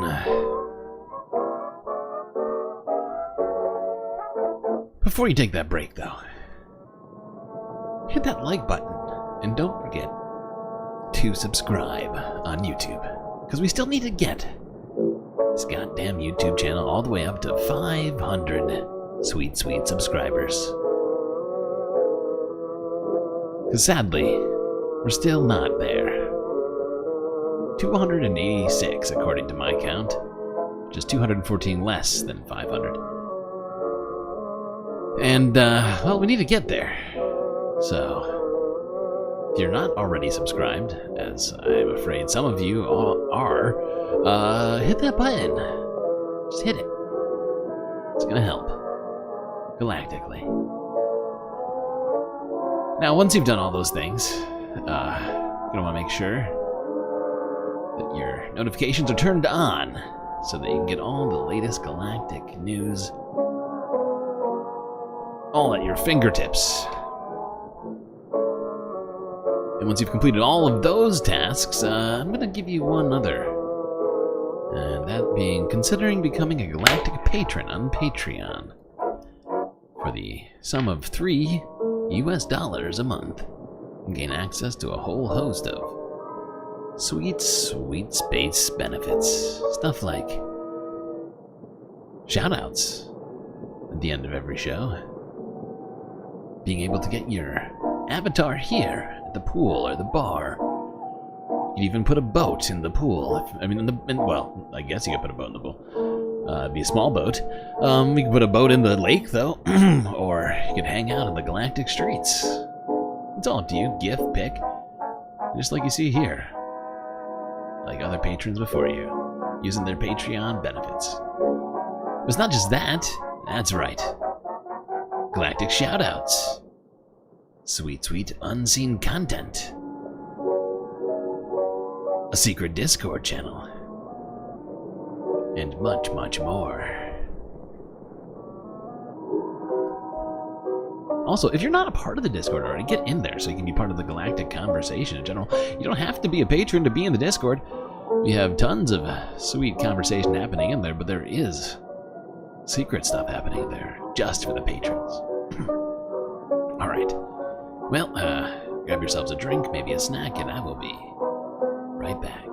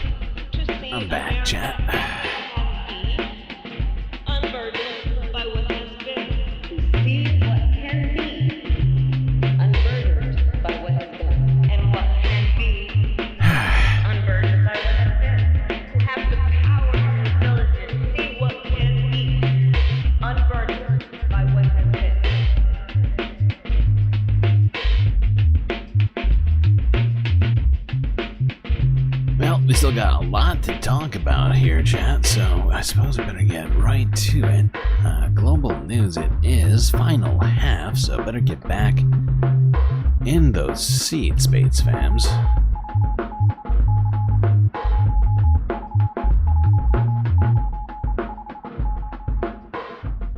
As we're about to get started with the final portion of this show. Where do we start today? Well, yesterday we had no space news. Today, oh, we got space news. We got space news galore. I'm making up for my failures yesterday, specifically one failure in lack of space news. Something that I don't think has ever happened, and will hopefully never happen again. But I digress. Let's go here. Okay, Associated Press from a day ago. Now this one hits on a bunch of different levels. Iran says it successfully launched a satellite into space.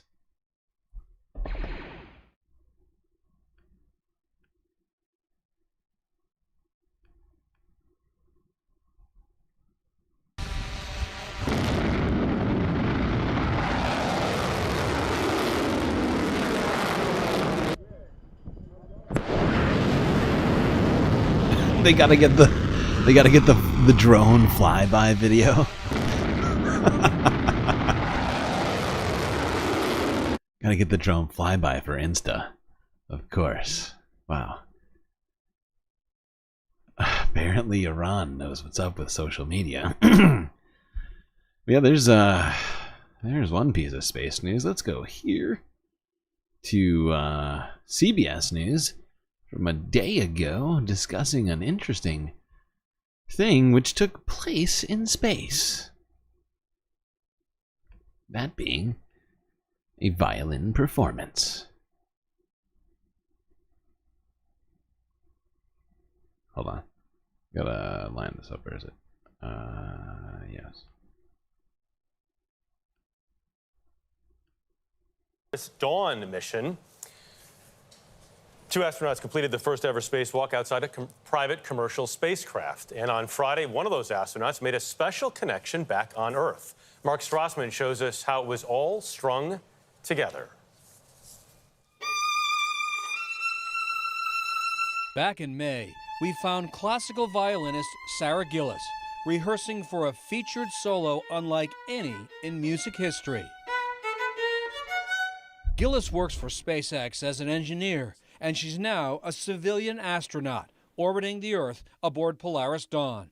And somewhere in the capsule, a violin, the instrument she's been playing since she was 2. I would say this relationship began even before I was conscious of it. I think it was just always a part of our lives, if that makes sense. Music is really what we did as a family. The idea, a performance for the human family from space.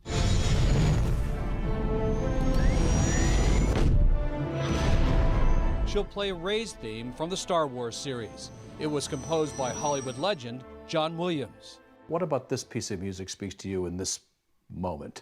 It's incredible. It's beautiful.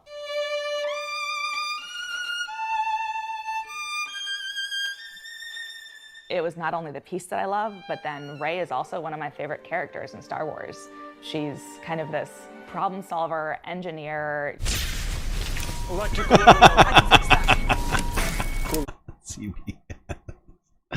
Yes, they do happen to look alike. Did you notice CBS put their faces right over the other one?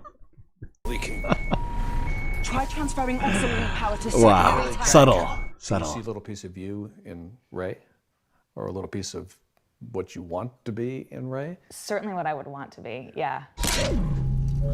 I would love to have that skill set.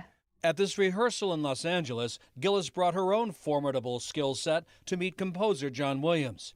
For her, a daunting moment. Did you ever dream that you'd be a featured soloist for a John Williams project? Never. Gosh, no. I think it still terrifies me a little bit. Intimidating? Oh yeah, hugely intimidating. Many pieces of music have challenges, but not like this. First, her violin had to hold up inside a vacuum chamber to mimic the rigors of space. What about just playing inside the capsule? Like when you hold a violin, you can use gravity to keep it on your shoulder. I don't know how much of that I can control or adjust and use pressure from my fingers to hold it in place. Finally, the big moment. The orchestra had assembled in Los Angeles. Groups of child musicians played from around the world. And soloist Sarah Gillis playing in a venue unlike any other. Seems to be doing a fine space in zero capsule gravity. Orbiting more than 400 miles above Earth. This is awesome. Come on, this is one of the coolest space one of the coolest space stories we've done yet. To have bigger dreams and pursue bigger goals. Seriously. Come on. If you don't like that, you don't like space news. Alright. Let's keep it going. We do have more space news. Here's the Associated Press from 15 hours ago. Tech billionaire and crew returned to Earth after first private spacewalk. That's the best. That's one of their best titles they've ever done. It's the most subtle burn, I feel like, ever. But good job.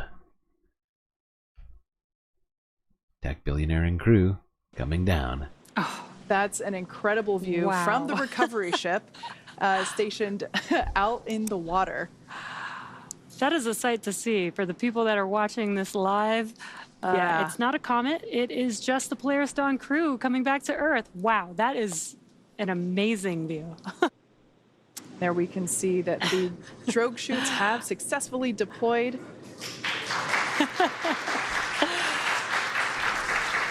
Standing by for a splashdown of the Polaris Dawn crew.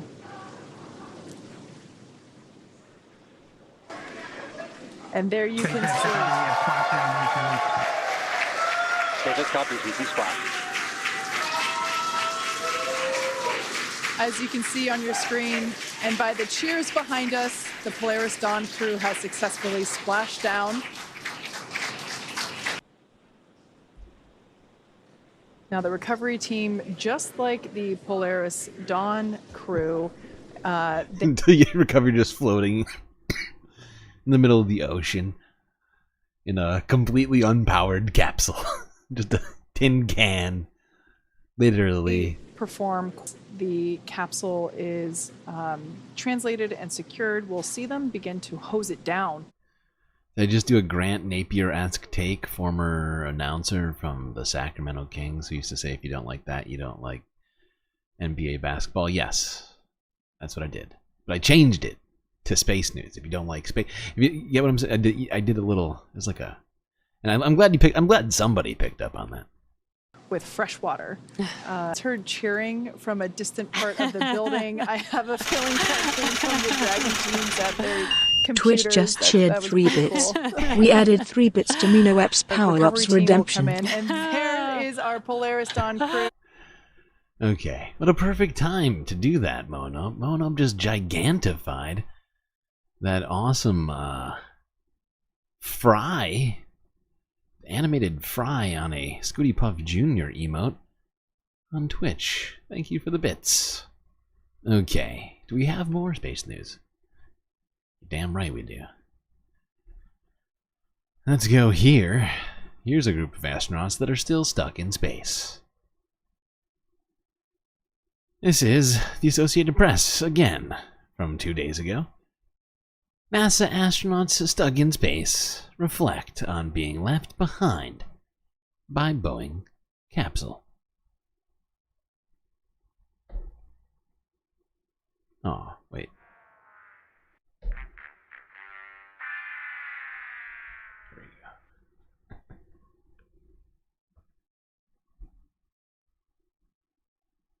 It's been quite an evolution over the last 3 months, and it was trying at times. There were some tough times all the way through.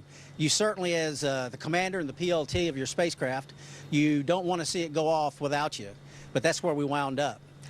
I mean, I feel like the times are going to continue to be at least a little bit trying, because you're still stuck there for, what, September?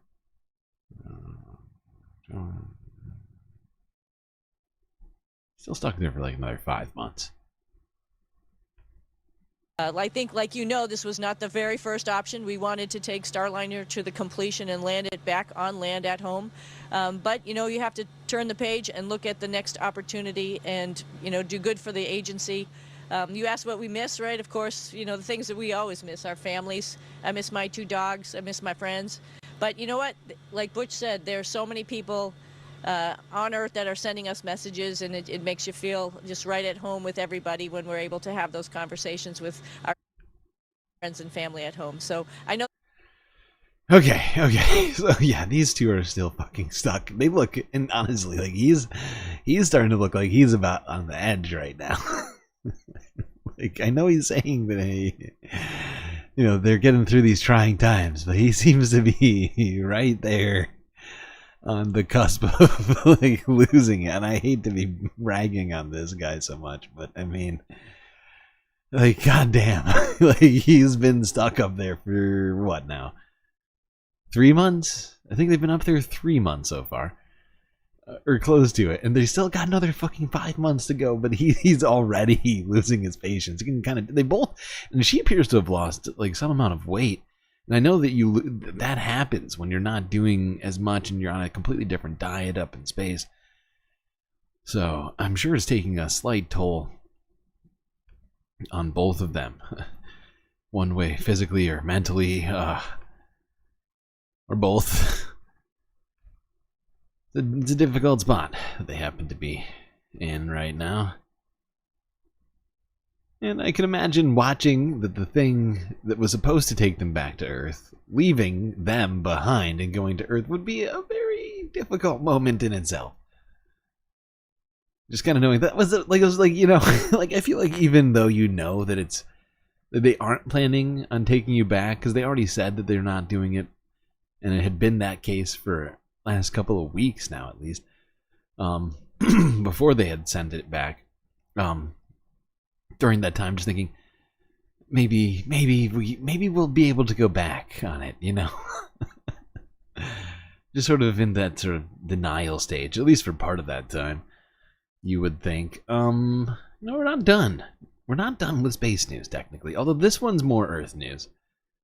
But it's still tied to space. So it's really a way for me to very, in my opinion, very smoothly take us into the global news and the rest of the Earth news. Here's CBS News from a day ago. The surprising lessons of the GeoGuessr World Championship.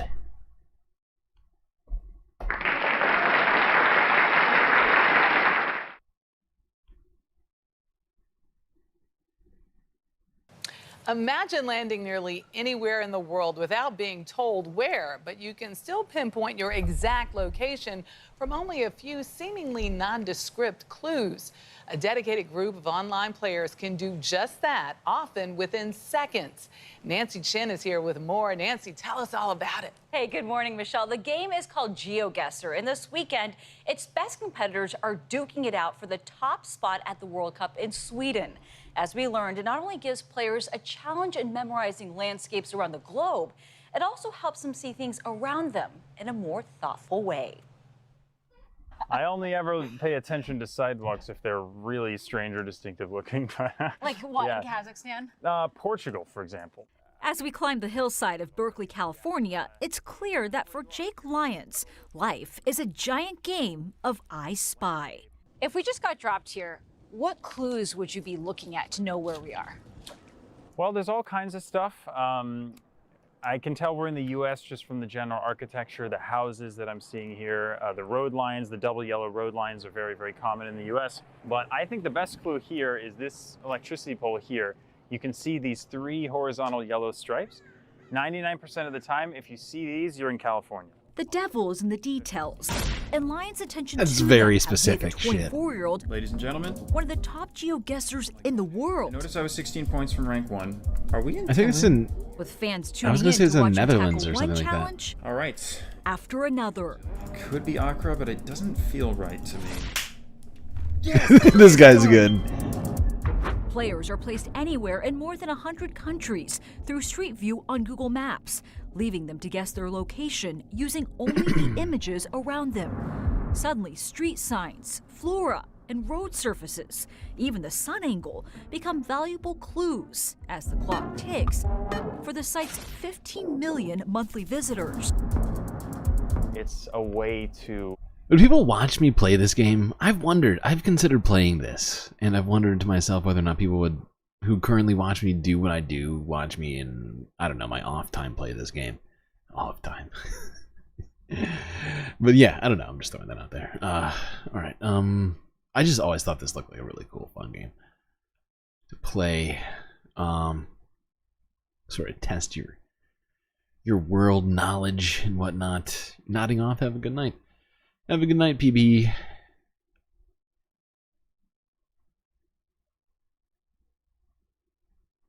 Alright, now let's get into the earthly news, and let's talk to this, not talk to this, let's talk about this.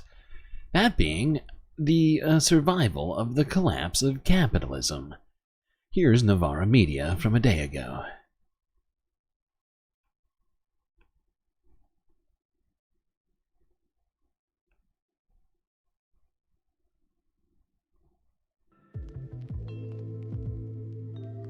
So hi guys, hello everyone. Thank you for joining us today. This is the first talk on the Navarra Media stage and it's called Is Capitalism Doomed? And it is my great pleasure. Actually, I should introduce myself. I'm Willow the McLean. I work at Navarra. I'm merely here to facilitate. But it is my great pleasure to be joined today, all the way over there. Look how far apart these I was thinking that. It's a bit weird. Great divide. To be joined today by Grace Blakely, an economist and author of several books, the most recent being Vulture Capitalism. Grace, thank you for being with us today. Thank you so much for having me. It's a pleasure to be here. Lovely to see so many smiling faces. I think we should start with the basics, okay? Sure. Vulture capitalism. Yeah. What is the basic premise? Okay, so vulture capitalism is just I don't even have a capitalism. drink. I had to come up with a snappy name for my book, which is about how capitalism really works.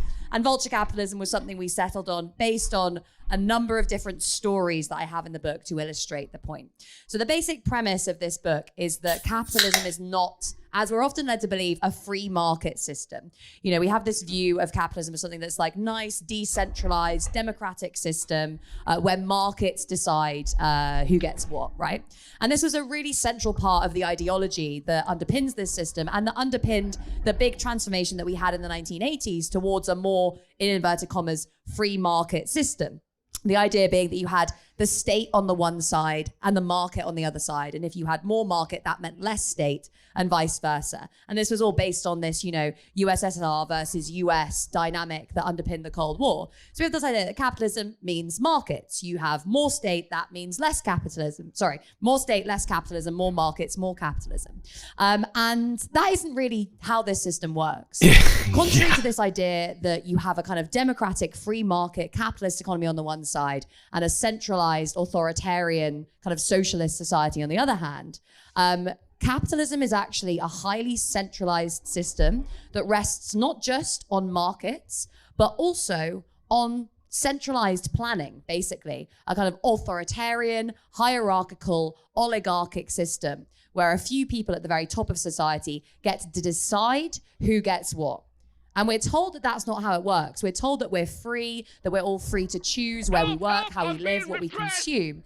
And yet so many of the decisions that actually ground those choices, the framework in which we all live our lives, has already been set by someone, some institution, somewhere else in the system. And it's not the case that you have this separation between big corporations, financial institutions on the one hand, and then governments on the other hand. And they're in this war over the kind of boundaries of capitalism. No, instead you have, more often than not, a kind of fusion of public and private interests in service of basically the interests of those at the top. So states and markets aren't separate as you might believe. And I illustrate these points with a number of different stories, and I'll just briefly talk about one now, if that's all right, just to kind of give you This some is what you're here context. for, Chris. I also just want to say that while we're here, we have the wonderful Christine DeBlaze, who's doing It is a discussion Assassination. after all. So just a hand for Christine. Keep your eyes on her if needed.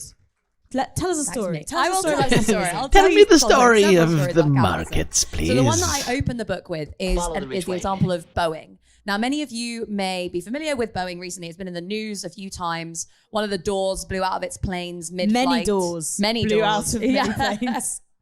There's been a whole series of engineering failures. And if you think back to 2018 and 2019, two Boeing 737 MAX planes crashed. They literally fell out of the sky. This was the 737 MAX disasters. And initially, Boeing tried to blame the pilots of these planes for what had gone wrong. But eventually, it was revealed that there was actually a fault with the planes themselves. There was something called the MCAS system, which was a piece of software that had been put into these planes, and the pilots weren't aware of its existence. Now, the reason for this, the implementation of this software was that Boeing had made these massive planes, and basically they'd done so because they were on a drive to increase profits, minimize their costs. Making big planes was going to be more profitable for them. It was going to allow them to make deals with other airline carriers, and they kind of pushed this through. Without really kind of following the right safety protocols. A number of engineers came forward and tried to blow the whistle, saying these planes aren't safe. The regulator at the time was actually, the Boeing was being regulated by a unit of the FAA that sat inside Boeing and whose workers were being paid by Boeing. The CEO at the time had said, you've got to deliver this massive plane that's going to make us tons of money in half the time and a much lower cost than what you delivered the last round of planes. So naturally, his first enemies were the unions, which Boeing went to war with, the whistleblowers that came forward. And in the place of those institutions, the new CEO put in place a bunch of kind of managers that would basically override the whistleblowers and all the kind of information that was coming forward from the shop floor. And it kind of later transpired that senior executives at Boeing had known about the flaws in this plane, in these set of planes, before they went to market. Just before these disasters happened, a debate had been taking place in Congress in the US about airline safety. And some, Congress people had been saying, oh, well, maybe, we need a bit more regulation of aviation. And actually, a group within Congress said we need less, because no airline manufacturer is going to manufacture a plane that would harm its reputation. The market will sort everything out. The government can get out of the way. So there was another round of deregulation that was introduced. But what's interesting about the Boeing story, right, is that, this massive company exists in a kind of monopolistic industry. It doesn't have very much competition, manufactures planes that end up nosediving out of the sky. This killed nearly 350 people in 2 separate crashes. It sounds like it's a kind of classic failure of the market, right? This is a company that got too big and too powerful and wasn't subject to enough regulation. Actually, this crisis, this series of catastrophes was like a joint venture between the US government and this company, Boeing.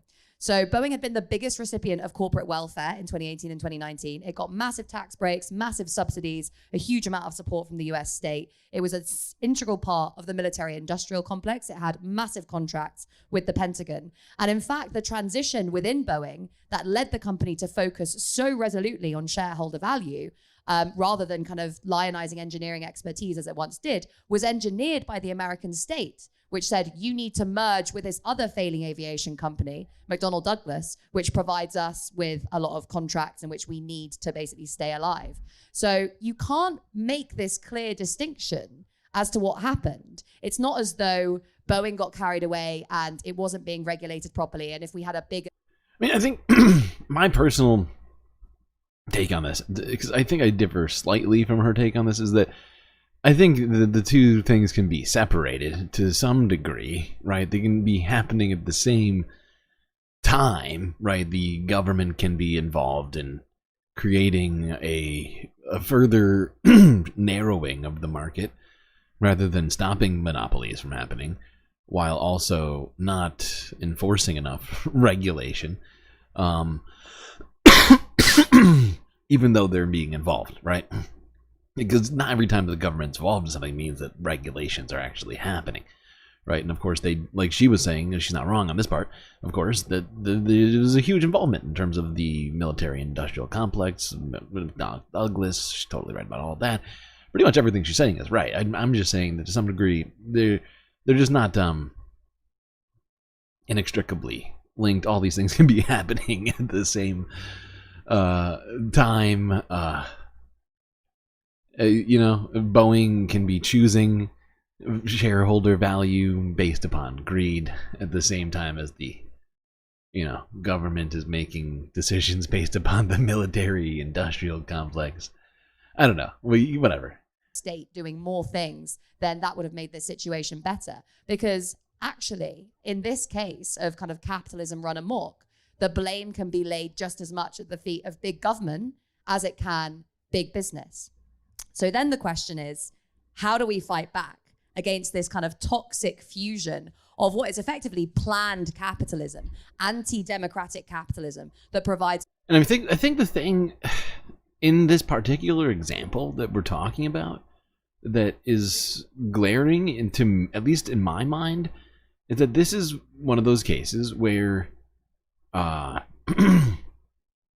military, especially as it relates to the United States, the way the United States does capitalism at home and abroad, is that the military takes precedence over practically everything, right? Even over safety of consumers and anybody else, or anything else really, aside from just pure profits. Those two things. With few ways of holding those at the top to account. They're not going to be held accountable through the market, and they're not going to be held accountable through the government. So how do we hold them to account? Well, we have to do it ourselves. And how do we do it ourselves? And how do we do that? I was going to carry on, but I didn't want to deprive you of the role of As I said, I'm just facilitating. You're on a roll, girl. Okay, fine. I've done quite a few of these. The book came out in March, so it's been a while.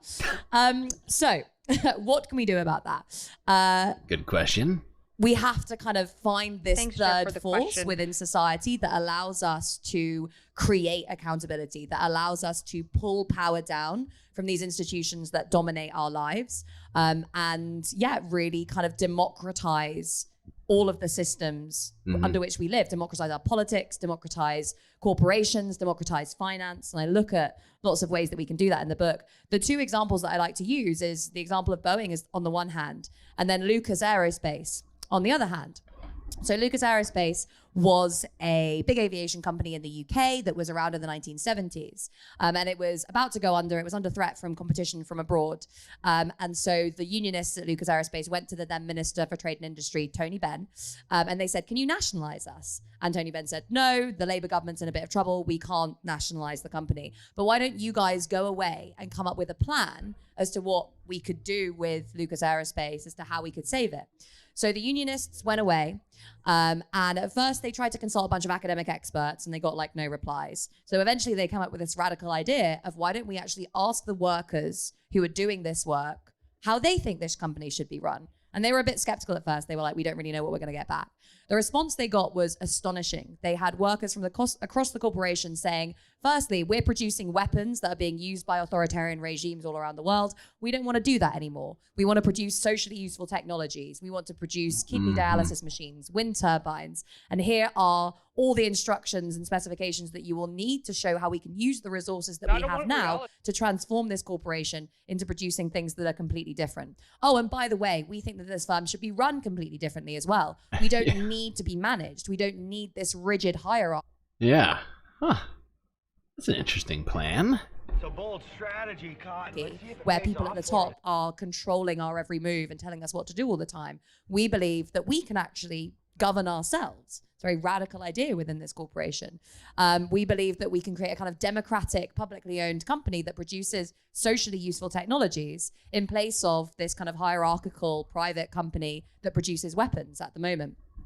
Now, this document was a kind of lightning rod for radicals all over the UK. It was something for unionists to applaud, for the peace movement, the environmental movement, even the Financial Times and kind of, representatives, liberal representatives and people in the House of Commons came forward and started saying, wow, this is amazing. How could these workers come up with this idea?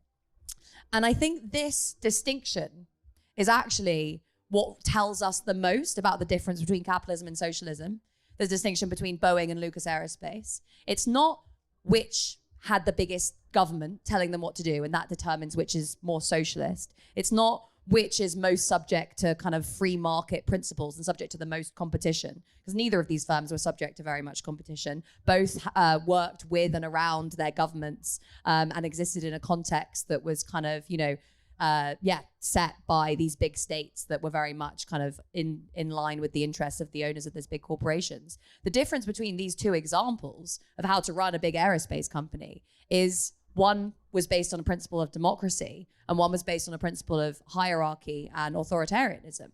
It's not a coincidence that Boeing had to force through this transition to a cost-cutting, profit-focused agenda, and that it had to basically destroy the union movement within that corporation in order to do it. It's not a coincidence that it had to push back against whistleblowers and basically insert a new massive layer of management because, doing that kind of transition, forcing workers to do something that they don't think is right, and forcing them to do so simply in order to kind of maximize profits for those in the top, that requires hierarchy, domination, control, the exercise of authority. That's what makes capitalism work every day.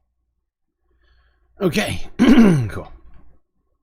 Could have watched the whole thing, I suppose, but we are, we got a lot to do still.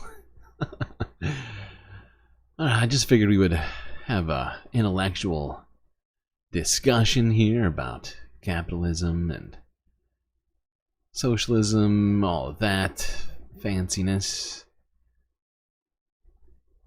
Today, now let's talk about this. Got a couple of things to talk about while we're in England, as we are. Let's talk about this. Channel 4 news from 11 hours ago. 8 dead as boat full of migrants in the English Channel hits the rocks off coast of France.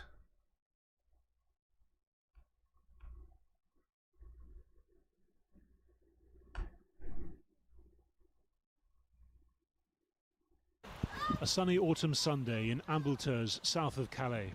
Hours earlier, though, this shoreline the site of a major rescue operation as a small boat ran aground. 8 men from Eritrea, Sudan, Syria, this is technically in Afghanistan, France. Egypt and Iran, Whatever. all killed trying to cross to Britain. That's my bad. Le bilan est terrible, puisqu'on déplore les décès de 8 personnes. There are major casualties. 8 people died. The boat set sail from the Slack area near the town of Wimmera with 59 people on board. It quickly ran into trouble and ran aground on the shore in front of you. The boat had evidently torn apart on the rocks. These images are from the 4th of September, a day after 12 people, including 6 children, were killed when their overloaded dinghy capsized. Evidence then that the risks were not a deterrent. 45 people have now died trying to cross in small boats this year. This month, the Prime Minister held a law enforcement summit restating his plans to crack down on people trafficking gangs, having rejected the unrealised Conservative plan to deter arrivals by sending asylum seekers to Rwanda. It's awful. It's a further loss of life. The Foreign Secretary reacting to the latest deaths this morning and challenged on whether So a he different sounds so offshoring detached policy from it. might be in the works, copying the Italian model A of processing further asylum seekers loss in of Albania. life. So, of course, because it's reduced the numbers, we are interested in discussing with Italy the schemes that they develop, not just with Albania, but upstream schemes with Syria and Libya as well. The number of sea arrivals into Italy has decreased by 62% this year, but Italy's right-wing government has been criticised for signing... I find it a little ridiculous for him to, be claiming that discussions with other countries is the solution to all of this somehow, as if they're not doing enough and Britain just needs to tell them that, oh, you gotta do this, that's what's gonna solve it, not Britain doing something about its own immigration policy, making things easier. I don't know, working with NGOs, things like that, to help people who want to immigrate. I'm just thinking out loud right now. I'm not an expert on immigration or anything, but I feel like there's some ideas out there that could be tested. Alright, let's go here to Channel 4 News again from a day ago. These are the creators I think these are a number of people that are involved in a show called The Death of England, which is a play discussing what it means to be British and the life of immigrants in Britain.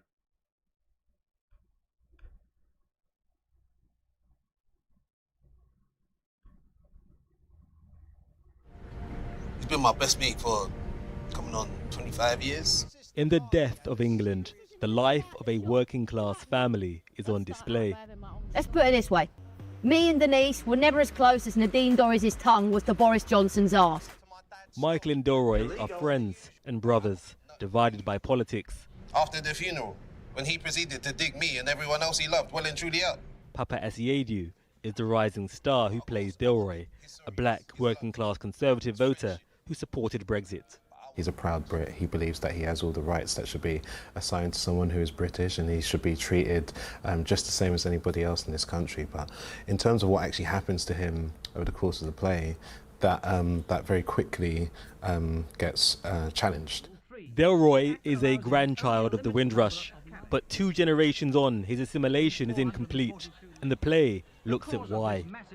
With a script that references contemporary events in race relations, from the Black Lives Matter protests Revolution! To the rise of Kamala Harris. And what is the dialogue that the play is having between the working classes of different races, especially in light of the riots that we've seen take place? I think it's trying to have an honest dialogue. I mean, that's the thing. It's not trying to preach one perspective. It's trying to talk into how difficult it is to manage ourselves and how it takes work. The contradictions within how we behave as a nation, I think, are very funny. We wanted to try and put it over in a way that was so honest that it made people laugh. I think the... Okay, cool. I just thought we would try and be cultured today on this Sunday Funday. Talk about the arts while also talking about other issues in England. And while we're in England, still talking about that island over there, let's go to Novara Media, discussing a massive polling blow being dealt to Keir Starmer's Labour Party after a very short time in office.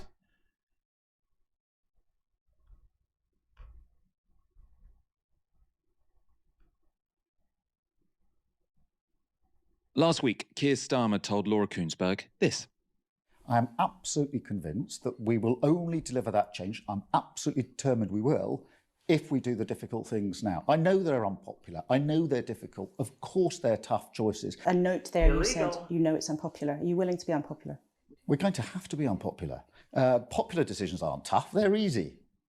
Well, if unpopularity was Starmer's wish, he got exactly what he wanted. God. According to YouGov, 55% of the public now disapprove of the Labour government. Bad. That's up from 30% in July. Jesus and only 19% Christ. of us approve of the government. That's down from 30% when they were first elected. Now, that is a pretty dramatic decline, and it's reflected in voter intention polls.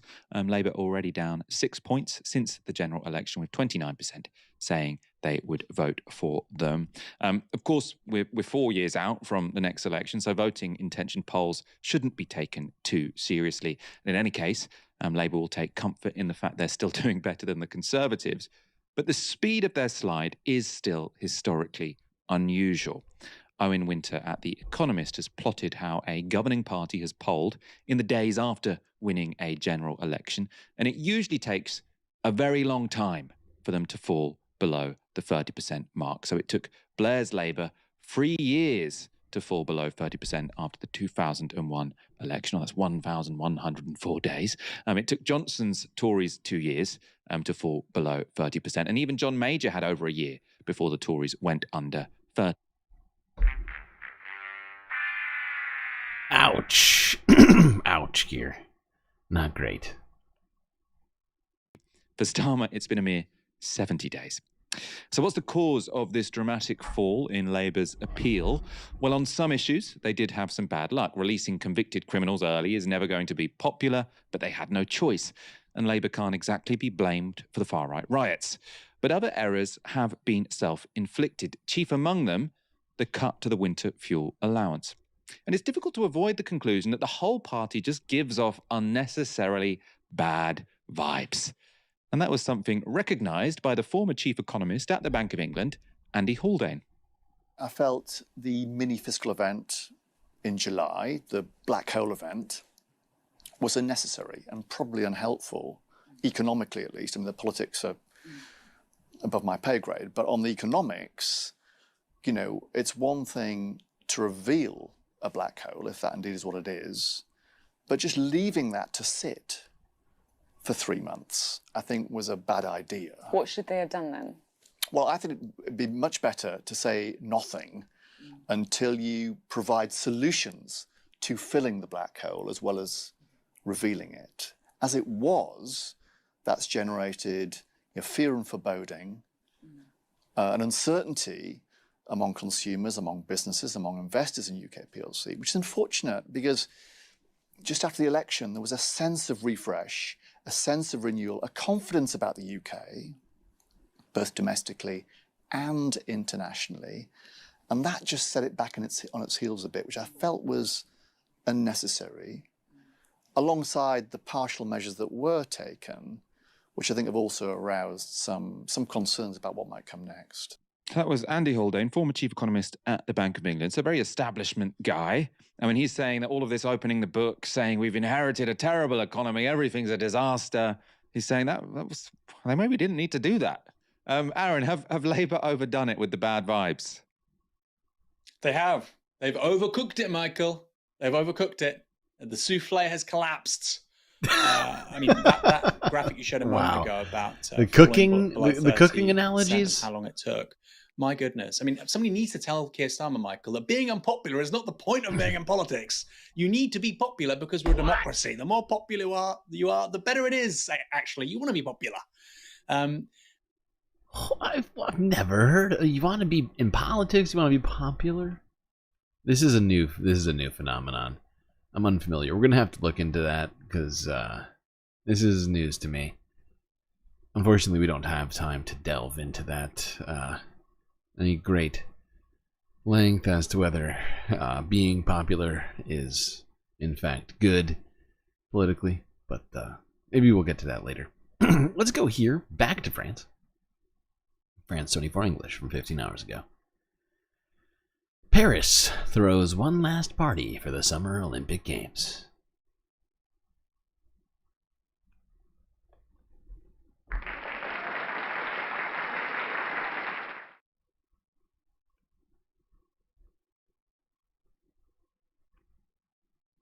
Go Web Go.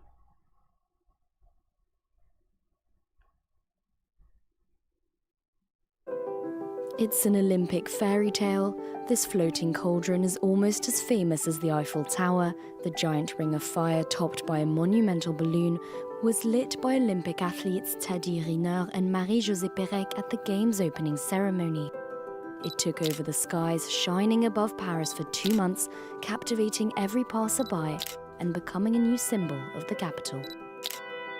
Makes me think of the novelist Jules Verne, makes me think of adventure, makes me think of fairy tales. It's fun to see how Paris is changing and is transforming itself after the Games with new buildings integrating into the city. It's really nice. Its ring of fire burns without fuel, made entirely out of water and light. Over the summer, this iconic balloon took off at sunset every day into the Paris sky, leaving Parisians and tourists alike mesmerized, with no one wanting to say goodbye to it. Like the Eiffel Tower, the hot air balloon from the Olympic Games should stay here forever. Designer Mathieu Lehanner likes the idea of keeping it in Paris, but worries it could lose its charm. I would like it to stay, but only if it's kept alive. And by alive, I mean that it flies up once a year or once a month. But if it becomes an object that's just stuck on the ground, then I'd rather for it to stay in people's memories. Yeah, I suppose that makes sense. As an artist, you want your work to be enjoyed in its full glory. I did think it was pretty cool decision. And it's, you know, it's definitely better than keeping a fucking gasoline or I think it's methane or something like that. It was whale blubber. Basically, it was definitely better environmentally than keeping a fucking torch lit for multiple weeks on end. Alright, let's go here. Ah, yes. While the Olympics may be over, other very serious sporting events are going on. Let's look at one here in Germany. This is the Associated Press from a day ago. The Hobby Horsing Championship. Wow. Truly, truly breathtaking right there. Hey, how about you settle down? Situation. Okay. Truly incredible situation. I had no idea that this level of hobby horsing was happening in Germany, but, well, leave it to the Germans for taking hobby horsing to this level. Perhaps we will see this in future Olympic Games as well. I don't know. I'm not at the IOC, but I could see it being an Olympic sport. Okay.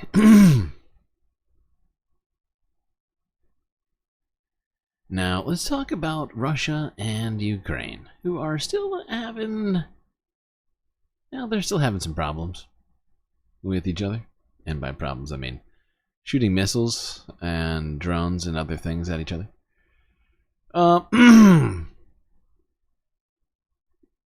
But there is a small positive story about what's been happening there.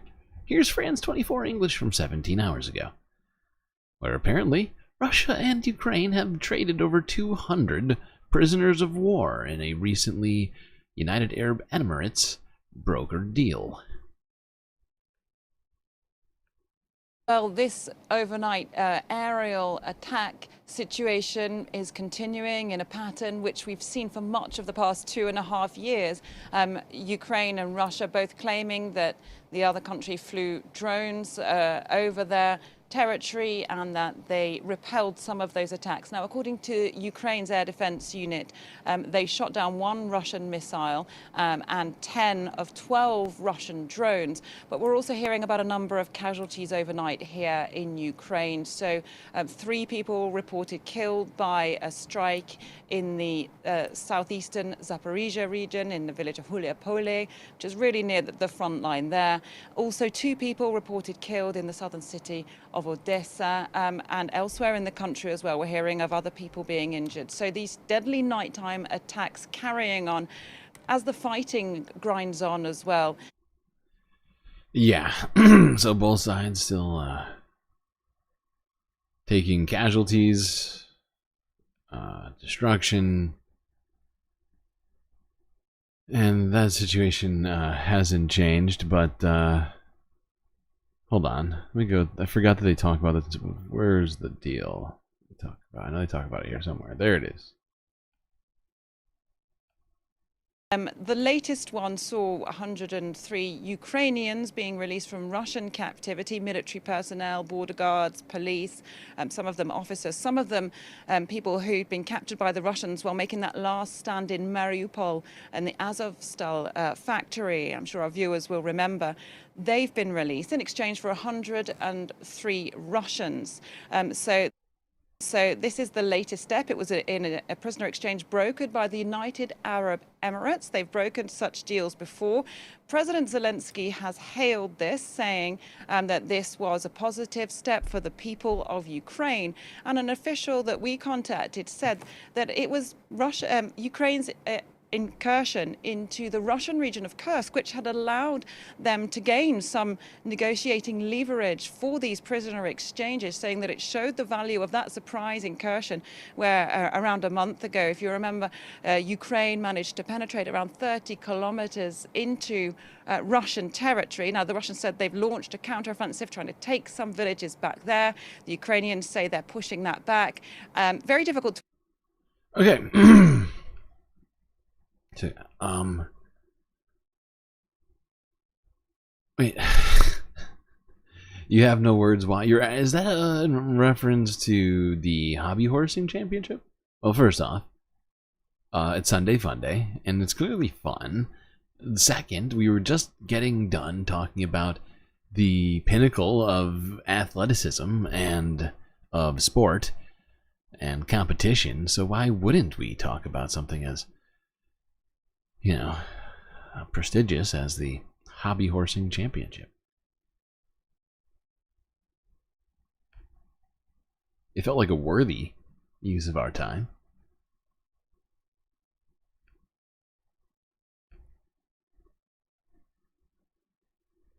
Alright, let's look at this. This is the Associated Press from 14 hours ago, showing some footage of those Russian soldiers returning to Moscow after this Ukrainian prisoner swap deal.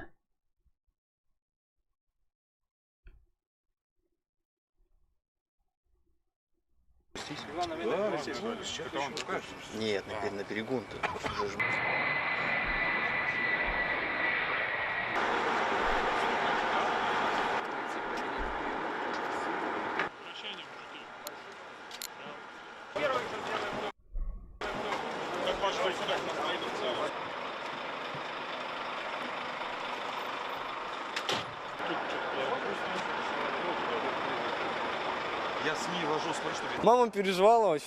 My mother worried a lot, but I said that everything would be fine. And everything is fine. Yeah, for you.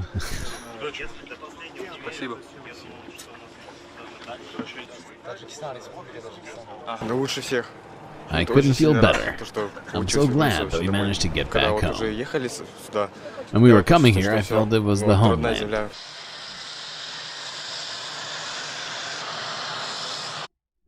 Yes, that is a feeling which you have. The homeland. It has a feeling. You were eating food? You were eating food. Okay. I'm not sure how that relates to anything. What did I do? What's that got to do with anything that I've done? You're trying to throw that in my face because I didn't eat dinner? Is that what's happening right now? Ah, good God. Okay.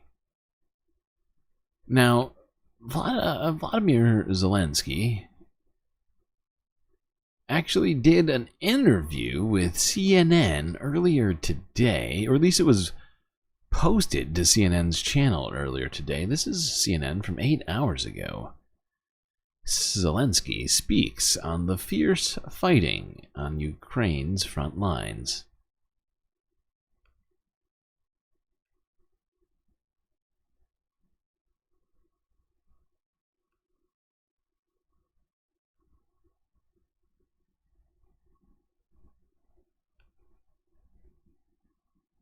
My exclusive interview with Ukraine's President Volodymyr Zelensky. We met Friday in Kyiv, and I wanted to first understand how he saw the current state of the war. Mr. President, pleasure to see you again. One more September in Kyiv. this one feels like it is happening at a very important moment on the battlefield. Ukrainian forces went into the Kursk region in Russia. You've taken a large amount of territory there. Has that worked? There are people in Ukraine who worry that you took forces away from the Donbass and that those lines are now fragile and weak, even though you have achieved success in Kursk. Thanks so much. And thank you for this possibility to speak. And for it, so first of all, we had very tough situation on the east, especially on the east, in Kharkiv region, in Donbass region, in some of this direction. It's Vuhledar, it's Pokrovsk, it's Myrnogorod, it's a lot of different cities. People know about only Pokrovsk, but you're right that the situation was very difficult. And they moved very quickly because we didn't have equipment. Again, when we speak about equipment, how to equip brigades, really between us, it doesn't matter how many brigades stand on one direction if half of them not equipped. So you just lose a lot of people. You lose people because they are not in armored vehicles or in something like this. And they don't have artillery, they don't have artillery rounds. To compare the number, Russia uses 12 rounds, we used 1. 1 to 12. That was the difference. Of course, the idea with the Kursk is a risk operation. It's true, we understood it, but the idea was to move some Russian forces there. And I think it was...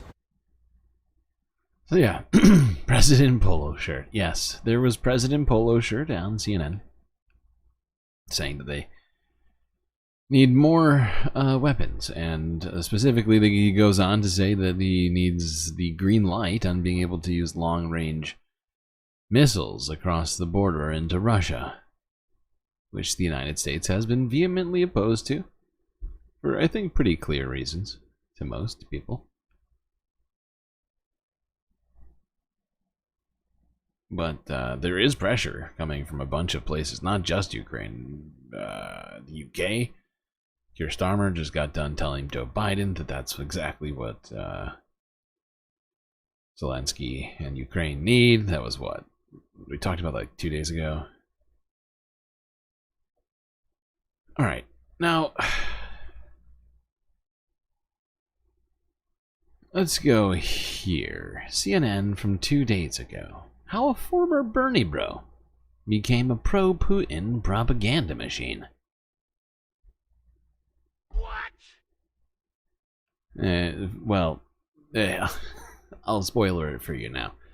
Part of it is the fact that he's not a... Well, I wouldn't classify him as a real Bernie bro. Maybe that's how he sees himself. But, I mean, years ago, this guy who we're about to talk about, that being, fuck, what's his name? I can't even think of his name right now. Jackson Hinkle. I was first introduced to the existence of this man when he went on to the Majority Report podcast to talk to Sam Cedar, and it just he felt like he didn't, I don't know. A lot of the stuff he said just didn't give me Bernie bro vibes.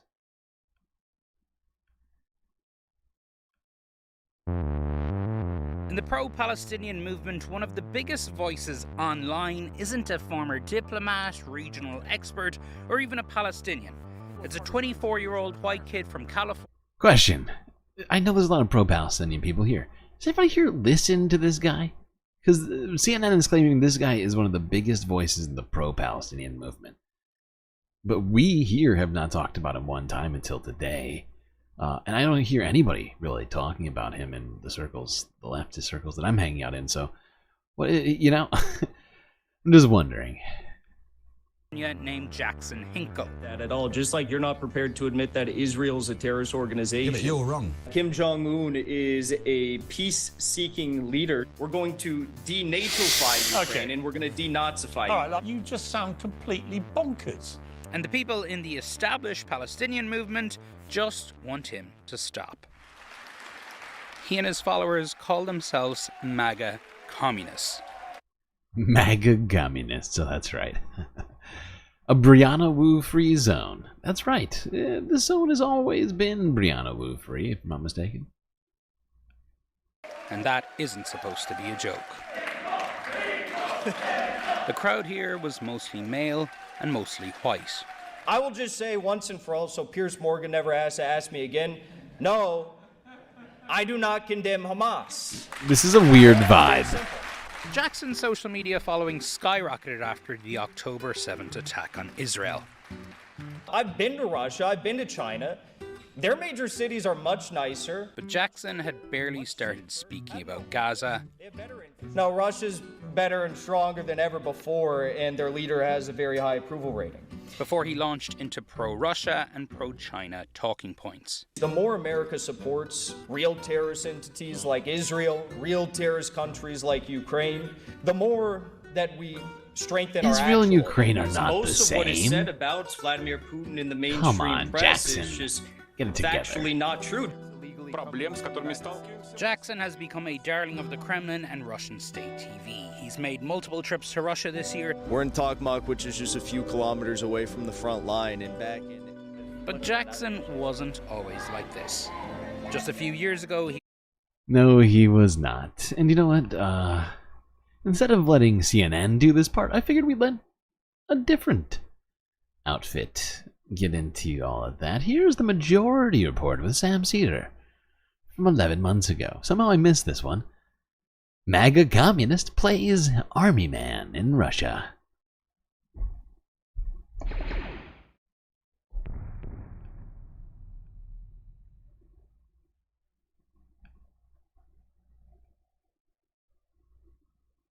Let's try and be balanced here too. I don't know how this got into my Twitter feed. I had totally forgotten about this guy. Like, I literally had thought that he had retired or whatnot. But this is fascinating. I'm staying in the race. Let's just remind people first. This was a former candidate. He was running for I can't remember what position it was in California. What was it? San Clemente City Council. He was running for city council, San Clemente City Council.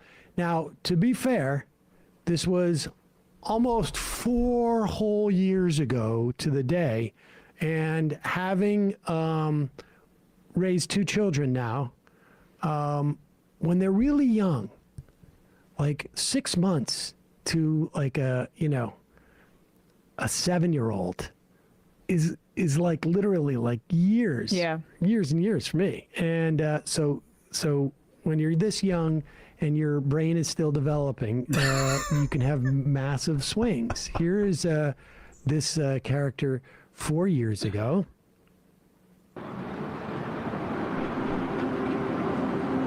My name is Jackson Hinkle. This November 5th, I'm running in the San Clemente City Council special election. As the only candidate in this election who was born and raised in San Clemente and graduated from local schools, I hold a deep understanding of what it takes to preserve and protect our Spanish village by the sea. In my work as a public advocate, I have represented our community on a national level, briefing the United States Congress on the nuclear waste emergency at San Onofre. Okay, there you go. There it is. And but now this popped up, and watch this. He's well, you said his brain was... Okay, this is from yeah. His brain's still developing. This is from his Twitter feed. Was it developing or disintegrating? And his brain's still developing. His Instagram, and he says, Russia, dropping my greatest video ever when my suspension is lifted in 4 days. Here no, he said having fun in Russia. Oh, having fun in Russia. And here greatest is the, video ever. Video. And there he is, and he is in, as you can see, in military garb. He looks very tough. That fancy outfit, the cannon. Whoopsies. Why did I just click that? Don't do this. Don't do that. Don't open. Don't randomly open programs. Honey. Don't go randomly open them computer programs, baby. I guess like driving a tank in Russia. And it turns out where he was is at, oh yeah, here it is. I drove a tank in Russia today. I mean, he's putting his life on the line for his beliefs. He really believes in the efforts to denazify Ukraine.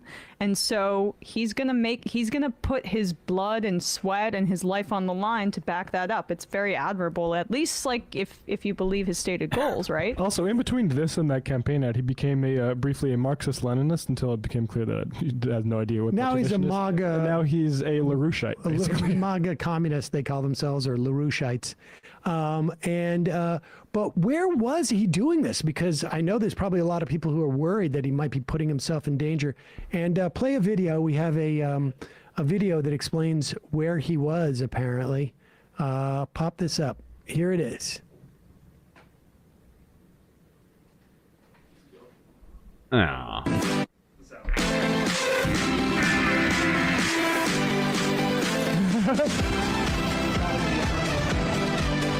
Oh, God. Ooh, this looks fun. That looks like a good time. So yeah, it's basically a Russian version of a carnival gone military-industrial complex. Not sure that counts as what he's sort of describing, but hey, whatever. Jackson's gonna do whatever he's gonna do. All right, let's go on to Israel, where things are happening still.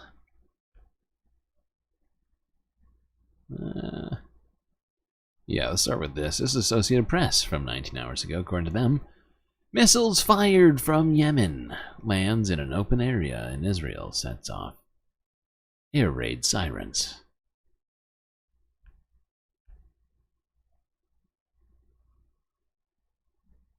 What's this?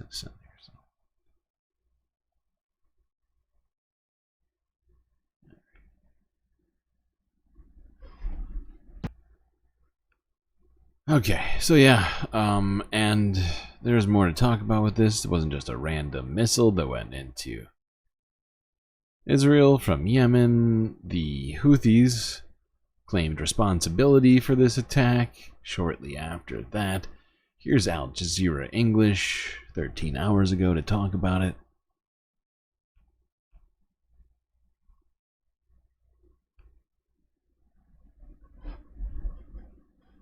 Israel has vowed that Yemen's Houthi rebels will pay, quote, a heavy price after the armed group claimed that it fired a hypersonic ballistic missile deep inside Israeli territory. Plumes of smoke could be seen as sirens rang out in central Israel on Sunday.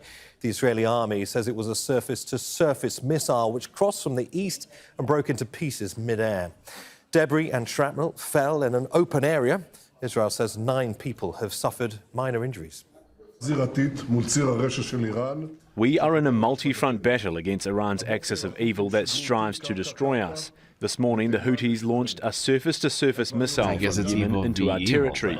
They should have known by now that we exact a heavy price for any attempt to harm us. Those who need a reminder in this matter are invited to visit the port of Hodeidah. Anyone who attacks us will not escape from our arms. Hamas is already learning this in our determined action that will lead to its destruction and the release of all our hostages. Well, the Houthis say that the hypersonic ballistic missile painted with a Palestinian kafir travelled more than 2,000 kilometres in just 11 minutes and managed to evade Israel's initial air defence system. نفذت القوة الصاروخية The missile force of the Yemeni armed forces carried out a specific military operation on a military target of the Israeli enemy in the Jaffa area in occupied Palestine. The operation was carried out with a new hypersonic ballistic missile that managed to reach its target, and the enemy's defense systems failed to intercept and confront it. It crossed a distance of 2,040 kilometers in 11.5 minutes and caused a state of fear and panic among the Zionists, as more than 2 million Zionists headed to shelters for the first time in history. Hamda Salou joins us live from the Jordanian capital Amman because the Israeli government's banned Al Jazeera from reporting inside Israel. Hamda, tell us, though, what the Israelis are saying about this missile attack. Well, the Israeli Prime Minister was quite clear in his cabinet meeting on Sunday with his remarks saying that anyone who harms Israel in any way will pay a price. And you have to remember that this is not the first time the Houthis have actually successfully sent a projectile into central Israel. Remember that back in July, they had launched a drone that largely went undetected until it had detonated in Tel Aviv itself. The Israeli Prime Minister then had vowed that there would be a response, and just nearly 10 days later, there were Israeli airstrikes on the port of Hodeidah in Yemen. So the Israeli Prime Minister, Israel's defense minister, have repeatedly said that any sort of action that had come from Yemen or will come from Yemen will be met with a response. They have previously also noted that Israeli Air Force jets have, quote, their noses pointed in all directions. Yeah, Israel's been responding to people responding to it. Responding to what happened October 7th for about a year now. And you would think they'd figure out that if they just stopped, like everybody keeps saying, doing that, wouldn't have a problem. You know?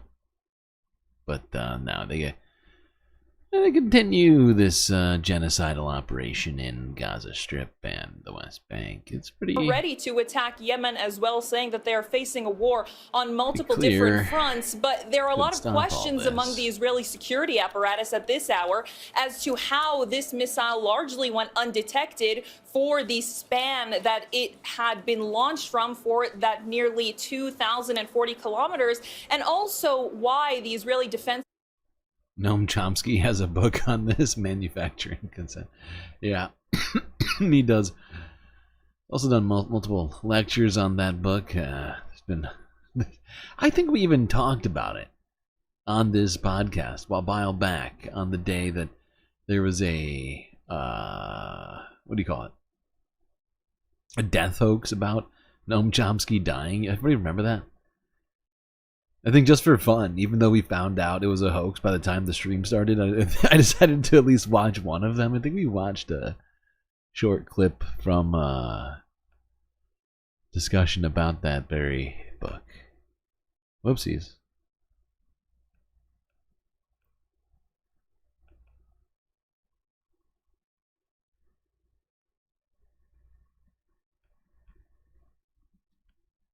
Fixed it.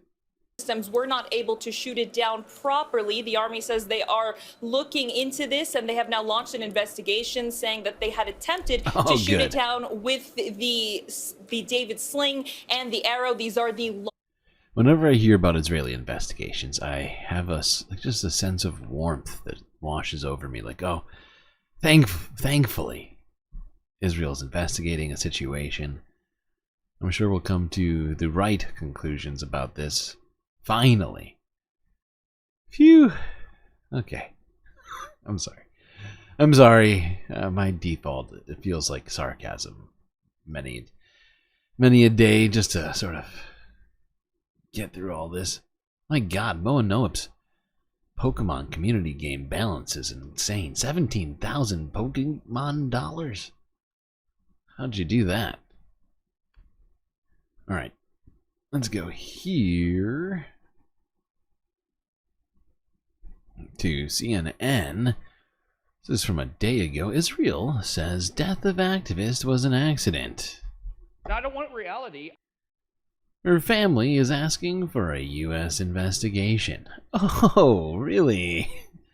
Why would they want that? It's as if they're suggesting Israel has some sort of problem with investigating things. Weird.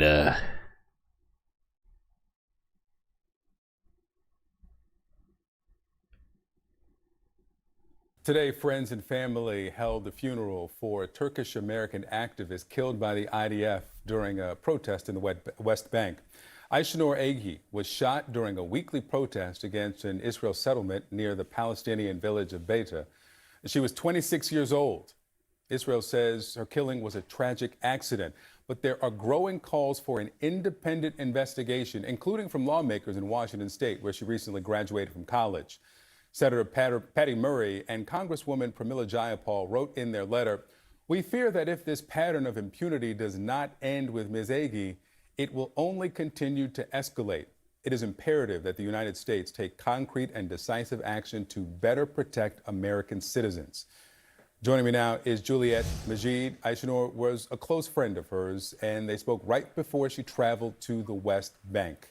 Juliet, thank you for being with me, and our condolences for the loss of your friend. I know you're also the designated spokesperson for the family. Let me read for you something that the White House released, a statement from the president this week. The U.S. government has had full access to Israel's preliminary investigation and expects continued access as the investigation continues so that we can have confidence in the results. What is the family's confidence in this investigation?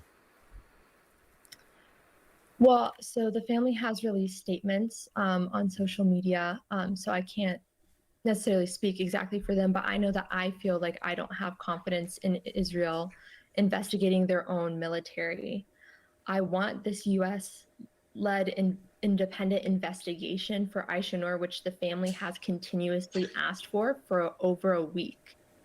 It's been over a week. It's been over 7 days, and we haven't gotten this independent Yeah, well, about that. I mean, I think she's well aware of this, but I know she's in mourning right now, and she's a little upset. But I'm sure she's fully aware of the fact that the United States has been dragging its feet on practically every single thing that it should be doing as it relates to Israel.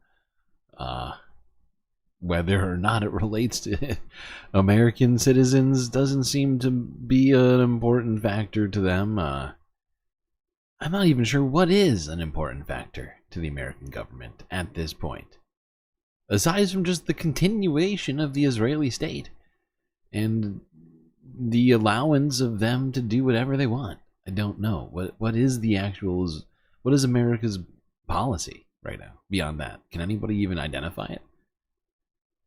So no, I mean, I'm not shocked. I mean, it's horrible. It's horrible. It's horrifying to think that the American government doesn't give a single fuck about this woman, an American, who was gunned down by a government we fund.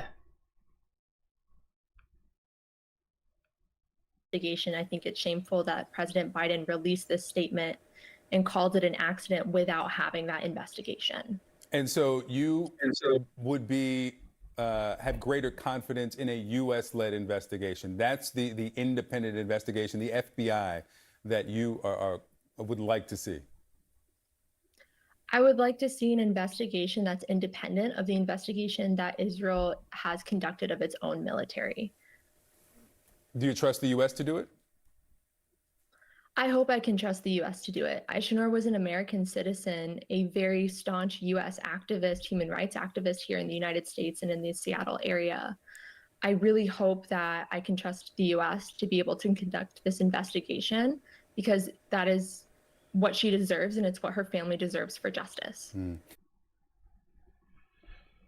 That is some optimism right there from this young woman. I'd like to think that she's correct about that, but feels like the U.S. has been proving that theory wrong. But she shouldn't be wrong about this. The U.S. should be able to conduct an investigation of the killing of one of its citizens and actually come to a unbiased conclusion about it. And you'd think that they'd be, if anything, more apt to side on, I don't know, side with the American citizen who's been killed than the government killing that person. Usually you would think they would, but This situation seems to defy all logic and all reason. Okay, let's go here. Another situation defying logic and reason.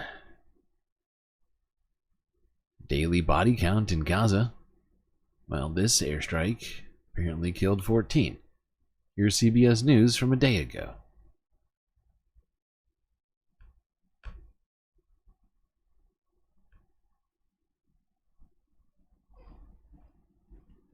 Israeli airstrikes have hit central and southern Gaza overnight, killing at least 14 people.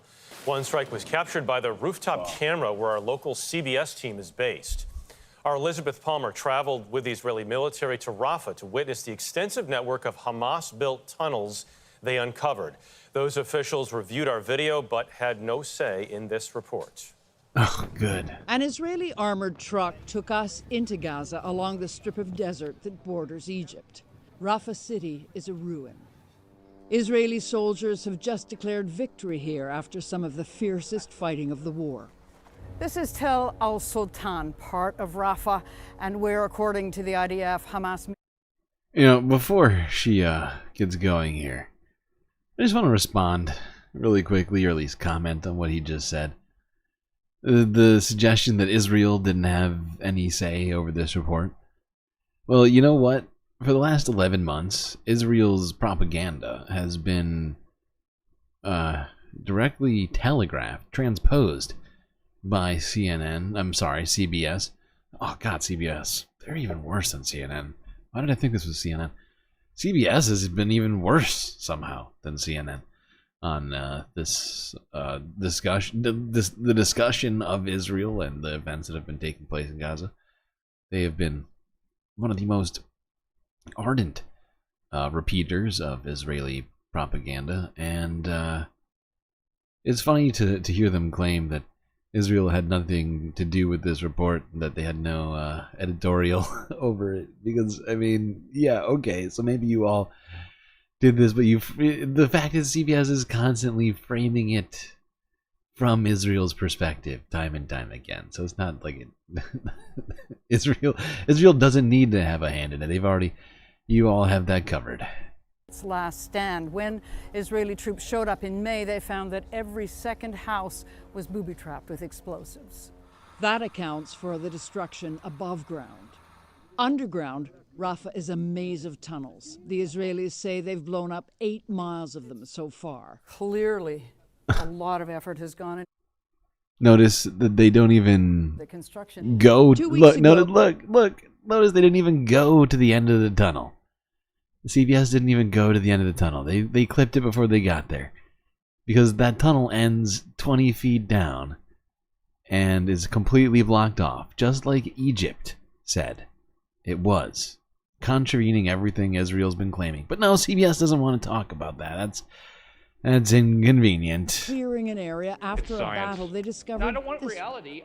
It contained the bodies of 6 hostages who'd been executed just days before.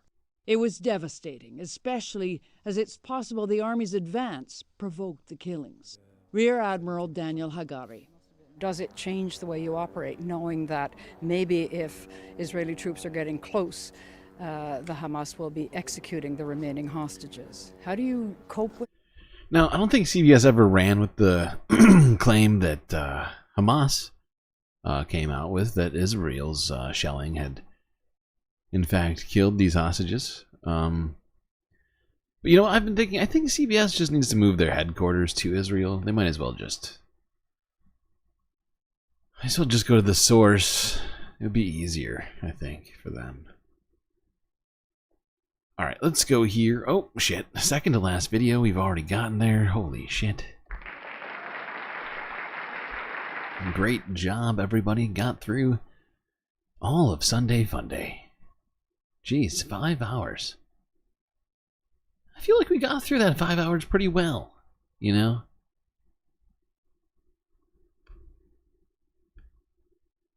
Not nearly as depressed as some streams.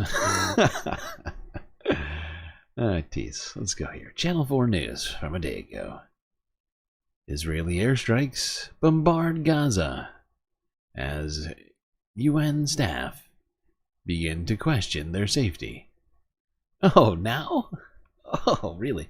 Now they're questioning their safety. Weird way to put it, Channel 4, because I think we all know, we've heard multiple times that UN have been questioning their safety time and time again over the last 11 months. That's why they pulled out like 8-9 months ago, more than that, and then came back. It's like I'm losing my mind right now.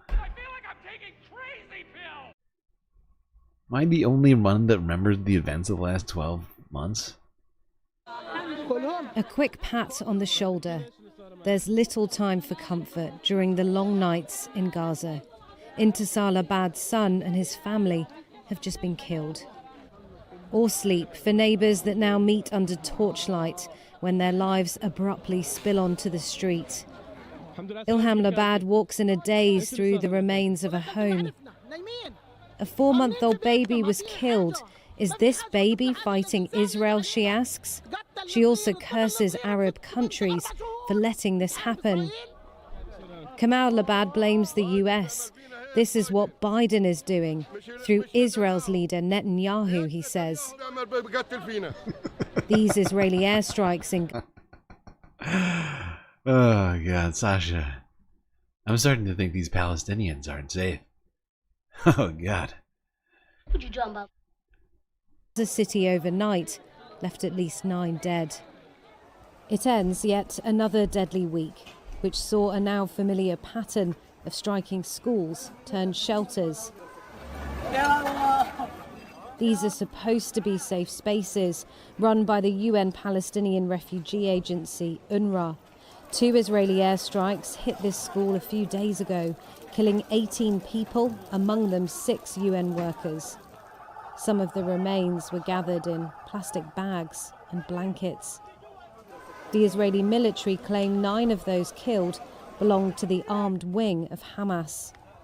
We have families in these shelters who've been there for 11 months saying, yes, we need food, but beyond everything, we need safety. When staff tell me they don't want to wear the UN vest, the UNRWA vest, because they feel it makes them a target, it's very difficult for me to say anything that is going to reassure them, because sadly we are not able to guarantee their safety or guarantee their protection. And for the first time in 10 years, an UNRWA worker was also killed in the occupied West Bank on Thursday.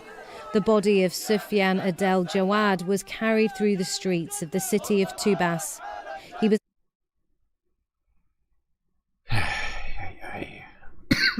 When will the madness end?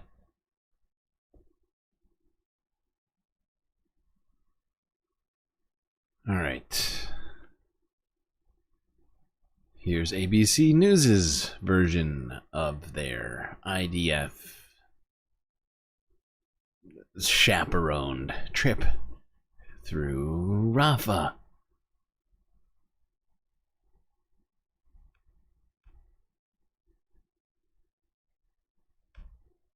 Now overseas, where a Houthi missile landed inside central Israel overnight.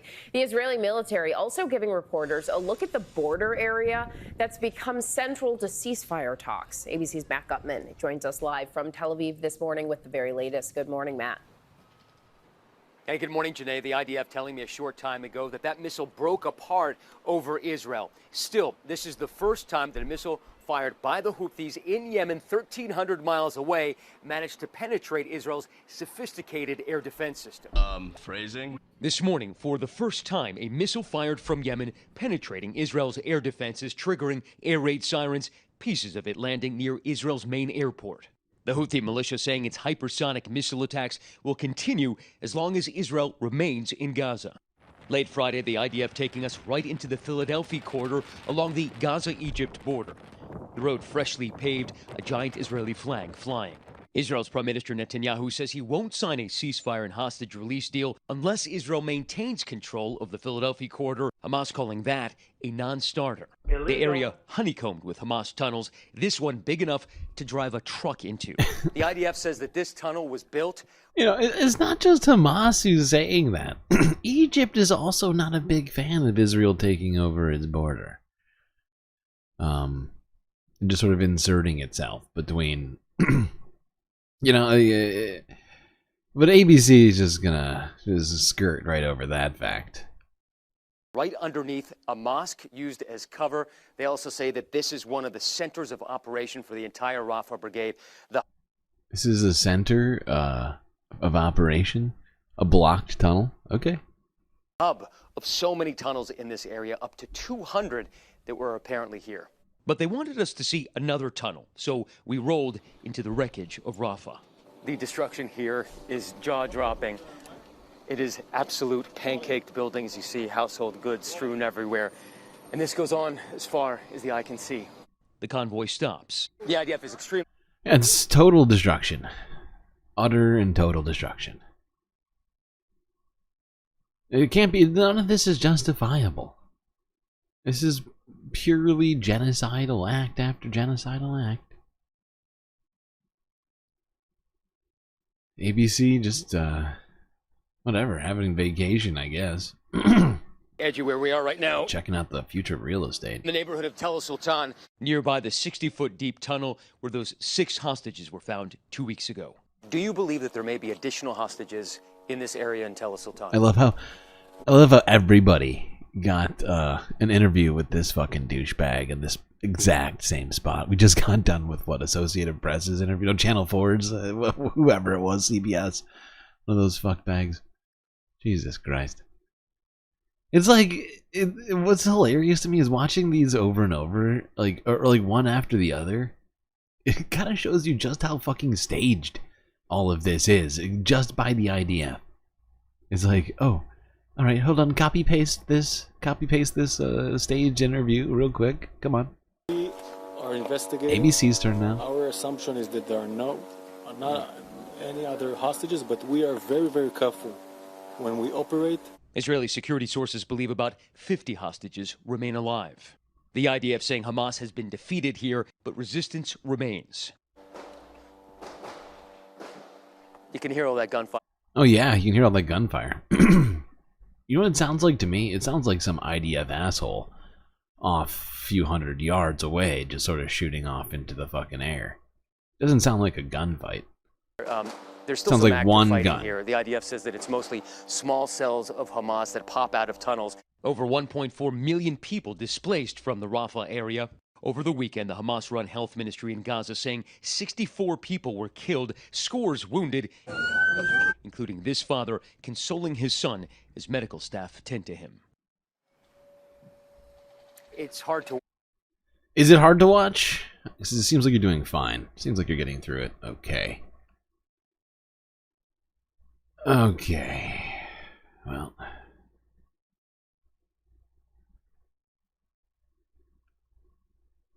China? Whoops. I made a huge, tiny mistake.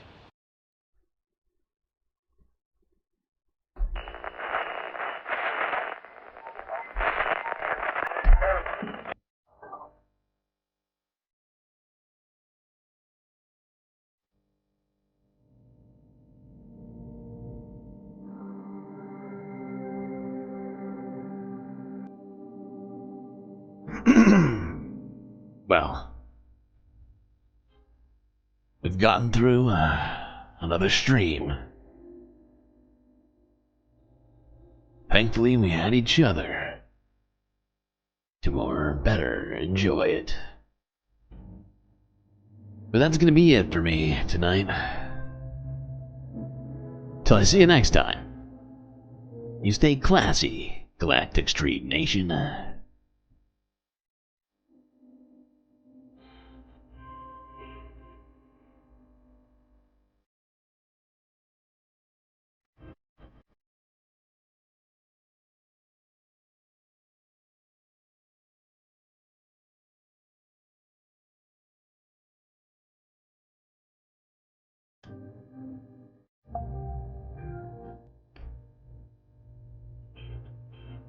Can't forget this.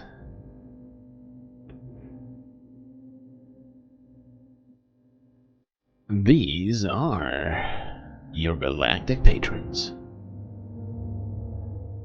Gabby, Goth Dogs, Aaron W., Schmegley, PB, MIDI, Afroponics, Normal by Nature, Interplanet Janet, Techno-Punk, Robot Cat, Disco Wolf, Selena, The Anti-Corporatist, Obsessive Audio, Mono Whip, Nadia, Choki, Mrs. Jen, Megastar, Sasha G, Pitchforks Dragons, Vincent Morales, and Donald James X. That's right.